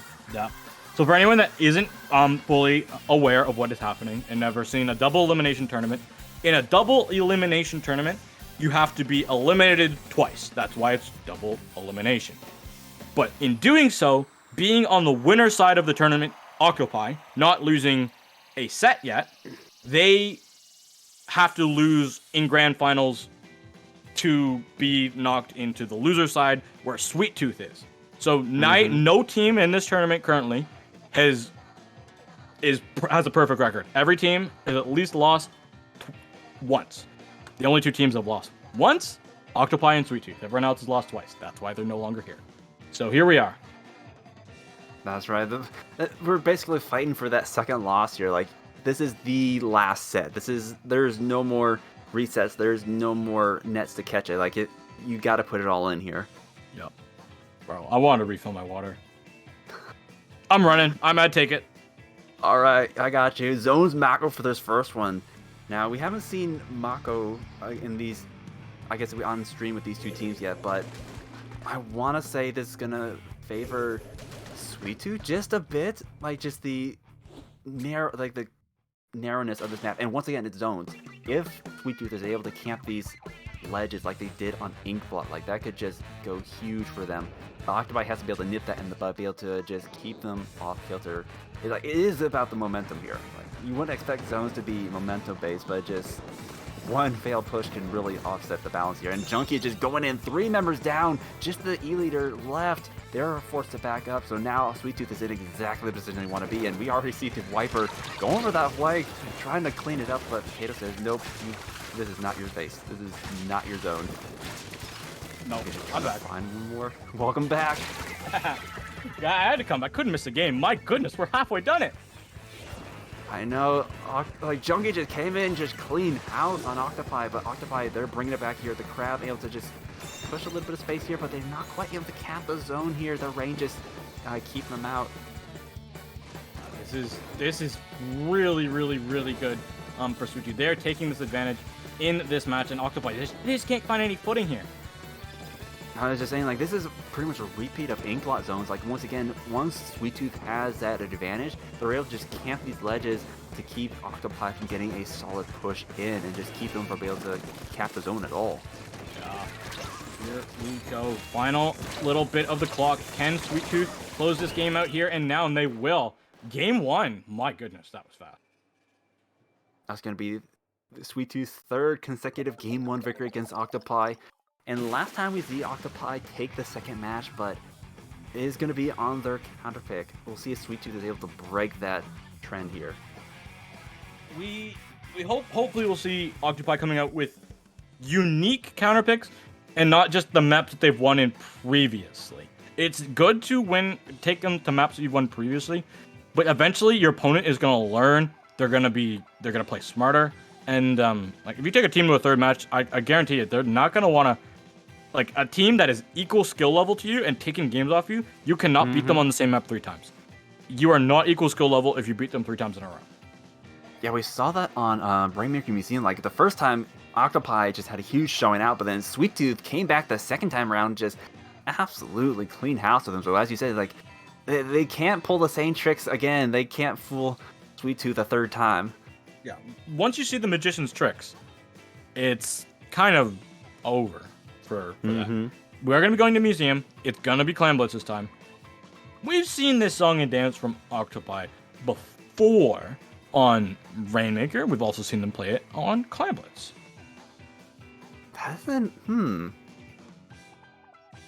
Once again, this is an odd counter pick coming out, like, against Sweet Tooth of all things. Like, that, I wonder if they're going for that map advantage that they felt in Rainmaker.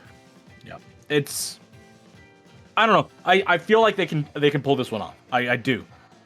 Because just how their composition has worked on Museum Clams, I feel like it will benefit them a little bit more. Because they were close on Rainmaker.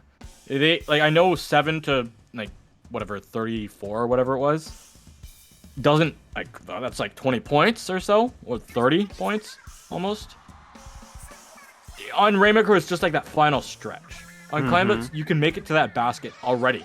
That's located at like the Rainmaker's 40 mark. So it's true. It's just multiple of those pushes.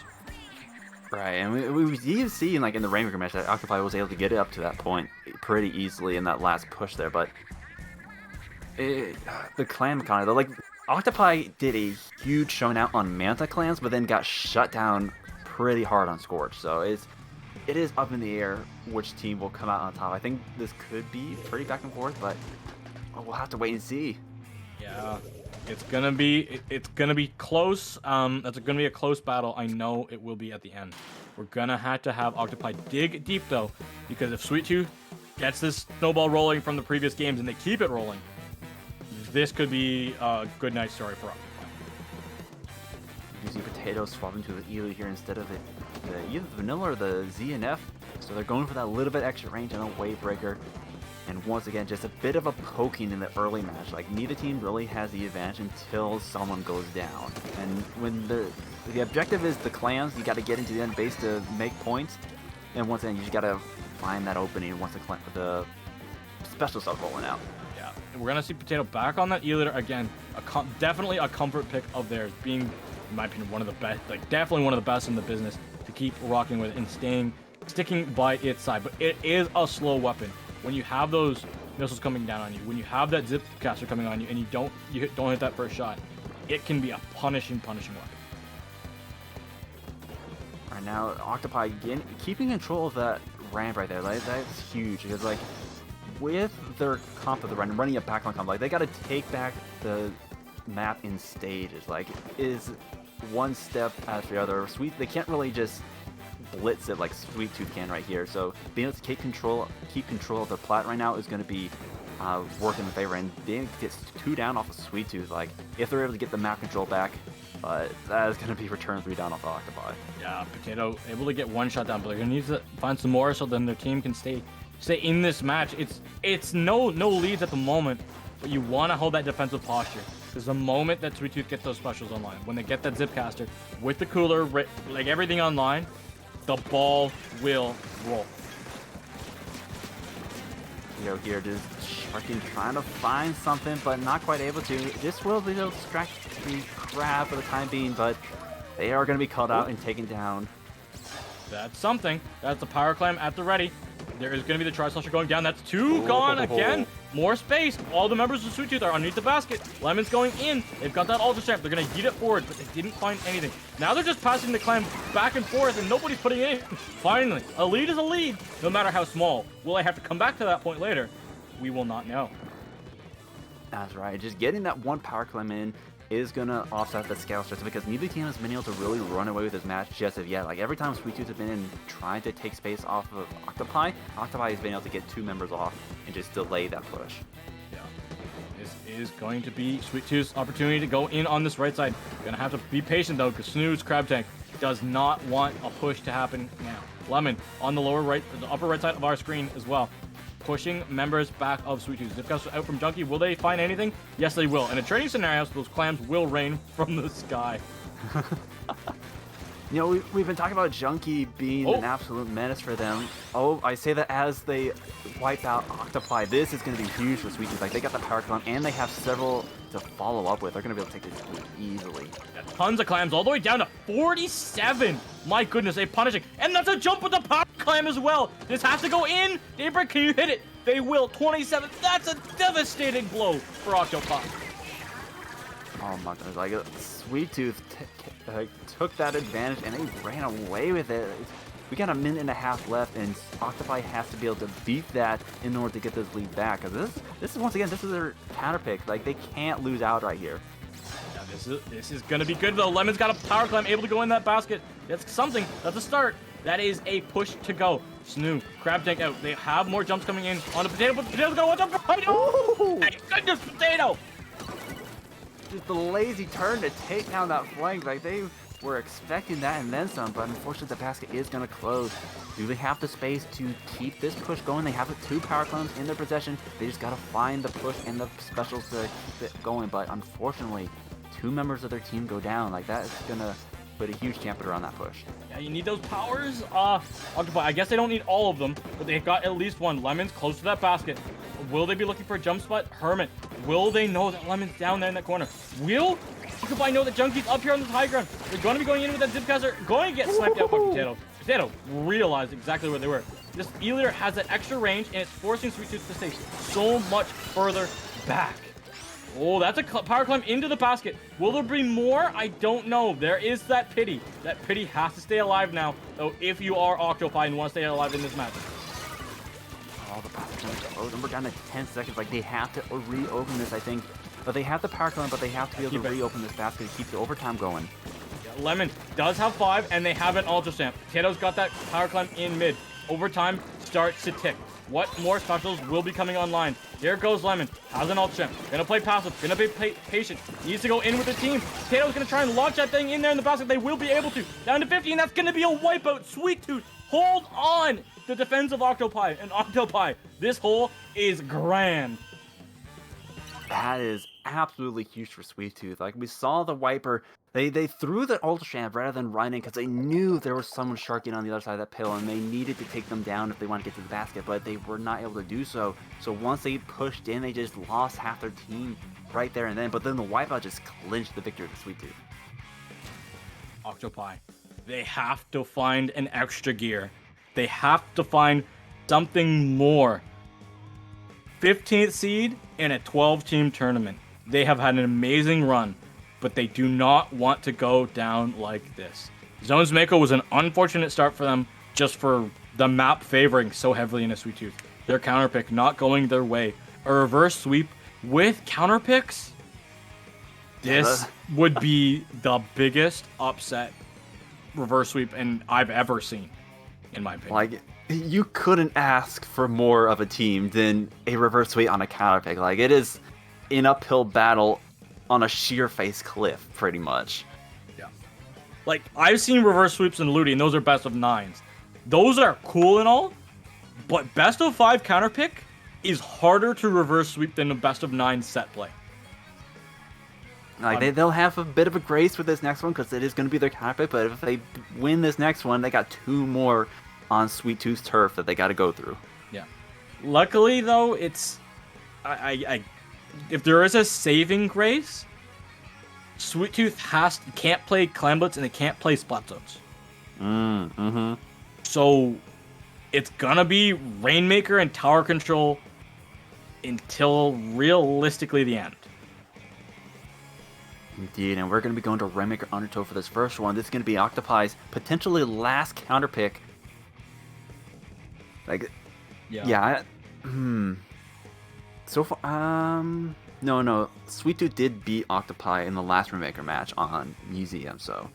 Yeah, it's gonna be a difficult one because Brush, Wiper on this Rainmaker Undertow can be really, really strong, and I don't know how strong Charger is here.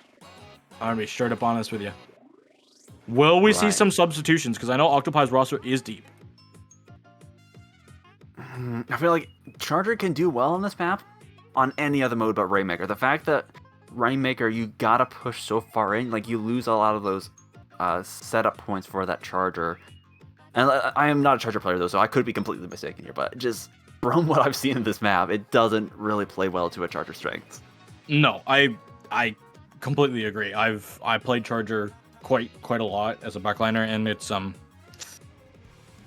not the best paradise here. I'll tell you that one right now. And Gus is going to be swapping back in. That is something key to note. We are probably going to be seeing a Tri-Slasher. Yep, we will be seeing a Tri-Slasher. Alright, going for the vanilla Charger here. So they're going to be going for that ink back, which can do wonders for this. Like, they're able to push up and have that when they have that special online. Final game if Sweet Tooth wins it. They are looking to go really fast and really quick on that right side. Can Octopi find a way to defend this? They won't be, and that's first checkpoint gone to Sweet Tooth. Wow, like Sweet Tooth, they saw the opening. There was a lot of pressure on that right part, that left side for Octopi, but they just saw the opening. They ran for it, and they took 2 members of Octopi down with it. Oh my! And that Junkie gone as well. Kaido though, they have those beacons, so they will be able to have their teammates coming back very quickly. They're gonna just grab this Rainmaker and try and run it forward through Toxicness. Not the most effective strategy, but it's points.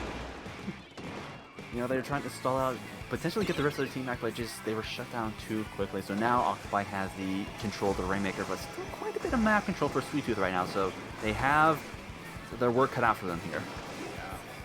Are they going to look to try and find Lemon with Junkie on this backside? They are, but they will get taken out. Well, Junkie will, before going down with their Rainmaker. Kaido, they are still here. Can they stay alive for a little bit longer? No, they won't. Daybreak trying to punish out the members of Octopi who are over by this Rainmaker. They go down as well. There goes that Tactical Cooler, ready for Octopi to really run with his Rainmaker. But I think there is somebody on that left side, Chuck. Yep, it's Junkie. Oh, but then they drop to the right with that Rainmaker and do get shut down before they even get close to the pedestal. So now it's going to be turning it back into Sweet Tooth's favor, and Junkie here just in the middle, just cleaning up that the bottleneck. Yeah, they're not out of it on the side of Octopi. They have an opportunity and they have a chance. 50 is definitely a relatively easy push to overcome, but you cannot win out. Like that. Don't do that. What they did just here, don't do that. That was going to be Sweet Tooth. Well, see, now they're stuck in this corner. Like, they're going to get some more points off of this, but with Octopi respawning, they're not going to be able to get the checkpoint off of this. So, Sweet Tooth, or no, I'm sorry, Octopi being able to clean up, getting that 3 down was huge for them. Like, that could have gotten so bad so quickly. No, don't forget about the Rainmaker. Don't leave it open, please. Okay, nobody's not. Quiet. Junkie, no. Junkie, no swiping. Okay, good. But like, that's a wipeout though. Like, this is devastating for Octopi. that's a wipeout, and Junkie is still on their plat. Unless they're able to flush them out, and they do. They are able to knock them off there, but ooh, this is getting dangerous for Octopi right now. Like, Sweet Tooth is just knocking on their front door, and Junkie is back. They are back trying to just find something here. They're just being an absolute menace. And they can taste it. The victory. Junkie can smell the blood in the water. The ink is fresh. I gotta say it, Octopi. Almost like they need a timeout and talk to their coach. But I don't think K-Bot's available to be talked to right now. K-Bot's not their coach. He's just a community scout. Come on, we all know this. Oh, for sure. You know, like, but Sweet Tooth, with such a lead like that, like, they can just keep doing these Hail Mary of plays. Oh, like, here we go. To keep Octopi off kilter, but with a pick like that, unless they get flanked, oh no, they take down the end zap, so now it's Daybreak backing up here. They could get this checkpoint off of this if the Daybreak, Daybreak is going down. Oh, Junkie here though. Coming in. Back the back! Somebody help the back! Shoot the Rainmaker! Somebody, please!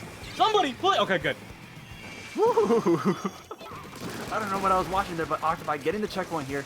They have the opportunity to bring this back. Like, Sweet Tooth is on the back foot. They're respawning right now, and Octopi is close to getting some specials here if they're able to follow up with it. And Hermit doesn't flank them, but Hermit does flank them.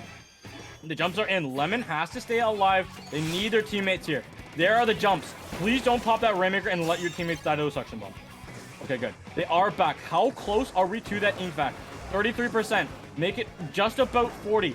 If they can stall just long enough, this could be good. Don't want to push in too aggressively. Kaido, though, on the grading, can't be shut down by that Rainmaker shot, which just goes just past them. This is devastating for Octopi. They need Potato to stay alive. They're very close to that back. Can they stay alive? They're just living. No, they're not able to. Kaido gets 2 huge splats. In the last 30 seconds as well, like, Keto is just going to take this and get it out of that corner. Taking the member down with them, like, all they got to do is sit in this corner for the next 20 seconds, and that is going to be GG for Sweet Tooth. The only thing that I feel like can save them is Gus needs an inkjet. 95%. They're going to have it. Go over the top here, Gus. Come on, hit that shot. They're going to be able to get their teammates to take it out, and that's going to be good. Can they find some more? They're going to want to. They will. That is big. Potato, though, has Junkie on them in that midline. Can this Rainmaker be stopped down? No. Sweet Tooth will be your SAC Season 7 champions in a awesome and dominant fashion in this reset game. Wow, like, they got knocked down the loser's bracket by Octopi in a very close 2-3 set, and then just came in and cleaned house through the loser's bracket and only lost 2 of those matches to Octopi in the grand finals. Yeah, that was honestly crazy. They did such a good job today, Sweet Tooth. Even with disconnect issues, they realistically did not lose that many games outside of that. They won DC in round 1, 3-0, then they lost to Octopi. Then we go to the losers. They 2-0'd Velocity, 2-0'd Rabid, 3-0'd Frostbite, lost another game to Octopi, and then they just 3-0'd them. They realistically, that winner semis, that was their only blemish. Indeed, and like, they definitely took that as a learning experience. Like, they cleaned house again with loser bracket, but then they, even matches that they lost to Octopi in the winners bracket, they were able to come back and win in the grand finals. Yeah, congrats to all these teams. I want to say again, Octopi, they didn't know they were playing until last night. They've had maybe 24 hours to know that they're playing at this point in time, if that. Because this is the top 12 playoffs, and they fell short in the final qualifiers. So, for them to be a call-up team and ready to go, losing in reset, my hat is off to you. But Sweet Tooth, consistently through the season, just here, playing different names throughout the season, but coming up clutch when they needed to in tournament number 5, our finals. That's right, yeah. Octopi practically rolling out of bed just to get in second of the grand finals. And then Sweet Tooth, like, as you said before, like, they haven't won, like, haven't come in first in any of the other weeks. Like, they got here on points, and then they were able to come out on top when it counted. Yeah. Hats off to them. Holy moly. Yeah. And with that, I am I know everyone here is ready, either ready to watch some more action or watch some Splatfest. Or wait, is Loud up right now? 12-10? Oh, I gotta catch that match. Anyway, before we send everybody over to Off the Dial for It's Dangerous to Go Alone, I would like to say you should probably shut yourself out. Well, I shall do so. You can find me on Twitch, Twitter, and YouTube at IMedGamerII. Yeah. Oh, also, you can find me here on the Inkling Performance Labs, mostly on Wednesday nights. I pretty much live and breathe Swim or Sink. But yeah, where can the good people find you, Genie? They can find me on my socials at Genie7. That's GEENIE7 _ on Twitter X. No underscore on all other socials. I will be on the third link of this tournament train because I know that I talked with DJM. We're sending you over to DJM's channel on Off the Dial. Then DJM's going to send everybody over to Dapple. We've got 3 tournaments while you can enjoy your Splatfest day. Go team whatever you chose, and make sure to look out for me on Monday morning on Top 10 Team Fame because there's only 11 of us.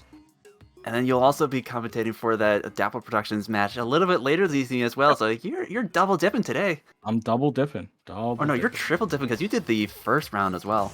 Yep.